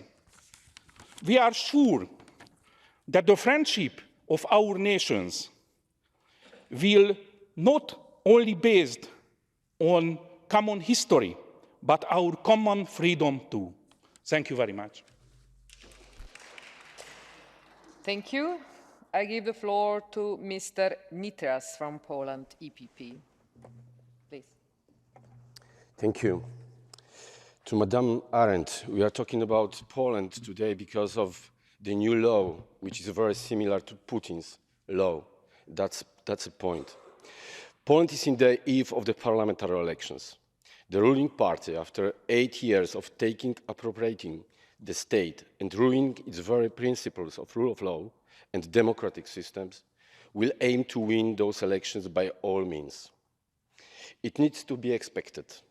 Similarly to 2020 presidential election, the ruling party will weaponize state media, state-owned companies and the civil service to their campaign.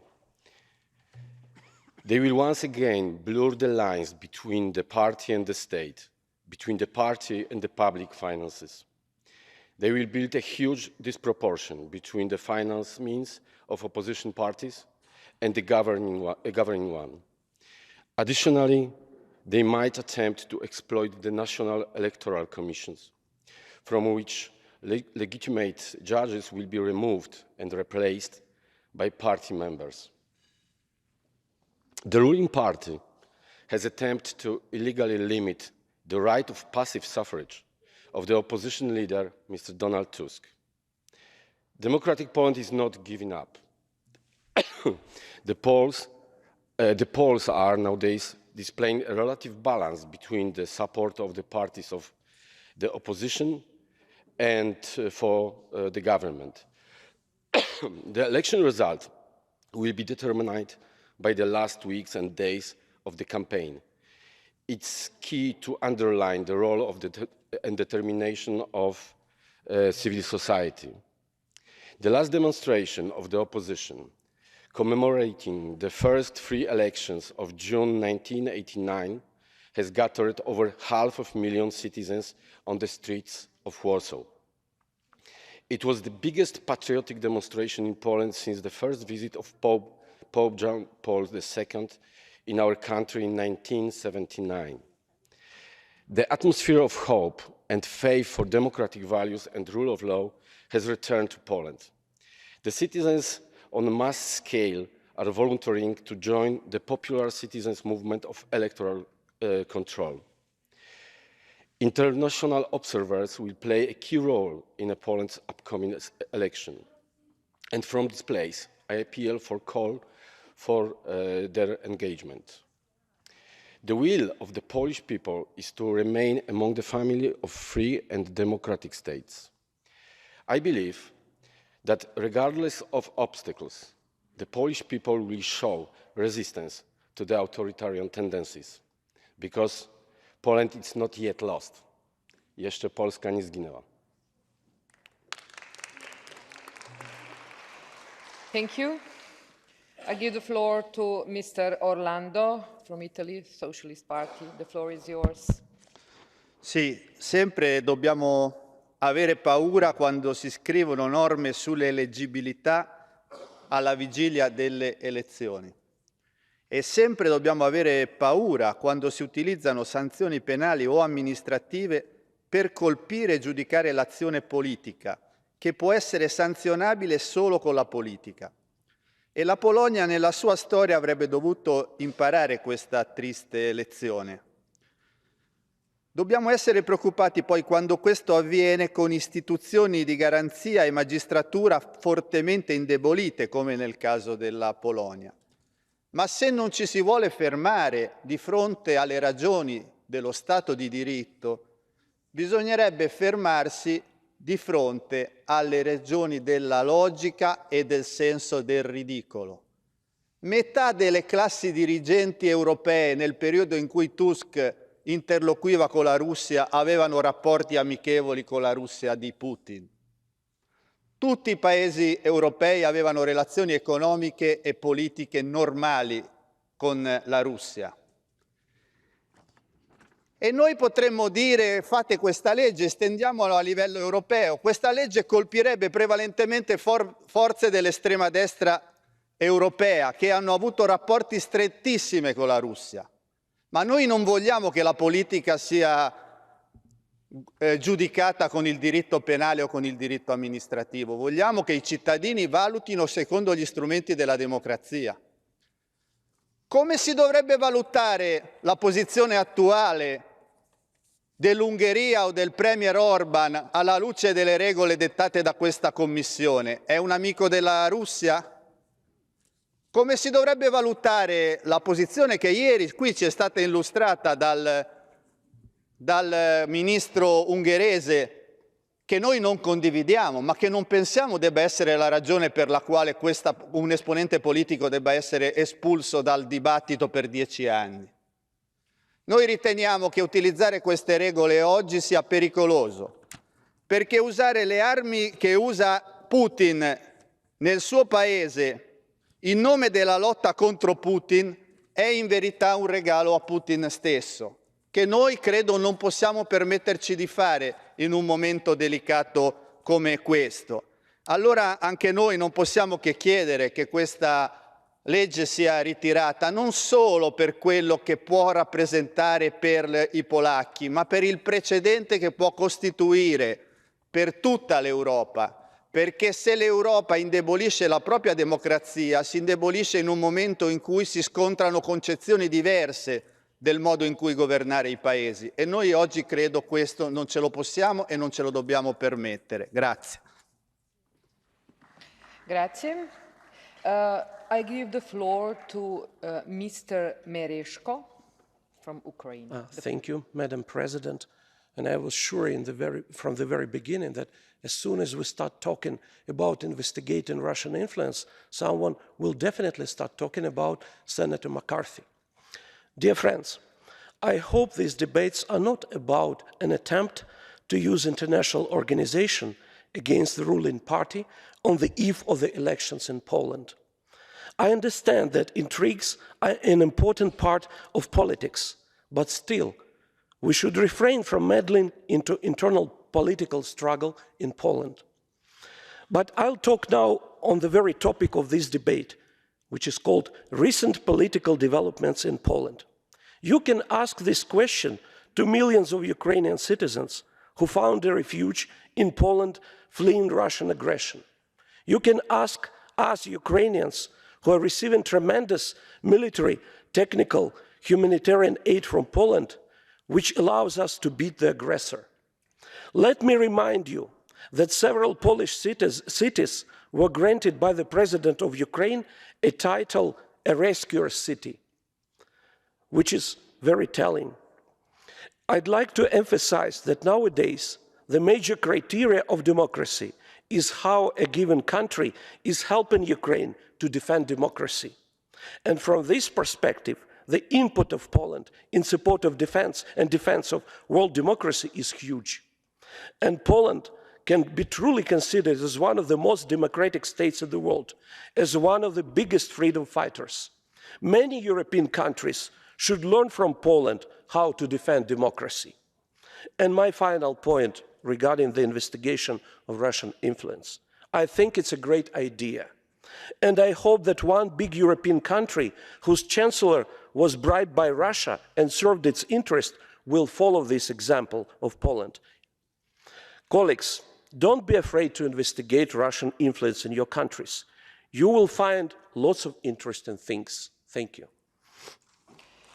Thank you. I give the floor to Ms. Nikel Miroslava, EPP. Thank you, Mr. Chairwoman. Since 2015, my country, Poland, has been faced with democratic backsliding. The incumbent government has turned state-owned media into its own propaganda machine.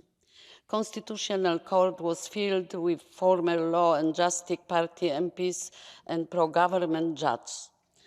Minister of Justice blatantly ignores the law and uses the funds intended for helping the victims of crime to fund the electoral campaign of his party. The leader of the ruling party is describing his political opponents as criminal, rabble, teachers, mugs, or worse kind of people. Chief of election staff of main opposition party was spied using Pegasus spyware by Polish Special Service. All of this and much more contributes to the fact that every election since 2015 was held on an even playing field. Fortunately, despite all these setbacks, the process of counting the votes was fair and opposition members was allowed to run and hold their seats in the parliament. Until now, the new commission investigating Russian influence, which was signed into law by President Duda at the end of May, which is collegially called Lex Tusk, is the most powerful electoral tool that the ruling party gave to itself. Let me be clear about one thing. I believe everyone in Polish opposition wants to completely eliminate Russian influence in our politics. But this commission is just an excuse to go after the only person which can defeat law and justice, Donald Tusk. When this idea was met with overwhelming critique and 500,000 people protested in Warsaw, Law and Justice Party announced another thing, referendum on EU migrant goals, which will be probably held on the same day as parliamentary elections. Move straight from Orban's playbook in order to scare people into voting for law and justice again. Europe is become of democracy, human rights, and freedom of speech. This is what differentiates us from Russian regime. We must do absolutely everything to protect these values, and opposing such practice is one of the methods to do so. Thank you. Thank you. The next speaker is Mr. Gomez Reino, United Left. Thank you, President.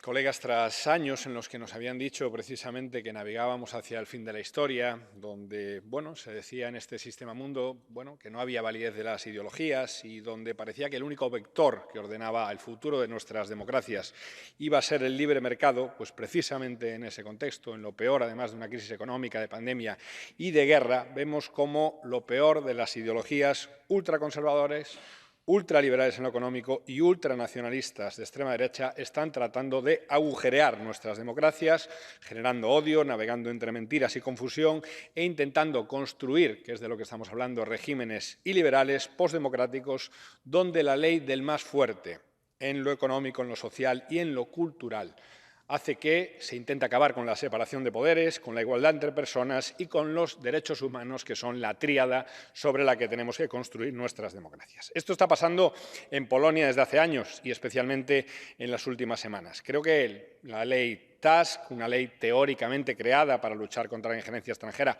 pero obviamente creada para acabar con la oposición política, o leyes que ponen en riesgo los medios de comunicación libres, una justicia libre, un acceso a la educación igualitario para hombres y mujeres, son absolutamente inaceptables democráticamente.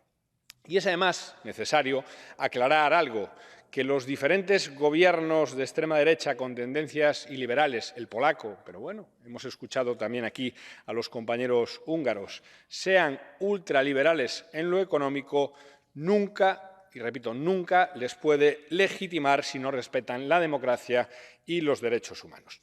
Decía además el colega húngaro que respeten la elección democrática de los polacos, pero hay que recordarle al colega húngaro que donde no hay libertad de prensa, donde no hay separación de poderes, donde se socava deliberadamente a los derechos de la oposición política, no se permite decidir libremente a los ciudadanos. Por eso estamos al lado de los miles de polacos que están en las calles. Y me van a permitir, porque el problema y el riesgo de que esta lógica antidemocrática se extienda por otros países de Europa está vigente. Dentro de pocas semanas tendremos elecciones en España. España, un país, bueno, que creo que a nivel de derechos sociales y libertades y de derechos cívicos ha avanzado muchísimo en los últimos años. ¿Qué es lo que propone precisamente la extrema derecha? Derogar derecho al aborto, derogar aquellas normas que van contra la violencia machista, derogar los derechos de la comunidad LGTBI, derogar leyes de memoria democrática, derogar aquellas normas que recogen el carácter plurinacional y plurilingüe de nuestro país,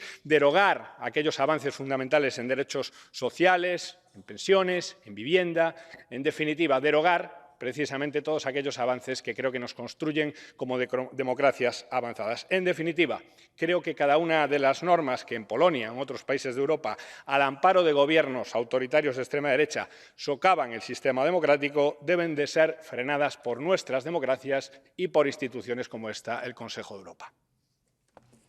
Thank you very much. Give the floor to Mr. Bakunets from Ukraine EC. Dear members of the Parliamentary Assembly, it's a great honor for me to be here with you, to stay here in this symbolic place where values such as democracy, rule of law, and human rights are appreciated, are valued.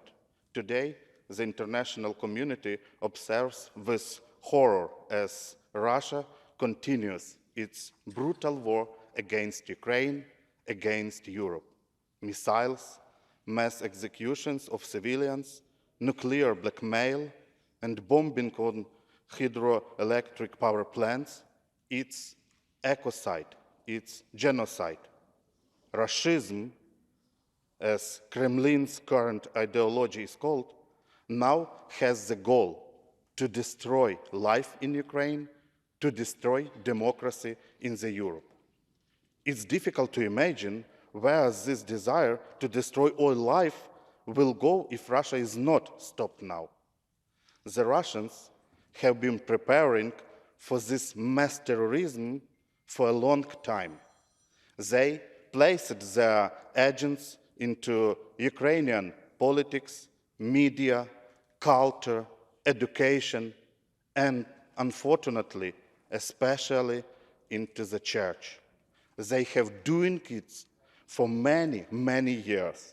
I have no doubt the Russian agents are working in similar schemes in Ukraine, Poland, Moldova, and different countries.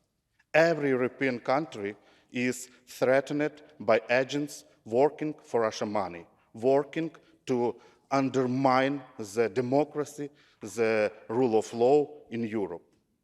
I would like to welcome this decision of the Sejm of the Republic of Poland to establish a commission to investigate Russian influence in Poland. The decision is the right one to identify these agents whose goals is to generate provocation, to undermine democracy in Poland and also in the world.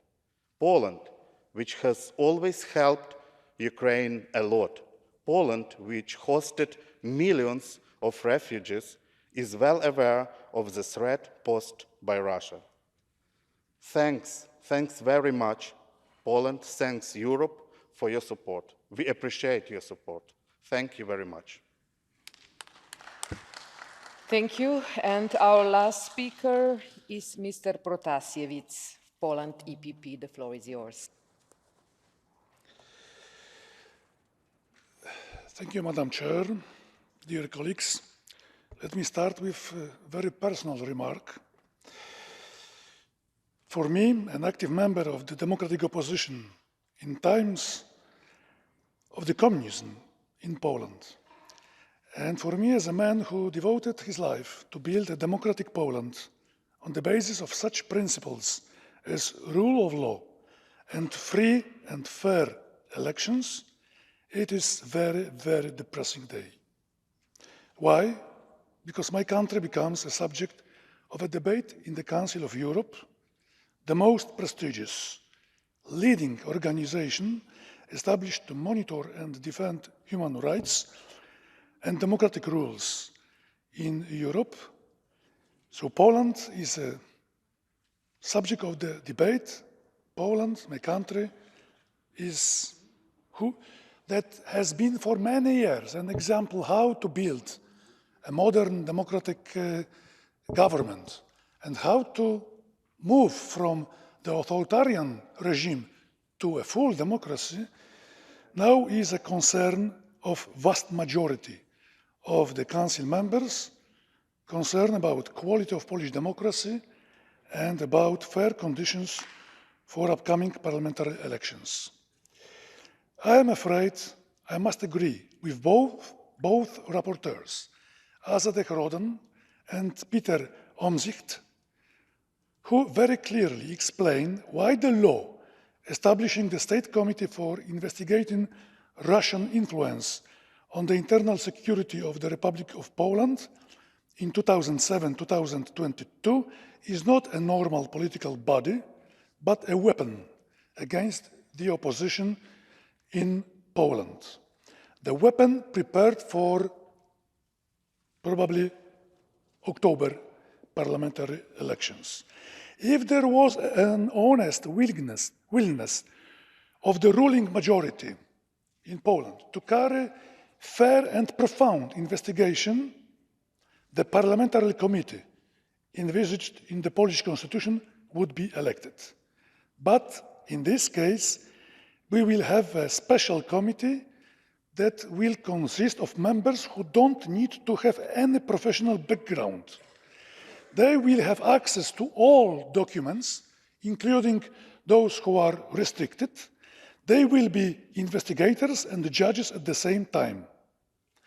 But they will not bear any responsibility for their rulings. And the rulings will be naming and shaming opposition leaders, opposition politicians, just before the election day. This is obviously against the principle of fair election, as well as against the fundamental Montesquieu principle of the power division that is a precondition for a modern state which is built on the rules of law. Finally, I would like to thank the Council, which decided to ask the Venice Commission to examine the Polish law, and I hope it will help Polish people to understand the real nature of the Commission and the real nature of the current government way to fight not to lose the power, because they are afraid of losing the power. That's why they are trying to build such a special committees which are close to the national, to the committees which were very common during the Nazis or communist regimes in the past in Europe. Thank you very much. Thank you. That concludes the list of speakers. I remind you that at the end of the current affair debate, the Assembly is not asked to decide upon a text, but the matter may be referred by the Bureau to the responsible committee for a report.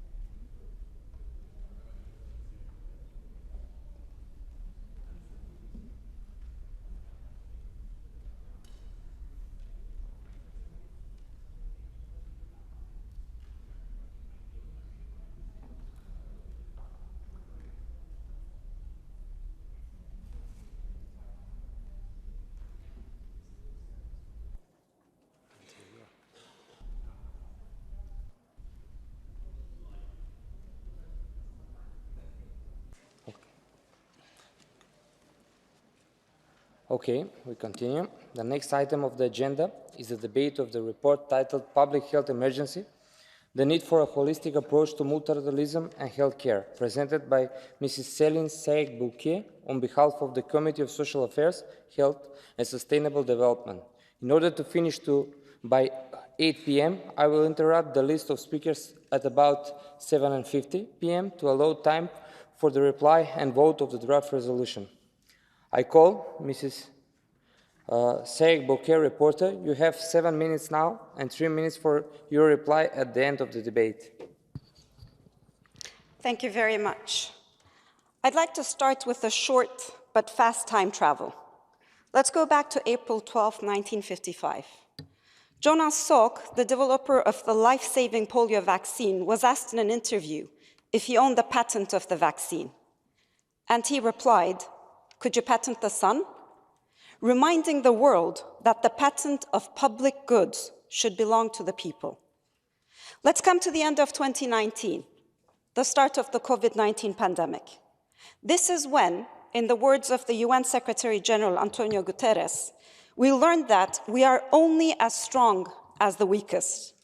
We were reminded of the need for an equitable and effective global distribution of vaccines and solutions to the pandemic. So the pandemic reminded the world of the criticality of multilateralism. Come June 2020, our very own Assembly adopted a resolution entitled Lessons for the Future from an Effective and Rights-Based Response to the COVID-19 Pandemic.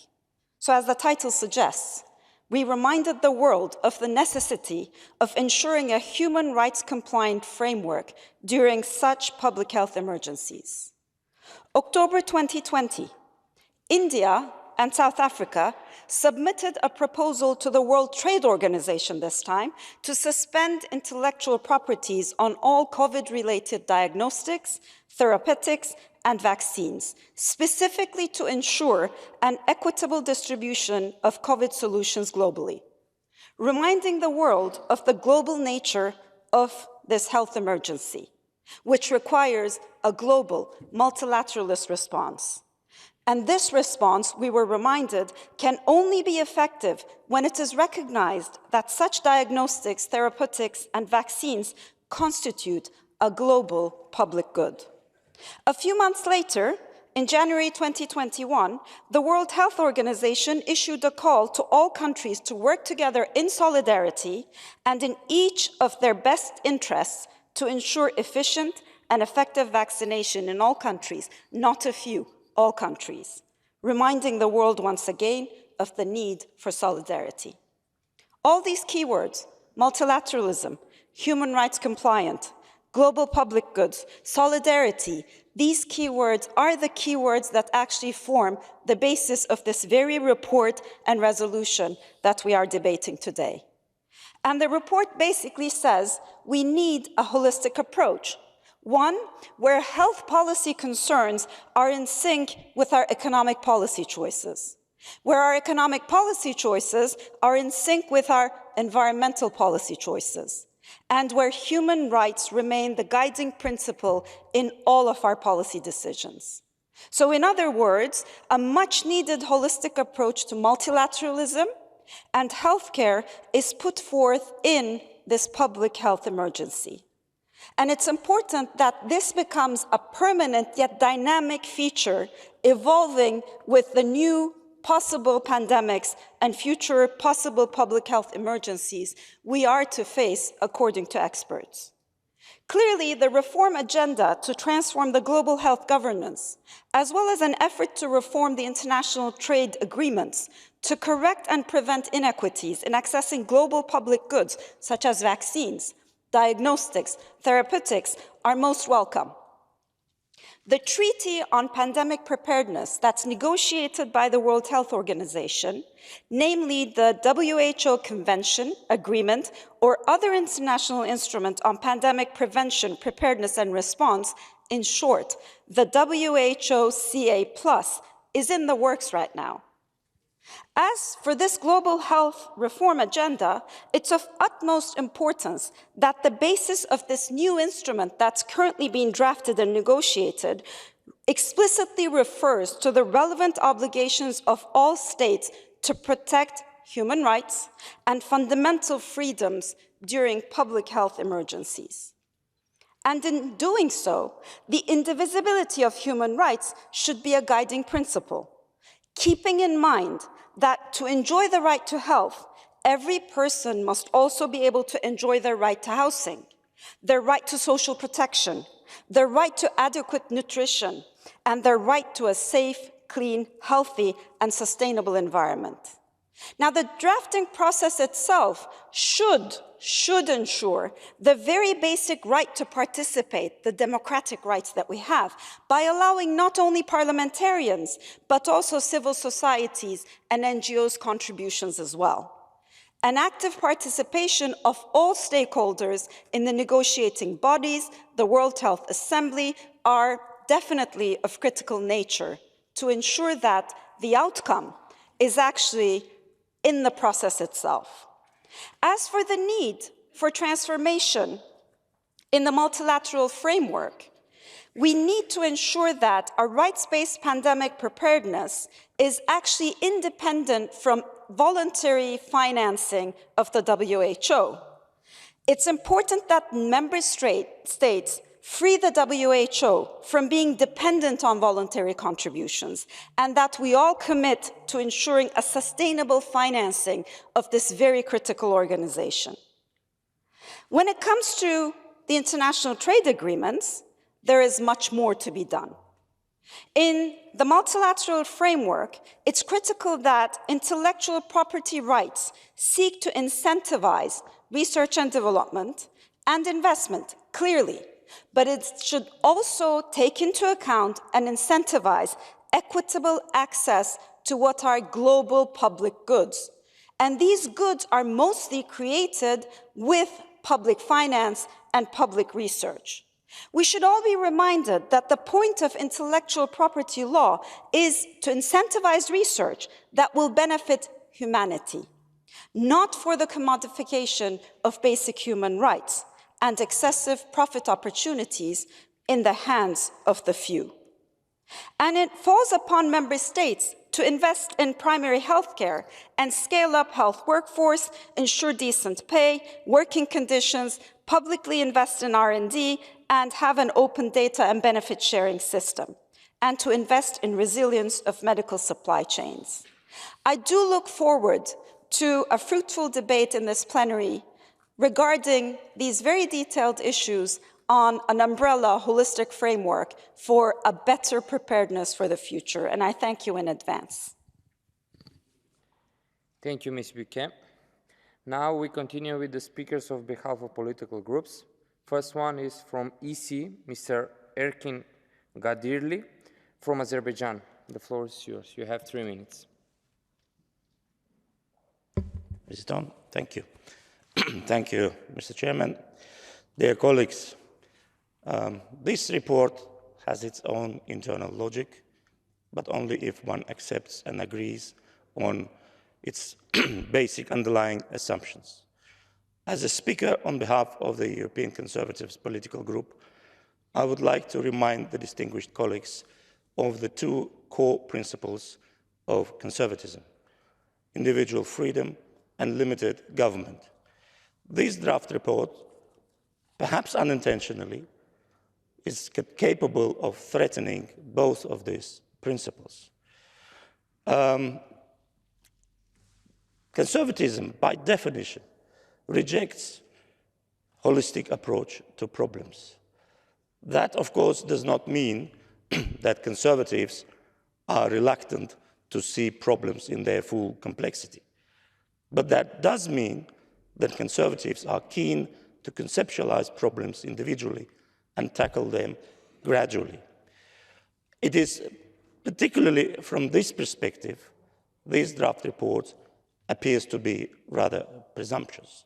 For example, paragraph 2 reads as follows, and let me quote. It is believed that the world has entered a new pandemic era where COVID-19 is seen only as a forerunner of more and possibly worse public health emergencies to come, end of quote. Now, this draft report uses the phrase, it is believed. It's not even a matter of fact, it's not a matter of opinion, it seems to be a matter of belief. And how are we going to solve problems if we base our approaches on our beliefs? In paragraph 3, the report presumes the existence of a need to bring together World Health and World Trade Organizations with a view to revising the rules regulating public health issues. These organizations have very serious accountability problems. It is very well known. Then to empower them, as this draft report suggests, would mean to further endanger the sovereignty of states. And let us not forget that it is states who have the prior responsibility for human rights, and including their right to health care. Let us also not forget that the right to health care is a programmatic right. It is heavily dependent on the availability of resources. The right to health care does not mean the right to be healthy, because health is dependent on very many different factors which no government is even capable of controlling. For example, our personal lifestyles. Then the report goes on to invent what it calls one health approach, which, I quote again, embraces the interactions between humans and animals. Now, also it goes on to link the right to health care with climate and environment issues. This potentially could amount to making it too vague to have any legal meaning. And as a conservative, I feel obliged to warn the members of this honorable assembly that this draft report is very likely to open the Pandora box, because it can not only the governments but also international organizations, both public and private, would gain unlimited powers to interfere with individual freedoms. And human rights as a concept is primarily aimed at preventing it. Thank you very much, and sorry for exceeding the time. Thank you. The next one in the name of United European Left is Mr. Junko Andrei from Germany. You have the floor. Vielen Dank, Herr Präsident, meine Damen und Herren. Ich glaube, das ist ein sehr wichtiger Bericht von Frau Böke und ich bedanke mich auf jeden Fall für diesen Bericht und ich glaube, dass er viele wichtige Punkte enthält, auch wenn ich nicht alles zurückweisen würde, was im Augenblick gesagt wurde von konservativer Seite.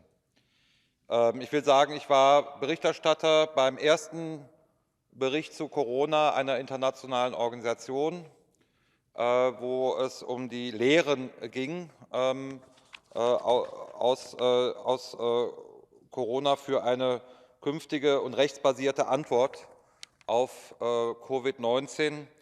Und das Problem, glaube ich, in dem wir uns gegenwärtig befinden, ist, dass wir die Corona-Zeit hinter uns gelassen haben und gleichzeitig ein Prozess in der Weltgesundheitsorganisation gerade stattfindet, der auf einen neuen Pandemievertrag oder wie er auch immer genannt wird, WHO-CA+-Vertrag hinausläuft, dass wir aber noch vieles nicht aufgearbeitet haben, was in der Corona-Zeit passiert ist.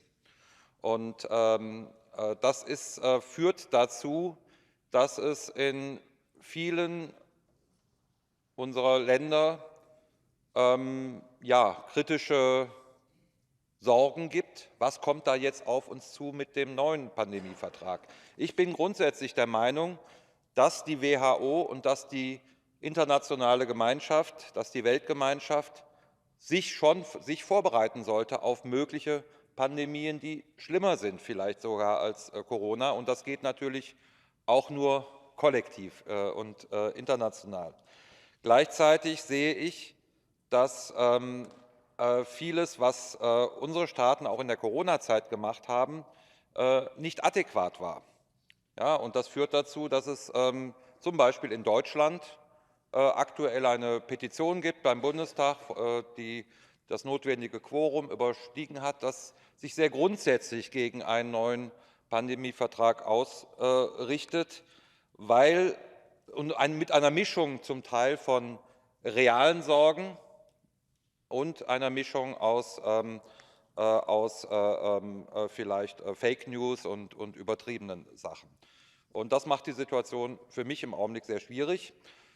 Ich finde, ein wichtiger Punkt dabei, der ist angesprochen worden, ist die Finanzierung der WHO.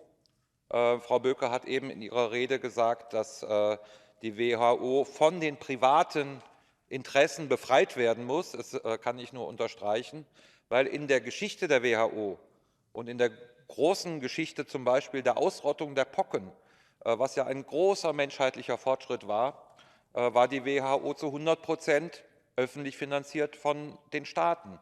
Und mittlerweile ist sie zu über 80% von privaten Geldgebern finanziert. Und das Ganze wirft Fragen auf, schürt Misstrauen. Und das ist ein zentraler Punkt. Ich könnte jetzt noch viele andere Punkte nennen, die Zeit reicht nicht dafür. Aber ich bedanke mich für den Bericht und bin gespannt auf die weitere Diskussion. Und ich denke, dass diese Versammlung den weiteren Prozess in der WHO parlamentarisch begleiten sollte. Vielen Dank. Thank you. The next one is from Socialist, Mrs. Martinez Seijo Luz from Spain. The floor is yours. Señor presidente, desde el Grupo Socialista no podemos estar más que de acuerdo con el contenido de este informe y su pertinencia. Hace poco más de un mes, la Organización Mundial de la Salud dio por finalizada la pandemia del COVID-19. Sin embargo, a fecha de hoy, todavía es frecuente ver personas en el entorno laboral, en comercios e incluso en la calle con mascarilla, en muchos casos todavía por el COVID.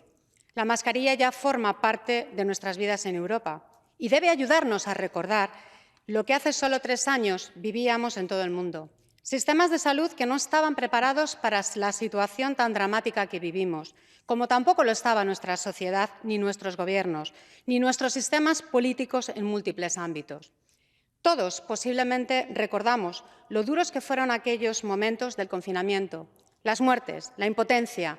Recordamos la vulnerabilidad de las personas mayores en las residencias, las personas con algún tipo de discapacidad, las personas que habitualmente requieren de una mayor protección social. Recordemos aquellos tiempos en que faltaban sanitarios, médicos, enfermeras, auxiliares, en que escaseaba el material de protección, respiradores, medicinas, camas en los hospitales para atender a los miles de personas contagiadas por el virus. Hasta se tuvieron que improvisar hospitales. En definitiva, todo lo público se puso a disposición de la pandemia y cada país tuvo que reinventarse para sobreponernos a aquella crisis. Una crisis que descubrió las carencias que se ponen de manifiesto en este informe y que todos debemos tener en cuenta para garantizar que en próximas crisis sanitarias nuestros sistemas de salud, de protección social y nuestra sociedad estén preparados para cualquier adversidad. Recordamos también los precios abusivos que se pagaron ante la inexistencia de recursos, imperando el sálvese quien pueda, y los países más débiles fueron los más desprotegidos. La realidad es que el COVID-19 concentró casi todos los recursos de los sistemas sanitarios para prestar la atención de urgencia necesaria, dejando en muchos casos la atención especialista y la atención primaria como secundarias. Sin embargo, la atención primaria debe seguir siendo la puerta de acceso al sistema de salud y, por tanto, debe ser claramente reforzada. No podemos permitir que el individualismo, el recurrir a la medicina privada, sean la tendencia, porque se crean dos tipos de ciudadanos, los que pueden permitirse un seguro privado y los que no, que solo pueden contar con la sanidad pública. Evitemos, por tanto, una segregación sanitaria.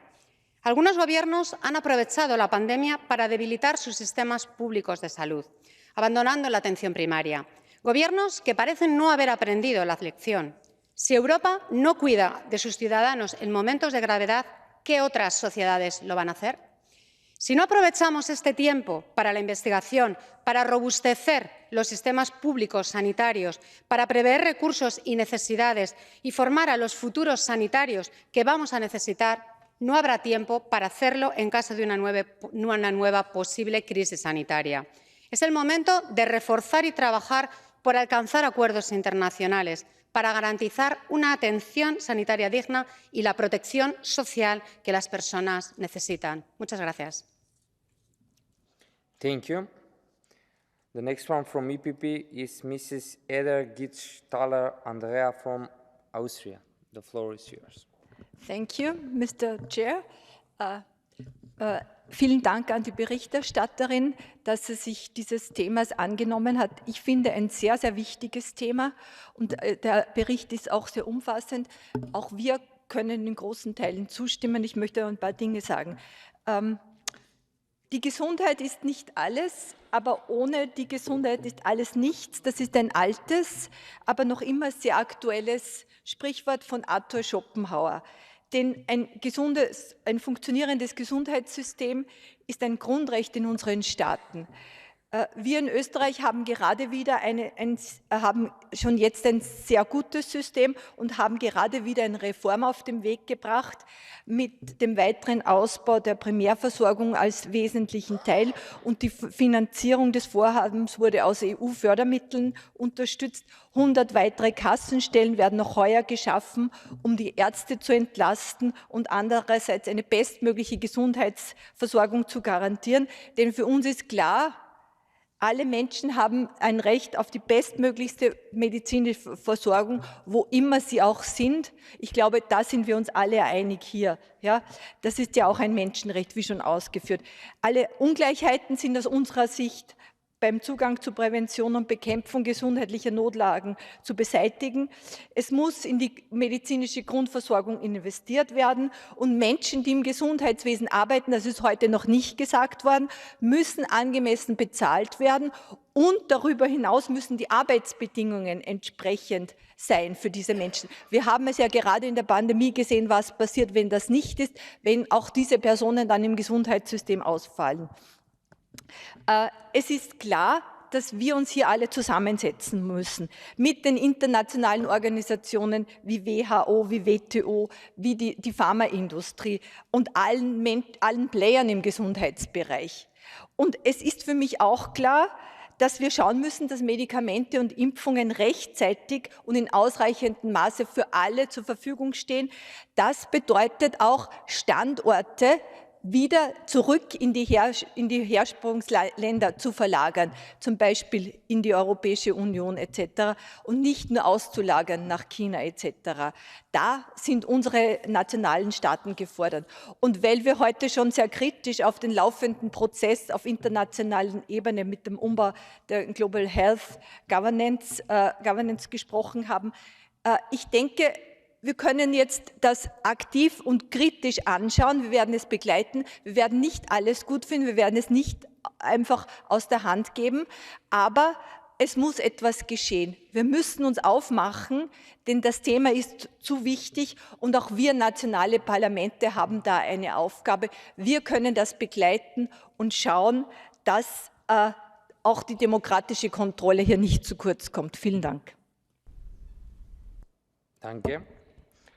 The last speaker on behalf of political group from ALDE is Mr. Green Jean-Pierre from Switzerland. You have 3 minutes. Merci, Monsieur le Président, chers collègues. Merci à Céline Sayek pour cet excellent rapport sur l'urgence santé publique qui démontre l'importance de la politique de santé et la sécurité sanitaire mondiale. Bien avant le déclenchement de la pandémie de Covid-19, les scientifiques et les experts en santé publique avaient annoncé que les maladies infectieuses allaient constituer l'un des plus grands périls sanitaires internationaux de notre époque. Eh bien, la pandémie de Covid-19 a révélé que le système actuel de santé sanitaire mondiale n'est pas bien adapté à son objectif. Alors que les menaces de maladies infectieuses représentent l'un des principaux défis sanitaires internationaux de notre époque, ce moment critique que nous avons vécu offre l'occasion de tirer non seulement contre les menaces émergentes, mais aussi contre les failles et les inégalités préexistantes, y compris en ce qui concerne les accès aux soins de santé, et de reconnaître le droit à un environnement sûr, propre, sain et durable.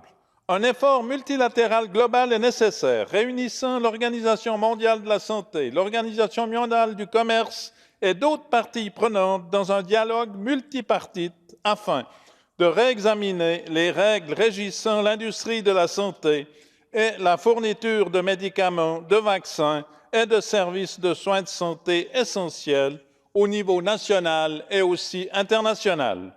Le rapport soutient les processus en cours au niveau international pour transformer la gouvernance mondiale de la santé et estime qu'ils doivent s'appuyer sur le principe d'équité et de protection des droits humains et des libertés fondamentales dans les situations d'urgence de santé publique. Au niveau national, les États membres doivent mettre en place des systèmes de santé solides et résilients, investir dans les soins de santé primaires et garantir une couverture sanitaire universelle à toutes celles et ceux qui se trouvent sur leur territoire. Le groupe ALDE, comme le mentionne ce rapport, invite les États membres à s'inspirer de la boîte à outils sur le respect de la démocratie, de l'état de droit et des droits de l'homme dans le cadre de la crise sanitaire de la Covid-19, publiée par la secrétaire générale du Conseil de l'Europe, ainsi que des résolutions et recommandations pertinentes adoptées par l'Assemblée.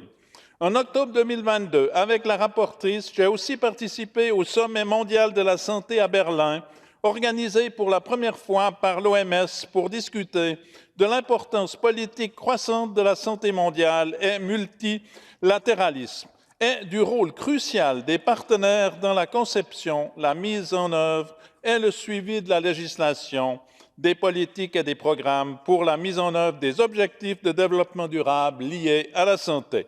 Les efforts multilatéraux qui sont actuellement déployés pour assurer la prévention, la préparation et la riposte rapide face aux urgences de santé publique doivent également prendre en compte le rôle du secteur privé, en particulier des entreprises pharmaceutiques, dans l'accès aux services de médicaments essentiels pendant les crises, ainsi que la mise en place d'obligations appropriées en matière de droits humains pour les entreprises. Le groupe ALDE est persuadé que nous, politiques, nous avons un rôle important en tant que parlementaires pour la promotion du programme de santé mondiale, à la condition que les scientifiques nous informent régulièrement sur leurs différents travaux de recherche. Nous devons effectivement tout mettre en œuvre afin de réduire cet écart qui existe encore entre les milieux politiques et les milieux de la science. Merci pour votre attention. Thank you. In the debate, I call next Mrs. Klungland Lisa Marie Ness from Norway. The floor is yours. Thank you, and thank you to the rapporteur for raising this important matter. Recently, we have discussed several issues regarding preparedness here in the Parliamentary Assembly.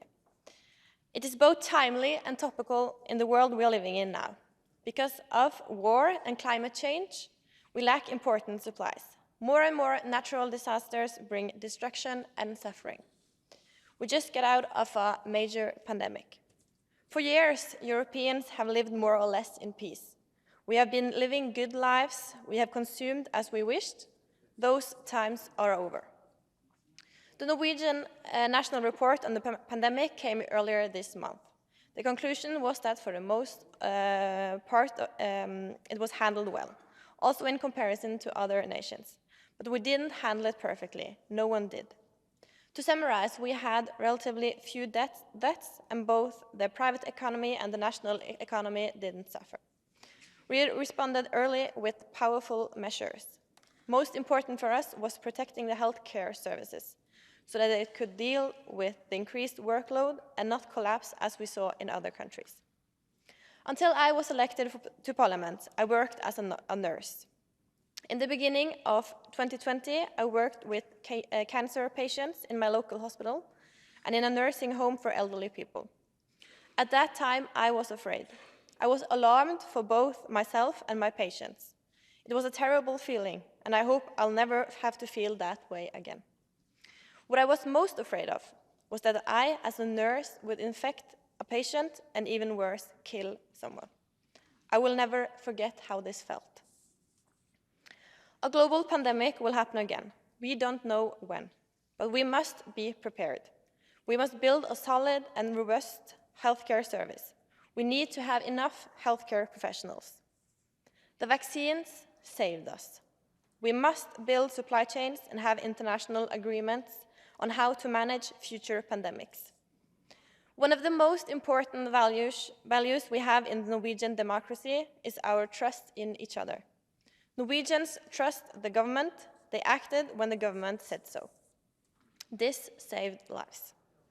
Trust and democracy are very important in the Council of Europe. All member states must work every day to improve the level of trust. We still have time, and we must act now. Thank you. Thank you. The next one is Mr. Segonho Pedro from Portugal. You have 3 minutes.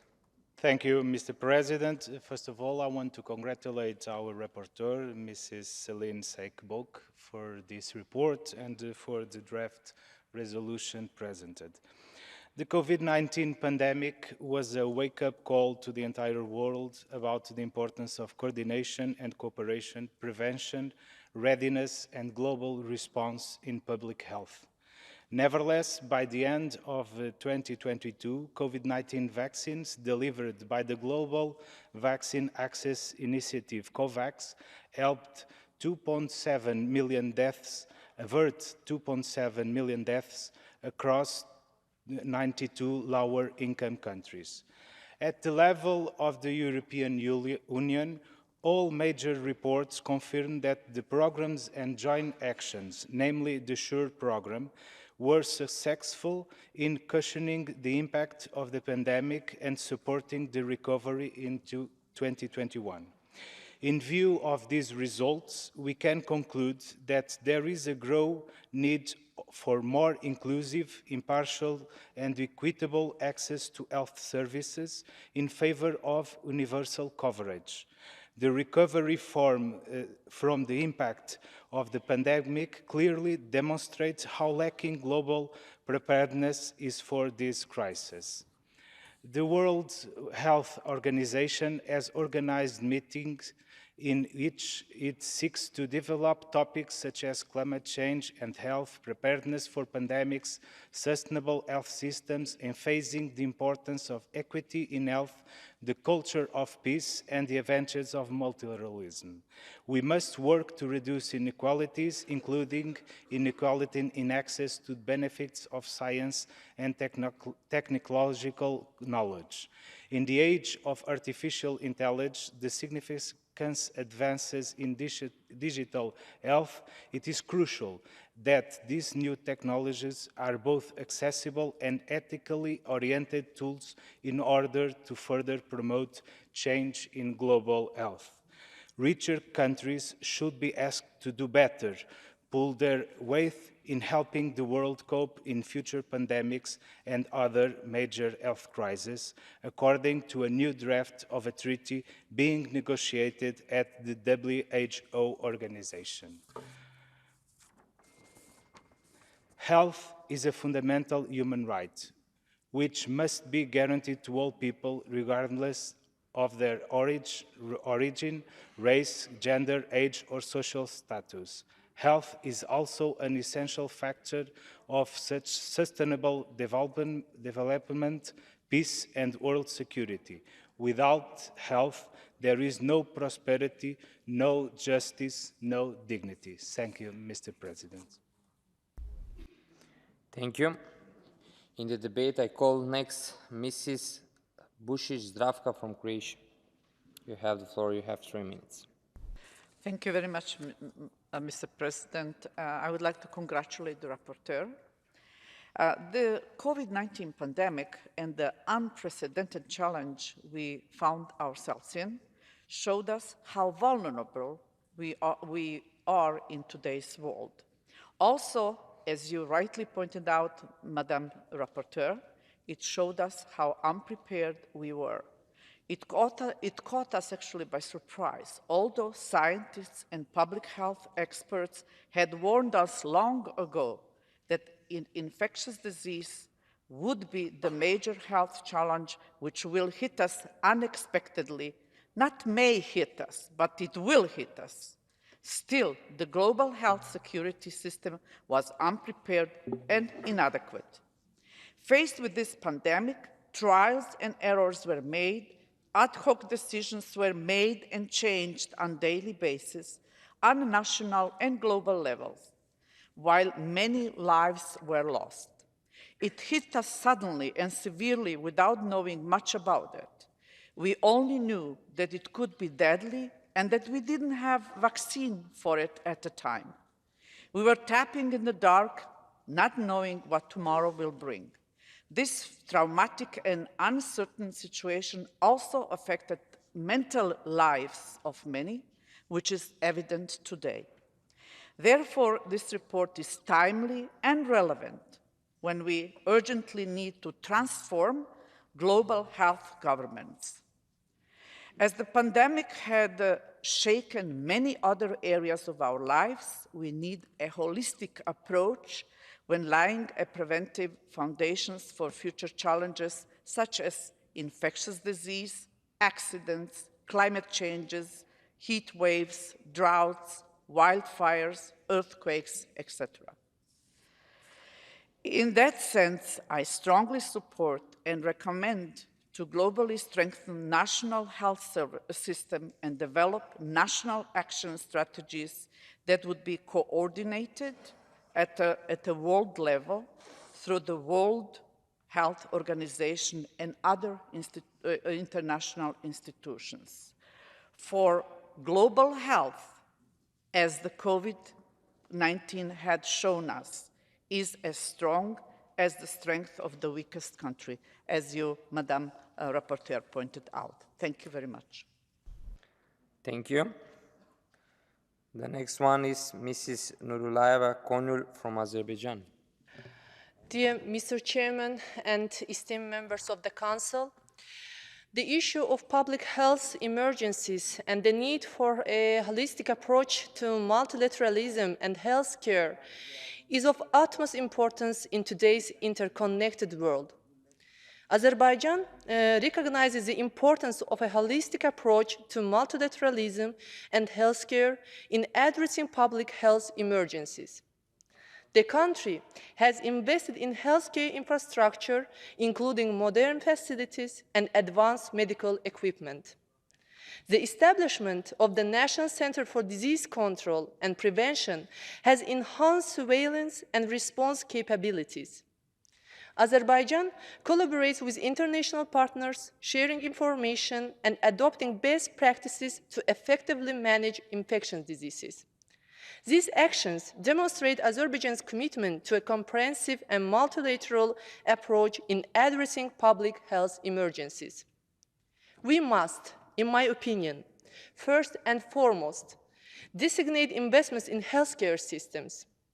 Adequate funding should be allocated to strengthen healthcare infrastructure, ensure the availability of medical supplies and equipment, and enhance the capacity of healthcare professionals. This can be achieved by setting a minimum percentage of the total budget that must be allocated to healthcare and ensuring that it's protected even during times of economic downturn. This will enable us to respond swiftly and effectively in times of crises, safeguarding the health and well-being of our populations. Secondly, it's crucial to enhance global cooperation in disease surveillance and early warning systems. By sharing data, information, and best practices, we can detect and respond to outbreaks in a timely manner. This requires the establishment of a robust communication channels and the creation of platforms where countries can exchange information transparently and efficiently. Thirdly, we must prioritize research and development to advance our understanding of infectious diseases and develop effective treatments. By promoting scientific collaboration and sharing research fundings, we can accelerate the development of medical interventions and ensure their equitable distribution to those in need. This includes facilitating technology transfers, supporting local production capabilities, and promoting fair pricing mechanisms. Thank you for your attention and time. Thank you.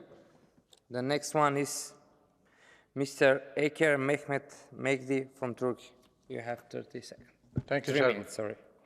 Distinguished members of the Assembly, first and foremost, I would like to extend my congratulations to the rapporteur, Ms. Böke, for her exceptional report, which sheds light on crucial aspects regarding the establishment of a comprehensive framework for public health emergencies.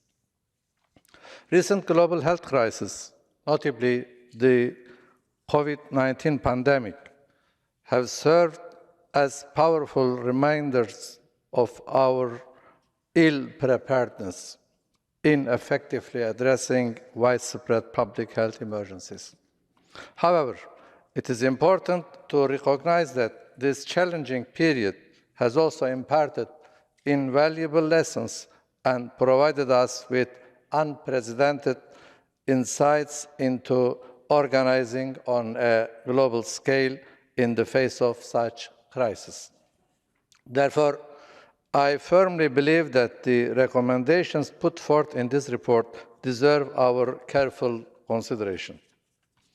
We must not allow the passage of time to cause us to forget the lessons we have learned and the experiences we have gained. Instead, we must proactively embark on a journey towards enhancing global health governance. Dear colleagues, the empowerment of international organizations, particularly in matters concerning health, holds significant importance. By empowering these organizations, we can ensure a holistic approach to healthcare. Undoubtedly, the World Health Organization, WHO, stands out as the most crucial organization in addressing health issues, acknowledged as the leading authority. However, the effectiveness of this leading authority can be further improved through our collective efforts and contributions. As highlighted in this report, it is essential for states to commit to ensuring sustainable financing for the WHO, while also guaranteeing the full and equal participation of all nations. By bolstering these organizations, we equip ourselves with better preparedness for future health emergencies. Dear friends, as a representative of Turkey, I would like to emphasize our commitment to taking proactive measures at the national level to strengthen our health systems and ensure universal health coverage for all individuals within our territory. We recognize the importance of investing in primary health care and building strong and resilient health systems that can effectively respond to public health emergencies. I would like to conclude my speech by urging all to carefully consider the recommendations outlined in this report. It is through our collective commitment and collaborative actions that we can foster a stronger and more resilient global health framework. Thank you. Thank you. The next one is Mrs. Engelhardt Heinke from Germany. You have 3 minutes. Thank you, Mr. President, chers collègues. Zunächst gratuliere ich Selin Sayek-Böke sehr herzlich zu diesem Bericht. Er ist absolut notwendig und es ist gut, dass wir heute darüber diskutieren. Die Covid-19-Pandemie hat uns einige Schwachstellen in unserem System aufgezeigt. Diese gilt es jetzt aufzuarbeiten und zu verstehen. Wir müssen mit geeigneten Maßnahmen frühzeitig zukünftigen Krisen vorbeugen. Dafür müssen wir unbedingt die Weltgesundheitsorganisation, die WHO, stärken.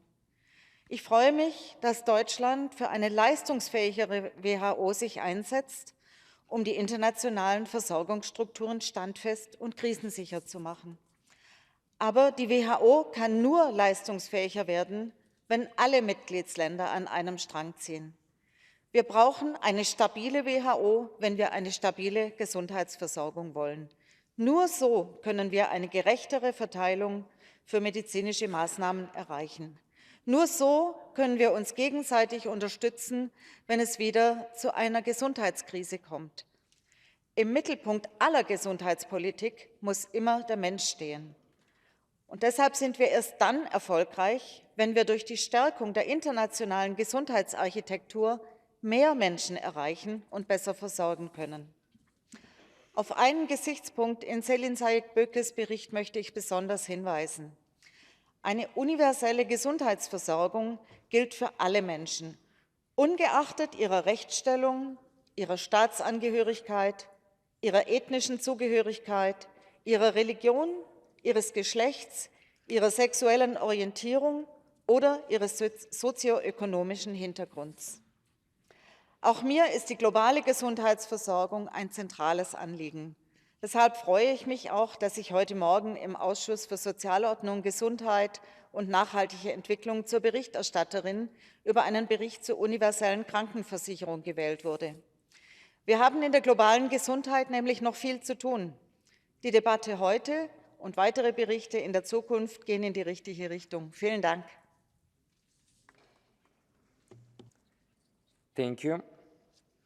The next one is Mrs. O'Loughlin Fiona from Ireland.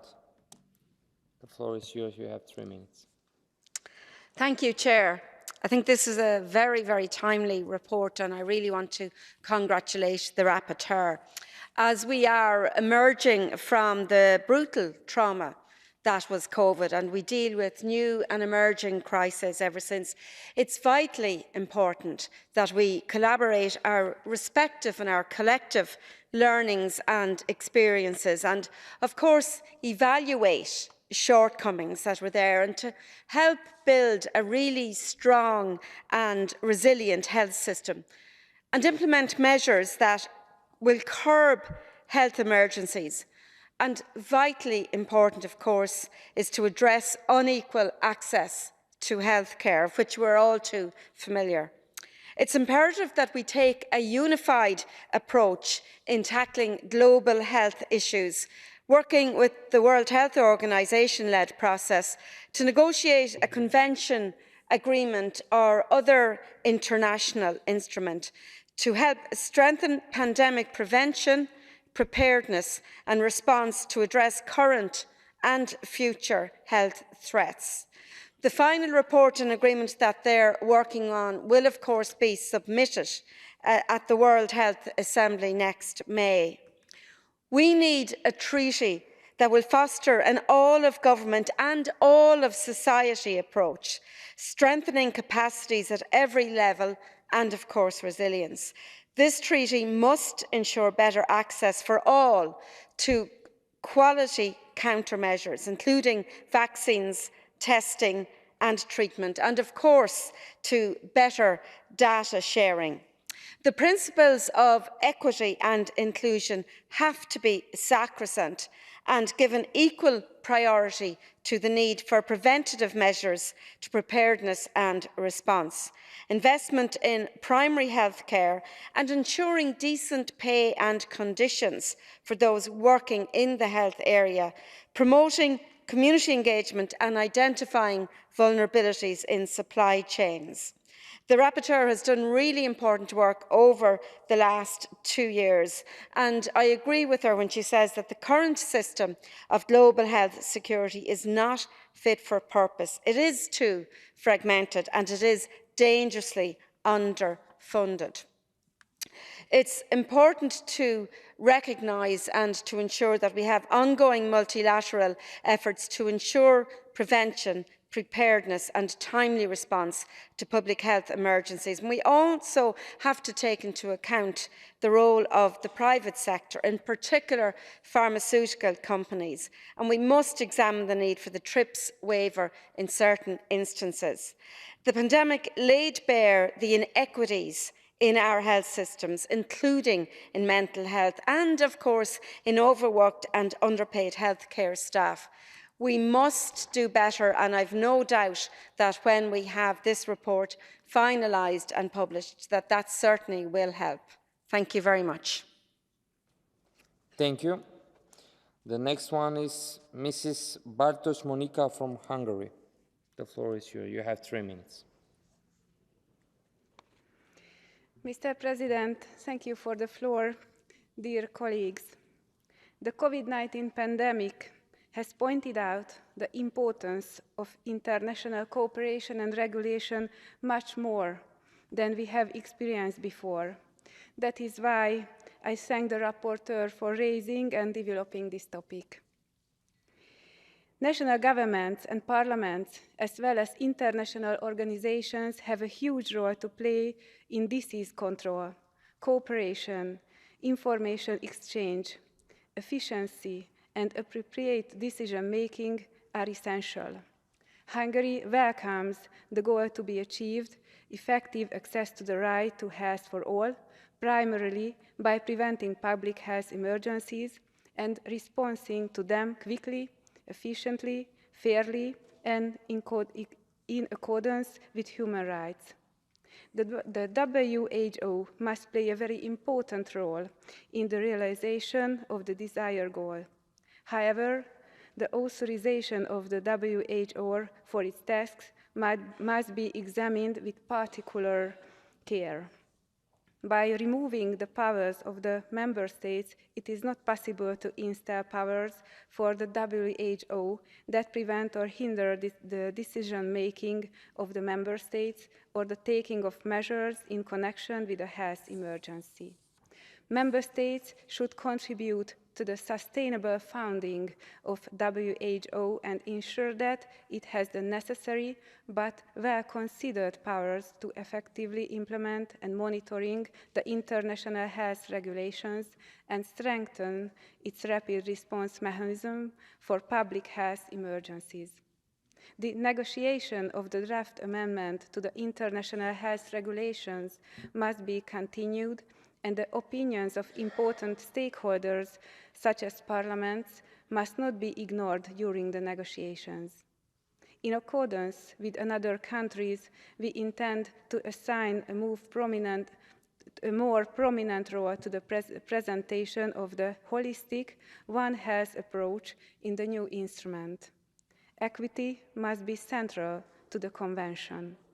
It is also of prime importance for our country that a strong WHO stands at the center of the global health architecture. Dear Mr. President, dear Rapporteur, dear colleagues, thank you for your kind attention. Thank you. The next one, I call Mrs. Ozamor Kate from United Kingdom. She is not here, so we're going to Mrs. Bayer Petra from Austria. Thank you very much. Vielen lieben Dank, Herr Präsident. Meine allerliebste Céline, ich habe deinen Bericht mit großem Interesse gelesen und bedauere es außerordentlich, dass es dein letzter Bericht sein wird. Kurz zusammengefasst ist es einfach ein Appell an eine menschenrechtsbasierte Gesundheitspolitik. Und wenn ich über Menschenrechte im Zusammenhang mit Gesundheit spreche, dann kann ich nicht anders, als auch darauf hinzuweisen, dass sexuelle und reproduktive Rechte Menschenrechte sind, die im Zusammenhang mit Gesundheit stehen und dass sie niemals Gesundheitsservices zweiter Klasse sein dürfen. Und wir haben gesehen, während der Beginn der Corona-Pandemie, wie schnell es gegangen ist, dass zum Beispiel gynäkologische Untersuchungen nicht mehr stattgefunden haben, Krebsabstriche nicht mehr stattgefunden haben, dass aber auch Krebsbehandlungen auf einmal ausgesetzt worden sind und sehr dramatisch für viele Frauen war, dass solange noch keine Schutzkleidung vorhanden war in Europa, auch sehr viele Termine für Schwangerschaftsabbrüche abgesagt oder verschoben worden sind. Und Schwangerschaftsabbrüche kann man nicht einfach verschieben, laut Gesetz vieler Länder. Wir sehen das jetzt gerade aktuell in Großbritannien, wo eine Frau zu 8 Jahren Gefängnis verurteilt worden ist, weil sie die Pille für den pharmakologischen Schwangerschaftsabbruch zu spät außerhalb der gesetzlichen Frist genommen hat. Also man kann das nicht einfach verschieben. Und darum ist es unglaublich wichtig, dass wir in Zeiten, wo Gesundheitssysteme nicht extrem unter Druck sind, wo nicht gerade die großen Pandemien, die großen Krisen herrschen, wirklich darauf schauen, dass wir Gesundheitssysteme resilient machen, dass wir sie stark machen, dass sie auch dann für Zeiten, wenn Krisen eintreten, und das wird immer wieder passieren, du beschreibst es in deinem Bericht sehr gut, dass sie dann wirklich auch dafür gewappnet sind, dass man dann gut damit umgehen kann, dass dann niemand leiden muss deswegen, dass er zu irgendwelchen Services, zu irgendwelchen Untersuchungen niemand mehr kommt. Ich glaube, gerade was Schwangerschaftsabbrüche zum Beispiel betrifft, können wir während der Pandemie sehr viel von Irland lernen, die nicht nur ihre Telemedizin extrem ausgebaut haben, sondern zum Beispiel es auch möglich gemacht haben, aufgrund einer telemedizinischen Diagnose durchaus zu pharmakologischen Schwangerschaftsabbruchmethoden zu kommen. Und das halte ich für Services, gerade in Extremsituationen, für ausgesprochen wichtig. Weil die Frage, ob und wann ich ein Kind bekomme, ist nicht nur eine sehr individuelle Frage, sie ist letztendlich auch eine soziale Frage und eine Gesundheitsfrage, und es darf niemand davon ausgeschlossen sein. Heike Engelhardt hat zuerst schon aufgezählt, was alles nicht Ausschließungsgrund sein darf, wie sexuelle Orientierung, Geschlecht, Alter oder finanzielle Potenz. Also das darf einfach nicht passieren. Drum herzlichen Dank, stärken wir Gesundheitssysteme, stärken wir vor allem auch die internationale Solidarität. Ich bin auch sehr froh, dass du darauf eingehst, weil es kann nicht sein, dass nur das, was dann bei uns zufällig als Impfstoffspenden überbleibt, weil sie keiner mehr haben will, wir dann mit einem Ablaufdatum, das kurz davor ist, aus zu sein, irgendwo hinspenden und wir das dann noch als Entwicklungszusammenarbeitsgelder anrechnen. Das ist total doppelbödig und das gehört auch geändert. Danke vielmals für deine Anregungen dazu. Thank you. The next one is Mr. Kleinwachter Norbert from Germany. Vielen Dank, Herr Präsident, werte Kollegen. Die One Health Global Health Politik zielt darauf, die Freiheit, die Grundrechte und die nationale Souveränität zu zerstören. Und lassen Sie mich jetzt wirklich mal mit dem Narrativ aufhören, was ständig durch die Gesellschaft und auch durch diesen Raum und durch den Bericht wabert. Da behaupten Sie, es gäbe einen Klimawandel, der würde dazu führen, dass immer mehr Tier-Mensch-Interaktion erfolgen würde. So sei das auch bei Covid-19 gewesen. Und deswegen brauche man eine multilaterale Anstrengung. Man müsse mehr Macht der Weltgesundheitsorganisation, der WTO geben, damit dann der Generaldirektor der WHO entscheiden kann, wenn eine Pandemie eintritt. Nur der ist halt nicht demokratisch verantwortlich. Und dafür wollen Sie eine Konvention erstellen lassen, die natürlich nicht von den Bürgern in irgendeiner Weise erstellt wird, sondern von der Zivilgesellschaft und von den NGOs. Und was die fordern, das sind gänzlich andere Menschenrechte als die, denen wir uns verschrieben haben. Schauen wir uns doch mal die 10 Human Rights Principles for a Pandemic Treaty an, die die Civil Society Alliance geschrieben hat. Allein schon das spricht Bände. Grundrechte wie die Meinungsfreiheit, die Versammlungsfreiheit, die Unverletzlichkeit des Körpers kommen dort gar nicht vor. Vielmehr gibt es ja auch in Ihrem Bericht eine Referenz auf Artikel 12 des International Covenant on Economic, Social and Cultural Rights oder des Artikel 4 des International Covenant on Civil and Political Rights. Die regeln aber eben präzise keine Menschenrechte, sondern wie diese umgangen werden können, wie diese ausgesetzt werden können zugunsten eines healthy environment oder equity. Damit gereichen sie nicht dem Gründer der Menschenrechte René Cassin zur Ehre, sondern vielmehr Karl Marx.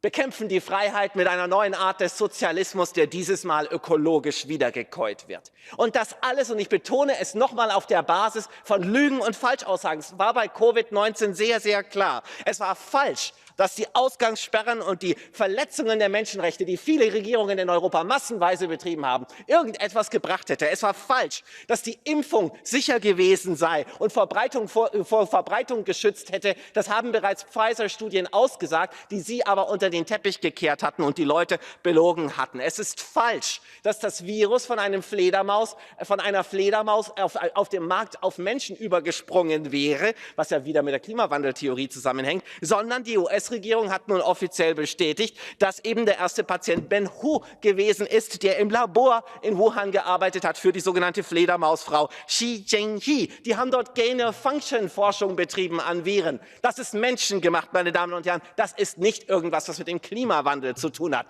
Und ich habe langsam wirklich den Eindruck, wir müssen nicht den Bürger mit den NGOs schützen, sondern wir müssen den Bürger vor diesen NGOs und solchen Institutionen schützen. Diese wahrlich menschengemachte Produktion, Verbreitung und auf Lügen basierende angebliche Bekämpfung des Virus hat in einem Maßstab Grundrechte außer Kraft gesetzt, die wir lange Zeit nicht hatten, und mehr als 7 Millionen Menschen das Leben gekostet. Für mich ist das ein Verbrechen gegen die Menschlichkeit gewesen, meine Damen und Herren. Und wissen Sie, was ein weiteres Verbrechen ist? Dass das in diesem Haus nicht einmal den Hauch einer Kritik erfahren hat. Damit sollten wir jetzt vielleicht mal anfangen. Thank you. The next one is Mr. Davis Dunn from Canada. Colleagues, it's a privilege to rise today to discuss a topic that affects us all, public health emergencies and universal approaches to multilateralism and healthcare. The COVID-19 pandemic showed that infectious disease knows no borders. That's why global equity in access to health services and therapeutics are crucial. As the rapporteur notes, the pandemic revealed gross inequities, unfortunately, in access to essential healthcare supplies and therapeutics. Vaccines against COVID-19 provide a striking example. Their rapid development was a scientific milestone that saved an estimated 20 million lives their first year of use alone. Yet wealthy countries purchased the lion's share of this life-saving medical technology. As the World Health Organization noted, no one is safe until everyone is safe. In this spirit, multilateral initiatives were taken to accelerate international COVID-19 vaccination. COVAX, a global collaboration working towards equity and access to COVID-19 vaccines, distributed 1.8 billion doses to 146 countries worldwide by November 2022. Despite this accomplishment, true vaccine equity was not achieved. As of June 2023, 73% of people in high-income countries were vaccinated against COVID-19, compared to only 34% of those in low-income countries. This is unconscionable. Efforts at vaccine equity were hindered by vaccine nationalism and intellectual property protections for pharmaceutical companies. Wealthy countries largely refused to support patent waivers, including my own. This prevented the Global South from making their own vaccines where capacity existed. Canada had been accused of falling short on our pledge of 200 million doses to COVAX by December 2022, despite making significant financial contributions. We must all commit to upholding global health equity, and that means delivering on past promises and future goals. It's clear that new approaches are needed to ensure that vaccines, as well as medicines and diagnostic tests, are available to all, especially in times of crisis. A strong funding commitment from wealthy countries, facilitating technology transfer and increasing manufacturing capacity in low and middle-income countries will help reduce global barriers to accessing medical technologies. The report highlights another initiative fundamental to efficient global response to health emergencies. That's additional investment in universal health coverage and primary care systems. To reduce the impact of public health emergencies, we must ensure equity in access to health services and therapeutics. Achieving this equity will require collective action that prioritizes human health over business interests and recognizes that the health of all global citizens is connected. Colleagues, it is said that we must not waste a good crisis. Let us use the lessons learned by this unprecedented global pandemic to build strong healthcare systems everywhere that bring good health to every global citizen. Thank you, colleagues. Thank you. The next one is Mrs. Chachia Naomi from Malta. The floor is yours. Thank you, Mr. Chair. Okay. Thank you, Mr. Chair. The COVID pandemic was a time of great struggles, change, and loss. The challenges we faced, individually and collectively, exceeded anything most of us would have ever expected to face in these modern times. And while today we are back in our fully fledged normality, we would be naive, to say the least, not to recognize that this unique and grueling period of recent history has provided us with an abundance of lessons to be learned. And we would be even more naive not to learn from them. And the time to implement these lessons in our global health policy is now. We are already facing another significant challenge in the form of medicine shortages and also the global threat of antimicrobial resistance. Pandemics and diseases do not discriminate. They have no boundaries, and so neither should there be any boundaries to access decent health services and medicine for our people. There should not be any boundaries which differ according to the country or continent one lives in. And I will use the example of my country, Malta, as a small island state which during COVID truly had to overcome significant logistical obstacles amongst other social and economic challenges, and did so rather successfully against all odds, one might say. And I am extremely grateful for the leadership of my country for being so proactive despite these challenges, saving so many lives along the way. Having also had our Health Minister, Chris Fern, recently appointed President of the World Health Assembly. But having access to essential healthcare services, especially during a public health emergency, should not be a matter of strategic or competing interests. We have a moral and a legal duty to act and to secure the right to health indiscriminately, and we must also act at the right time. And in order for each and every country to do so effectively, we need to work together and not against each other. And I'm glad to note that this resolution recognizes this and the importance of us as parliamentarians to take a leading role in encouraging these key institutions, WHO and WTO, in engaging in multilateral dialogue and to keep working towards coherence between matters of health and of trade. I believe something that has become evident in how we prevent and react to public health emergencies is that we must pay more attention to our mental health services as an integral part of ensuring a robust and equitable healthcare service at national level. Mental health is, after all, part of the definition of health in the WHO Constitution, and the International Covenant on Economic, Social and Cultural Rights also recognizes the right of everyone to the enjoyment of the highest attainable standard of physical and mental health. And I believe this has become more important following the evident mental hardships brought about by the COVID pandemic. Finally, I echo the calls made in this resolution, especially to continue investing in the very heart and soul of our health services, our healthcare workers. Humanity cannot afford a scarcity of healthcare workers, not now, not ever. Obviously, thank you to the rapporteur, Celine. Thank you for your hard work in the Parliamentary Assembly throughout the years. It has not gone unnoticed. Thank you very much. Thank you. The next one is Mr. Bakunets Pavlo from Ukraine. Thank you, dear Mr. President, dear members of Assembly. First and foremost, I would like to express my condolences to the families who have lost their loved ones because of COVID pandemic. This global crisis has shaken the world. It was such a challenge for our global health security system.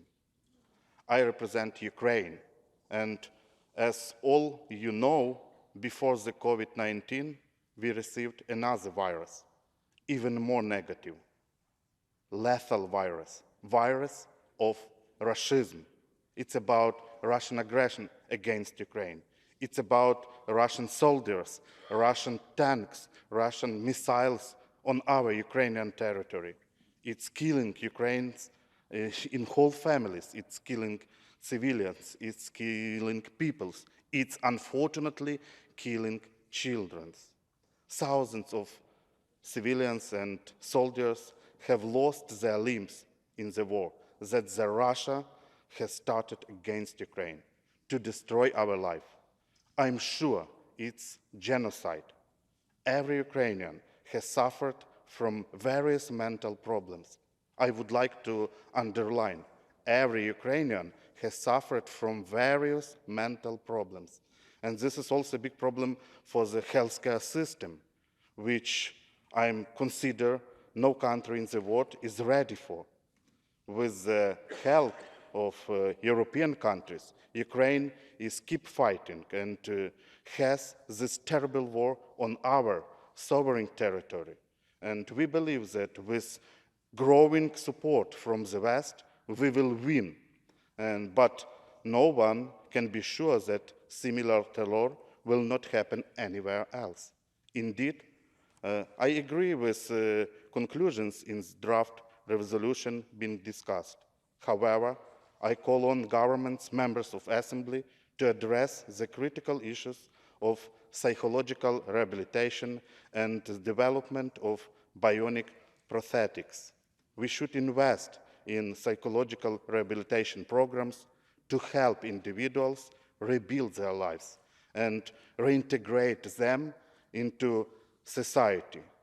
These challenges require solidarity across Europe. Russian aggression against Ukraine broke all principles that the Council of Europe stands for. That's why we should unite around rehabilitation of the people after war, rehabilitation of the people after Ukrainian victory, and rehabilitation of the people after victory of the Europe. And we should be united about around the values such as rule of law and democracy. Thank you. Thank you. The next one is Mrs. Alaves Ruiz Aleida from Mexico. You have 3 minutes. The floor is yours. Buenas tardes a todas y todos. Agradezco la invitación para participar en este debate. La pandemia por COVID-19 puso a prueba la economía y los sistemas de salud de todas las naciones. Lamentablemente, esta situación acrecentó la brecha de las desigualdades en este periodo, mostrando una cruda realidad en todo el mundo.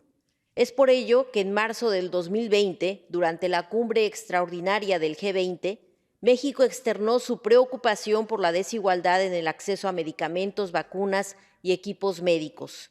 Como propuesta, México presentó una iniciativa ante la Organización de las Naciones Unidas para garantizar en condiciones de igualdad el acceso mundial a medicamentos, vacunas y equipo médico con el objetivo de enfrentar el COVID-19.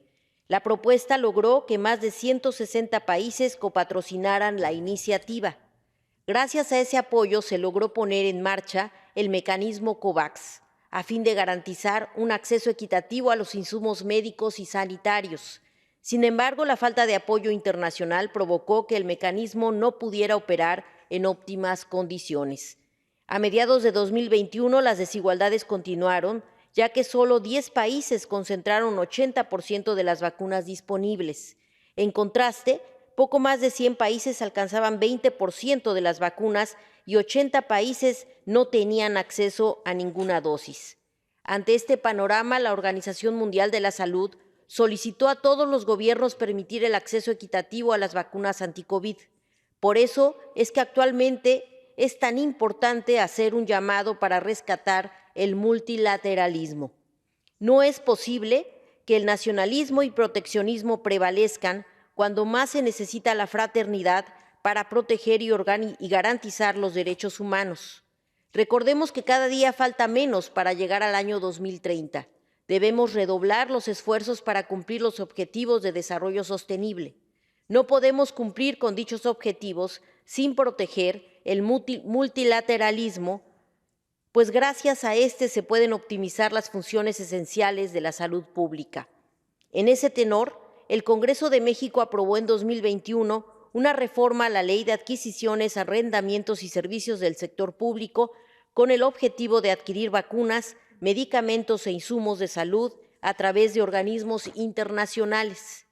Gracias a ello, se celebró un convenio de colaboración con la Oficina de las Naciones Unidas de Servicios para Proyectos para garantizar las mejores condiciones de precio, calidad y financiamiento en la compra de insumos a través de la cooperación internacional. Solo bajo la cooperación internacional en materia de salud se podrá lograr la cobertura sanitaria universal. Muchas gracias. Thank you. The next one is Mr. Uneland Andreas Hjalp from Norway. The floor is yours. Thank you, President. Many challenges our world is facing are interconnected and demand a comprehensive response. The COVID-19 pandemic has shown the vulnerabilities of our global healthcare system. It has laid bare the consequences of a fragmented approaches and unilateral action in addressing public health emergencies. It is time to embrace a new paradigm, recognizing the interconnectedness of health, the environment, and social justice. The health of our planet is directly linked to our well-being. Environmental degradation, deforestation, and climate change not only harm ecosystems and wildlife, but also disrupt delicate balances that protect us from diseases. From zoonotic diseases like the COVID-19 to the increasing prevalence of respiratory ailments due to air pollution, the environment plays a critical role in shaping public health outcomes. Environmental stewardship is necessary to combat public health emergencies. This means adopting sustainable practices, promoting renewable energy sources, and investing in resilient infrastructure. We need to strengthen global agreements such as the Paris Agreement and the Convention on Biological Diversity. By working together, we can mitigate the environmental factors that contribute to the emergency and spread of diseases. Social inequality exacerbates the impact of public health emergencies. The pandemic disproportionately affected marginalized communities, exposing long-standing inequities in the healthcare access and socioeconomic disparities. To address this, we must prioritize inclusivity, equality, and social justice in our healthcare system. Quality healthcare must be accessible to all, regardless of one's background. Investing in primary healthcare and preventive measures will reduce the burden on hospitals and improve overall public health outcomes. We also need to tackle the social determinants of health, such as poverty, education, and employment, which significantly influence health outcomes. In our pursuit of justice in healthcare, remember, the world does not lack money, it lacks justice. We must reject the privatization of healthcare and instead focus on fair taxation. When people contribute their fair share, we can fund robust public healthcare systems that provide quality services to all. Let us create a society that prioritizes the health and well-being of each and every individual. Collaboration should extend beyond national borders and embrace the shared responsibility we have towards one another as global citizens. Therefore, we must strengthen international organizations like the World Health Organization and ensure that they have the necessary resources, authority, and independence to coordinate global response to public health emergencies. Let us transform our approach to healthcare and build a future where no one is left behind. Thank you. Thank you. I must now interrupt the list of speakers. The speeches of members on the speakers list who have been present during the debate but have not been able to speak may be given to the table office for publication in the official report. I remind all colleagues that typewritten text must be submitted electronically no later than 4 hours after the list of speakers is interrupted. I call Mrs. Sayek-Bouquet, reporter, to reply to the debate. You have 3 minutes. Thank you very much, Mr. President. I'd like to thank each and every one of you for your contributions. There are a couple keywords that I think are critical to underline and remind ourselves regarding the general outcome, I think, of this very important debate. First and foremost, I think several of our colleagues stated that it's foreseen that we will have further pandemics. We just don't know when. So the question is actually put forth by experts who work for the World Health Organization, whose scientific knowledge we as people care to know and use for the benefit of the people, whom we are a part of. The second issue that seemed to pop up with significant keywords was cooperation, support, collective memory sharing, collective experience sharing. In other words, making sure that we actually, as sovereign states, actually find common solutions to our common problems, where multilateralism is not a threat to sovereignty, rather a platform where cooperation will allow for sovereign states who share problems to have shared solutions to them. Instead of remaining in silos across institutions where we speak to each other, where we actually share our knowledge to find better solutions. And that's what a holistic approach actually does. It gets institutions to talk to each other so that they can share the knowledge that they've accumulated instead of remaining in silos without contacting each other. These are keywords that were spoken by many of us in this plenary, which actually suggests of a unified opinion in this case, that we actually care to share the knowledge we have so that we can share the solution for the common problems that we face. And I think there were several dimensions of indivisibility that came up, which I value a lot, that our rights are indivisible and they're universal. So human rights for everyone, everywhere, and it cannot be defined differently by NGOs or differently by individuals or differently by different institutions. They're universal in nature. They're human rights that are endowed to us just because we are humans. Therefore, the definition cannot differ depending on who speaks the words of human rights.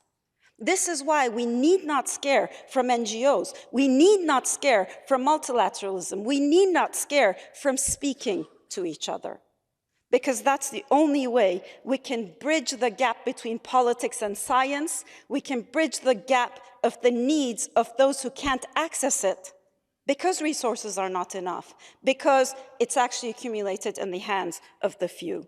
So today I'm much more hopeful after this debate that actually we care to speak to each other, that we care to have multilateral institutions, and that's the dominant view that's continuing to shape our world. And I'd like to thank everybody again for their contribution.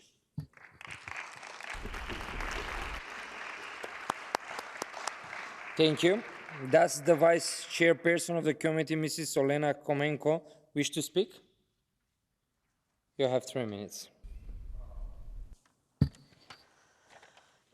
Dear colleagues, on behalf of the Committee on Social Affairs, Health and Sustainable Development, I would like to congratulate Ms. Céline Sayek-Bouquet for her excellent and timely report on public health emergencies, the need for a holistic approach to multilateralism and healthcare.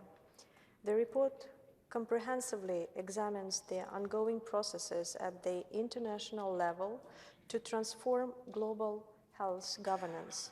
It calls for important human rights safeguards and the need for a holistic approach to multilateralism and healthcare, taking into account lessons learned from previous public health emergencies and emerging threats.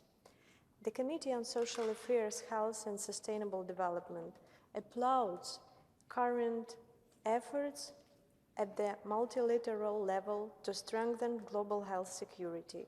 It fully supports the rapporteur that it is necessary to recognize that human rights are indivisible and thus impose clear obligations on states to protect human rights during public health emergencies, in particular social, economic, and environmental rights, such as the right to housing, social protection, adequate nutrition, and safe, clean, healthy, and sustainable environment, which are essential to enjoyment of the right to health.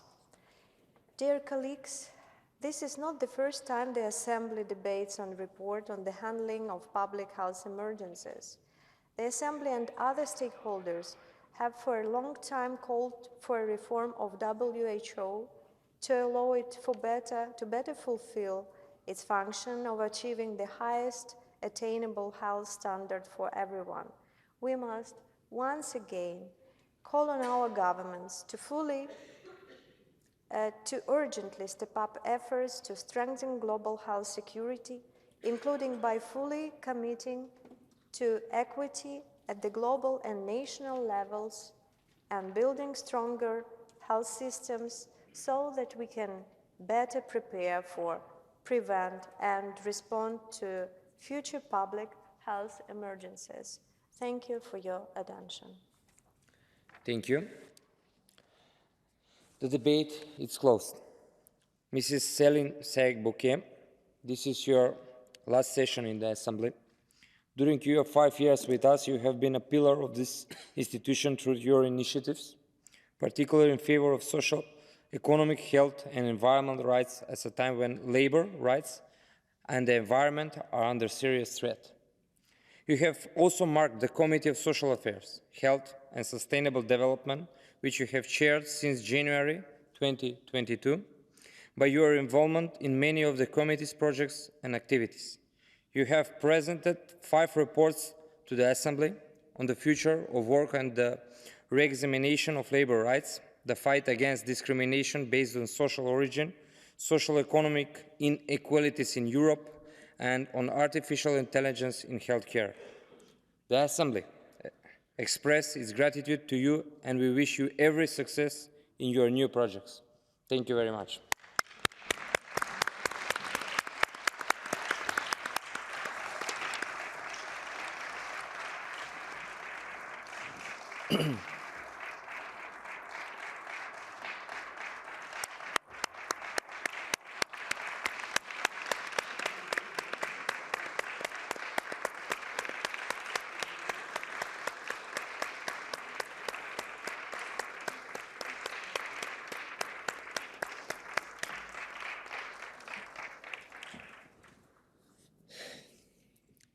The Committee of Social Affairs, Health and Sustainable Development has presented a draft resolution to which 15 amendments have been tabled. Amendments are listed in the compendium. Now I understand that the chairperson of the Committee of Social Affairs, Health and Sustainable Development wishes to propose to the Assembly that all documents, all amendments to the draft resolution which were unanimously approved by the committee should be declared as agreed by the Assembly. Is that so, Mrs. Olena Komenko? All the amendments have been adopted unanimously by the committee. Thank you. Does anyone object?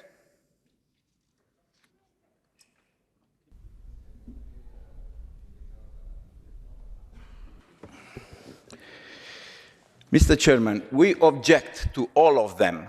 And the reason for that is we are going to make a big mistake in this room, giving the bureaucrats in the World Health Organization the full power to declare an emergency from international interest and to decide what is going to be the policies to do that. The problem with that is this. The sovereignty of people means liberty. If you take the responsibility and the accountability of the of the bureaucrats in World Health Organization, that means they cannot decide on people's health. That's the problem. And here, when it says, if you have objection, we will go separately, one by that's one. what I'm saying. I mean, this was not done by the international body. It was intergovernment. It was done by the bureaucrats of the government, not the scientists. You have to understand that. It's okay. It's okay. Okay. Okay. I mean,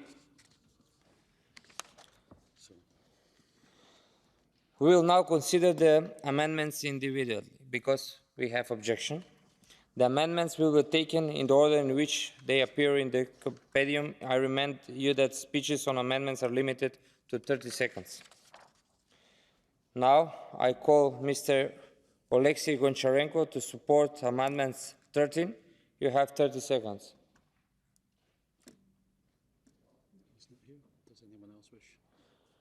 He's not here. Does anybody else wish to say something about the amendments?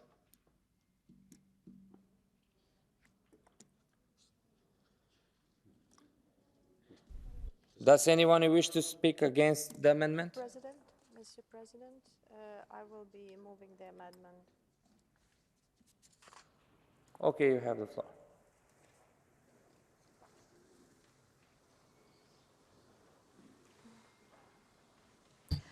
I would like to move the amendment submitted, tabled by Mr. Oleksiy Goncharenko and other members of the Assembly. Amendment number 13. Am I right? Amendment number 13. It was adopted by the committee unanimously. So please support this amendment.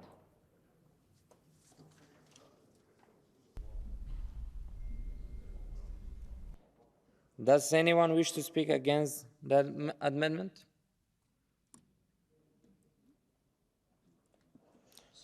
So, the committee approved the amendment. I shall now put the amendment to the vote. The vote is open.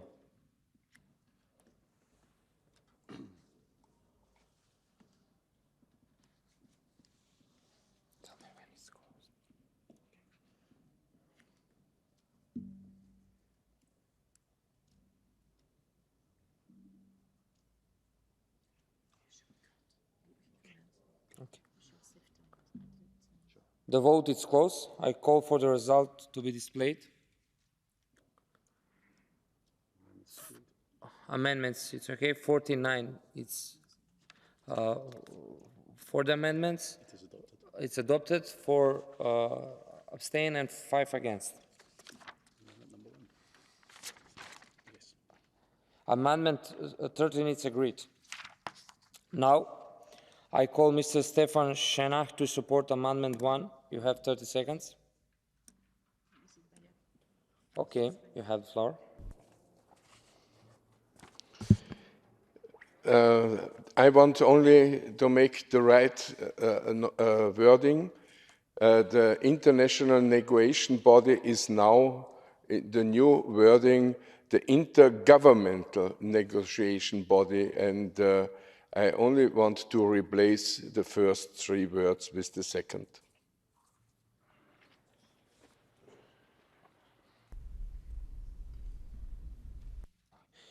Does anyone wish to speak against the amendment? The committee approved the amendment. I shall now put the amendment to the vote. The vote is open.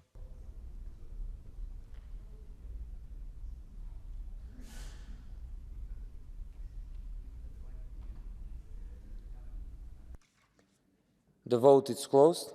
I call for the result to be displayed. Amendment 1 is agreed. Now we're going to amendment number 2. I call Mr. Shenak to support amendment 2. You have 30 seconds. Thank you. The next wording, I also follow at the moment at which we have by WHO, that we have the right words, that the pandemic prevention, preparedness and response, and now it's WHO CA+.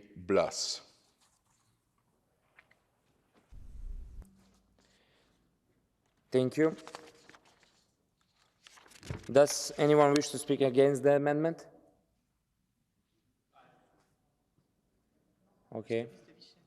You have the floor. Well, our opinion is that we should not specify what agreement should be the result. The convention can be open, and it should not be designed in the way it's currently being planned, so we should leave out the addition of WHOCA+.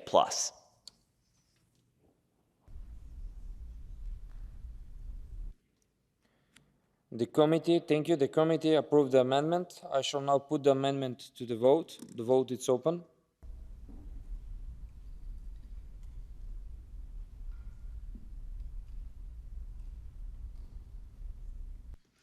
The vote is closed. I call for the result to be displayed. Amendment 2 is agreed to. Now we're going to Amendment 14. I call Mr. Shenak to support Amendment 14. Technical is not a revision of the EHR, but just targeted amendments to the EHR. WHO uses the word amendments, and so it's only a clarification in the wording of the WHO, and it's a newly adopted guidelines and principles on human rights and public health emergencies. Thank you. Does anyone wish to speak against the amendment? You have 30 seconds.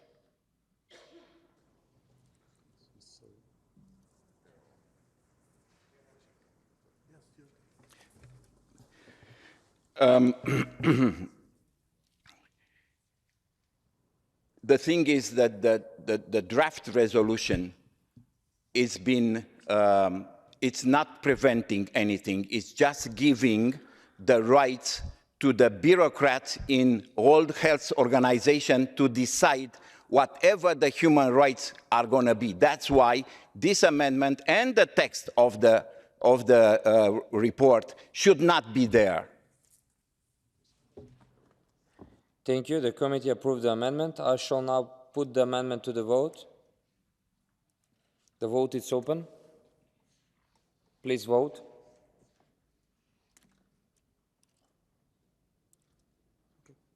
The vote is closed. I call for the result to be displayed. Amendment 14 is agreed. Now we're going to amendment number 3. I call Mr. Stefan Shenak to support amendment 3. You have 30 seconds. It's number 4, I think. Amendment number 4. Number 3.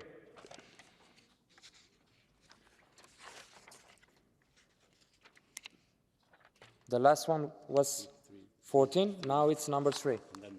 Okay, and 1 then minute. number 4. 1 minute. 1 minute. Yeah, okay. And this amendment is to underline the human rights obligation and apply throughout the public health emergency cycle and include a reference to the newly elaborated guidelines and principles on human rights, public health emergencies. I think it was unanimously adopted in the committee. Thank you. Does anyone wish to speak against the amendment? Okay, you have 30 seconds. If bureaucrats, unaccountable bureaucrats, are going to decide what the policies are going to be, this amendment has absolutely no value. Thank you. The committee approved the amendment. I shall now put the amendment to the vote. The vote is open. Please vote.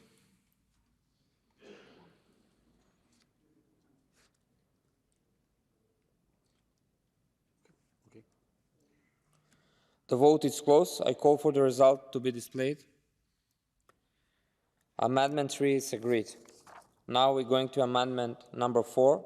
I call Mr. Stefan Schenak to support amendment 4. You have 30 seconds. Thank you. We have to replace a subparagraph with new wording to clarify and strengthen the reference to the obligation of states during public health emergencies. And I think this is a very clear amendment, which was also adopted unanimously. Thank you. Does anyone wish to speak against the amendment? You have the floor, 30 seconds. The treaty is law-abiding. What does it mean? It means that the states who do not obey the orders of the bureaucracy in World Health Organization are going to be liable, and liable to the other international organizations like World Economic Forum or the bank. So it makes no sense to punish the government because they sign the treaty. Thank you. The committee approved the amendment. I shall now put the amendment to the vote. The vote is open. Please vote.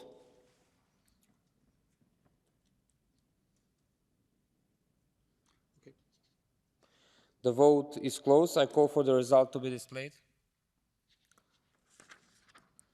Amendment 4 is agreed. Now we're going to amendment number 5. I call Mr. Stefan Schenak to support amendment 5. Following the discussion we had about this resolution, in this amendment to replace a subparagraph says to clarify the access to health goods, facilities, services, and technologies need to be protected. That means prohibit the undermining of other nations. Thank you. Does anyone wish to speak against the amendment?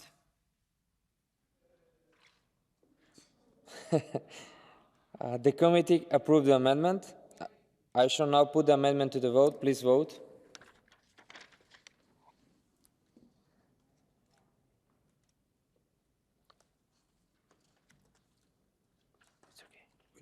The vote is closed. I call for the result to be displayed. Amendment 5 is agreed. Now we're going to amendment number 6. I call Mr. Stefan Schenak to support amendment 6.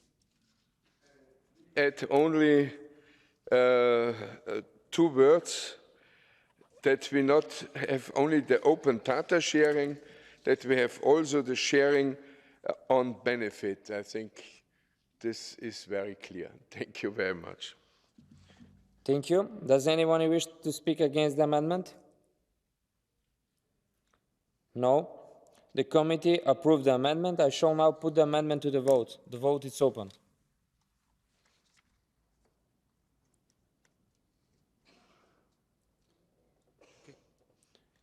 I call for the results to be displayed. The vote is closed.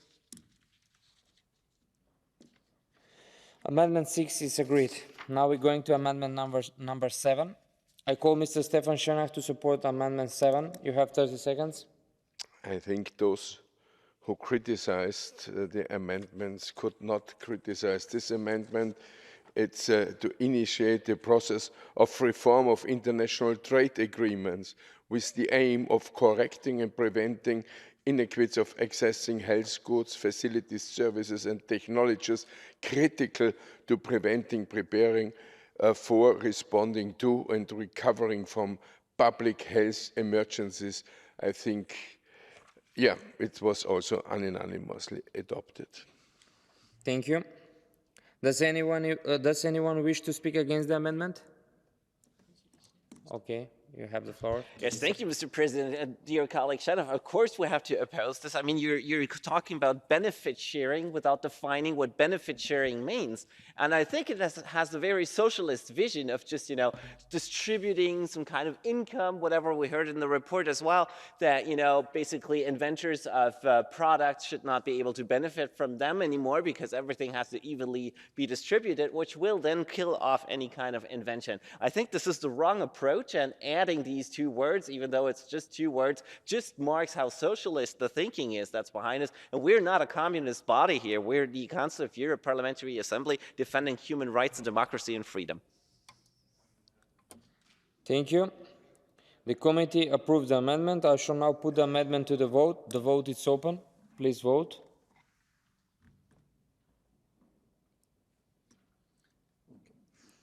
The vote is closed. I call for the results to be displayed.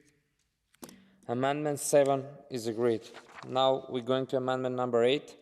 I call Mr. Stefan Schöner to support amendment 8. You must be not a Communist Party to understand that the Council of Europe stands behind any discrimination, and with this amendment we clarify that disability, health status or any other relevant status cannot be ground of discrimination. I think this is one of the principles of Council of Europe. Thank you. Does anyone wish to speak against the amendment? The committee approved the amendment. I shall now put the amendment to the vote. Please vote. The vote is open.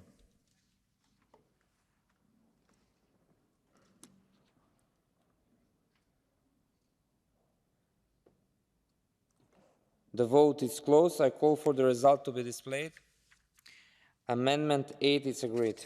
Now we are going to amendment number 9. I call Mr. Stefan Schöner to support amendment 9. You have 30 seconds. The majority is happy that we have references to a new elaborated guidelines and principles on human rights in public health emergencies. And we want to include with this amendment this reference. Thank you. Does anyone wish to speak against the amendment? You have 30 seconds. In the logic of the treaty, makes absolutely no sense. And the reason for that is because, like I said, the treaty says that the policies are established by the bureaucrats in World Health Organization. And I can assure you, you can have one policy for all and not to discriminate. That's the point. Thank you. The committee approved the amendment. I shall now put the amendment to the vote. The vote is open. Please vote.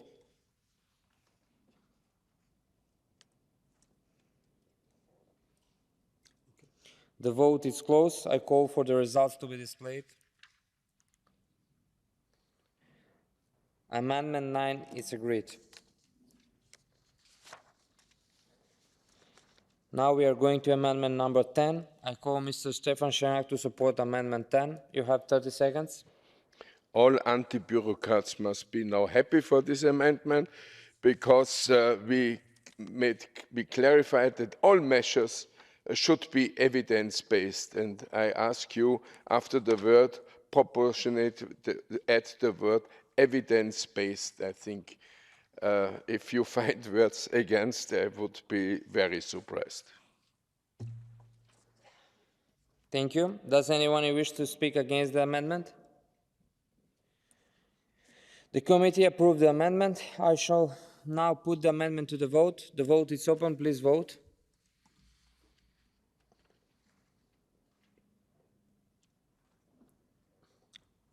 The vote is closed. I call for the results.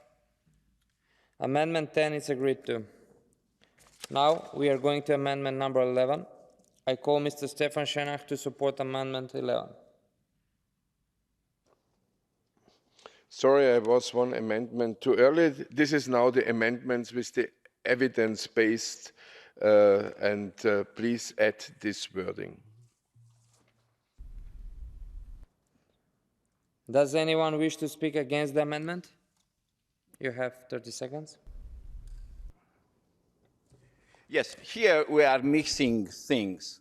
It says the need to reach zero carbon emissions and evidence-based. There is no evidence-based. It's 0.0384. It's 380 parts per million CO2. I don't know what else can be done in physics. So when it says the need to bring to zero, that's wrong from the standpoint of medium, I mean for the environment movement. That's why it's put in here. It doesn't belong in here. Thank you. The committee approved the amendment. I shall now put the amendment to the vote. The vote is open.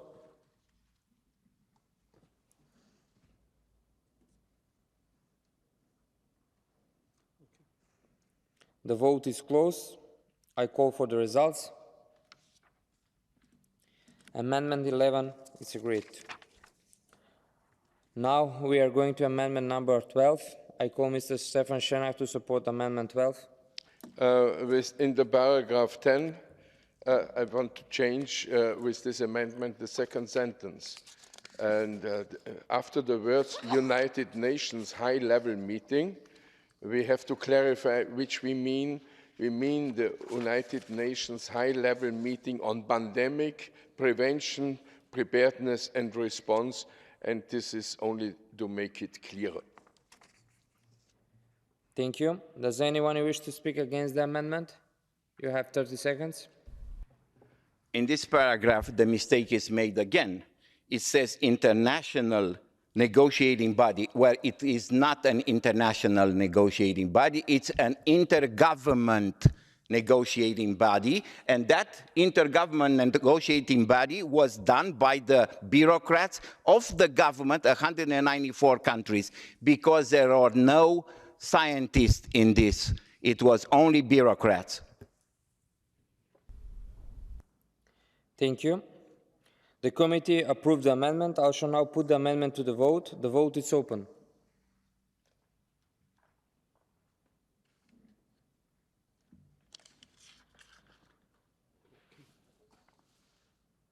The vote is closed. I call for the results to be displayed.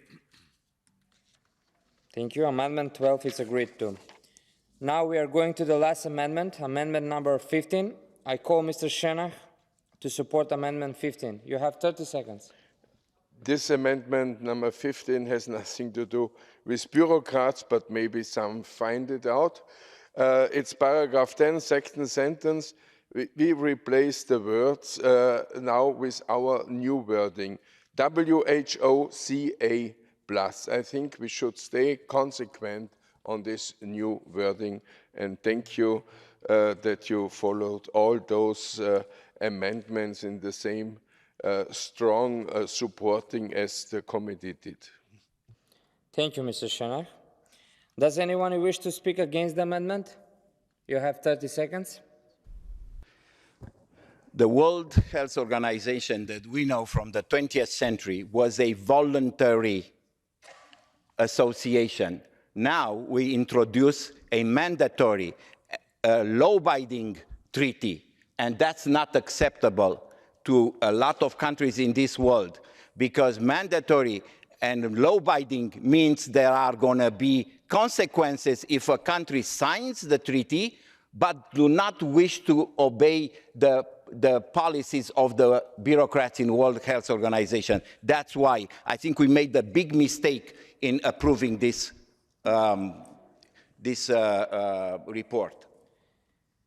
The committee, thank you. The committee approved the amendment. I shall now put the amendment to the vote. The vote is open. Please vote.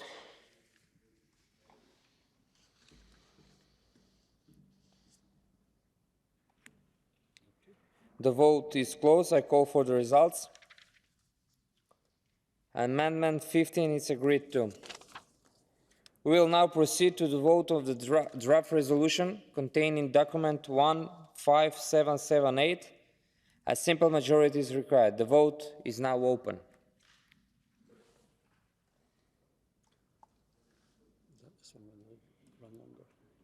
Yeah, okay, I will wait 5 seconds. Okay.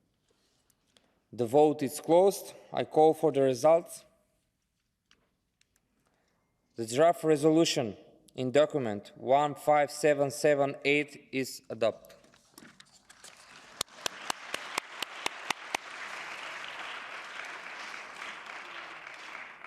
The Assembly will hold its next public sitting tomorrow afternoon at 2:30 p.m. with the agenda, which was approved yesterday. The sitting is adjourned. Thank you very much. Have a nice night and day.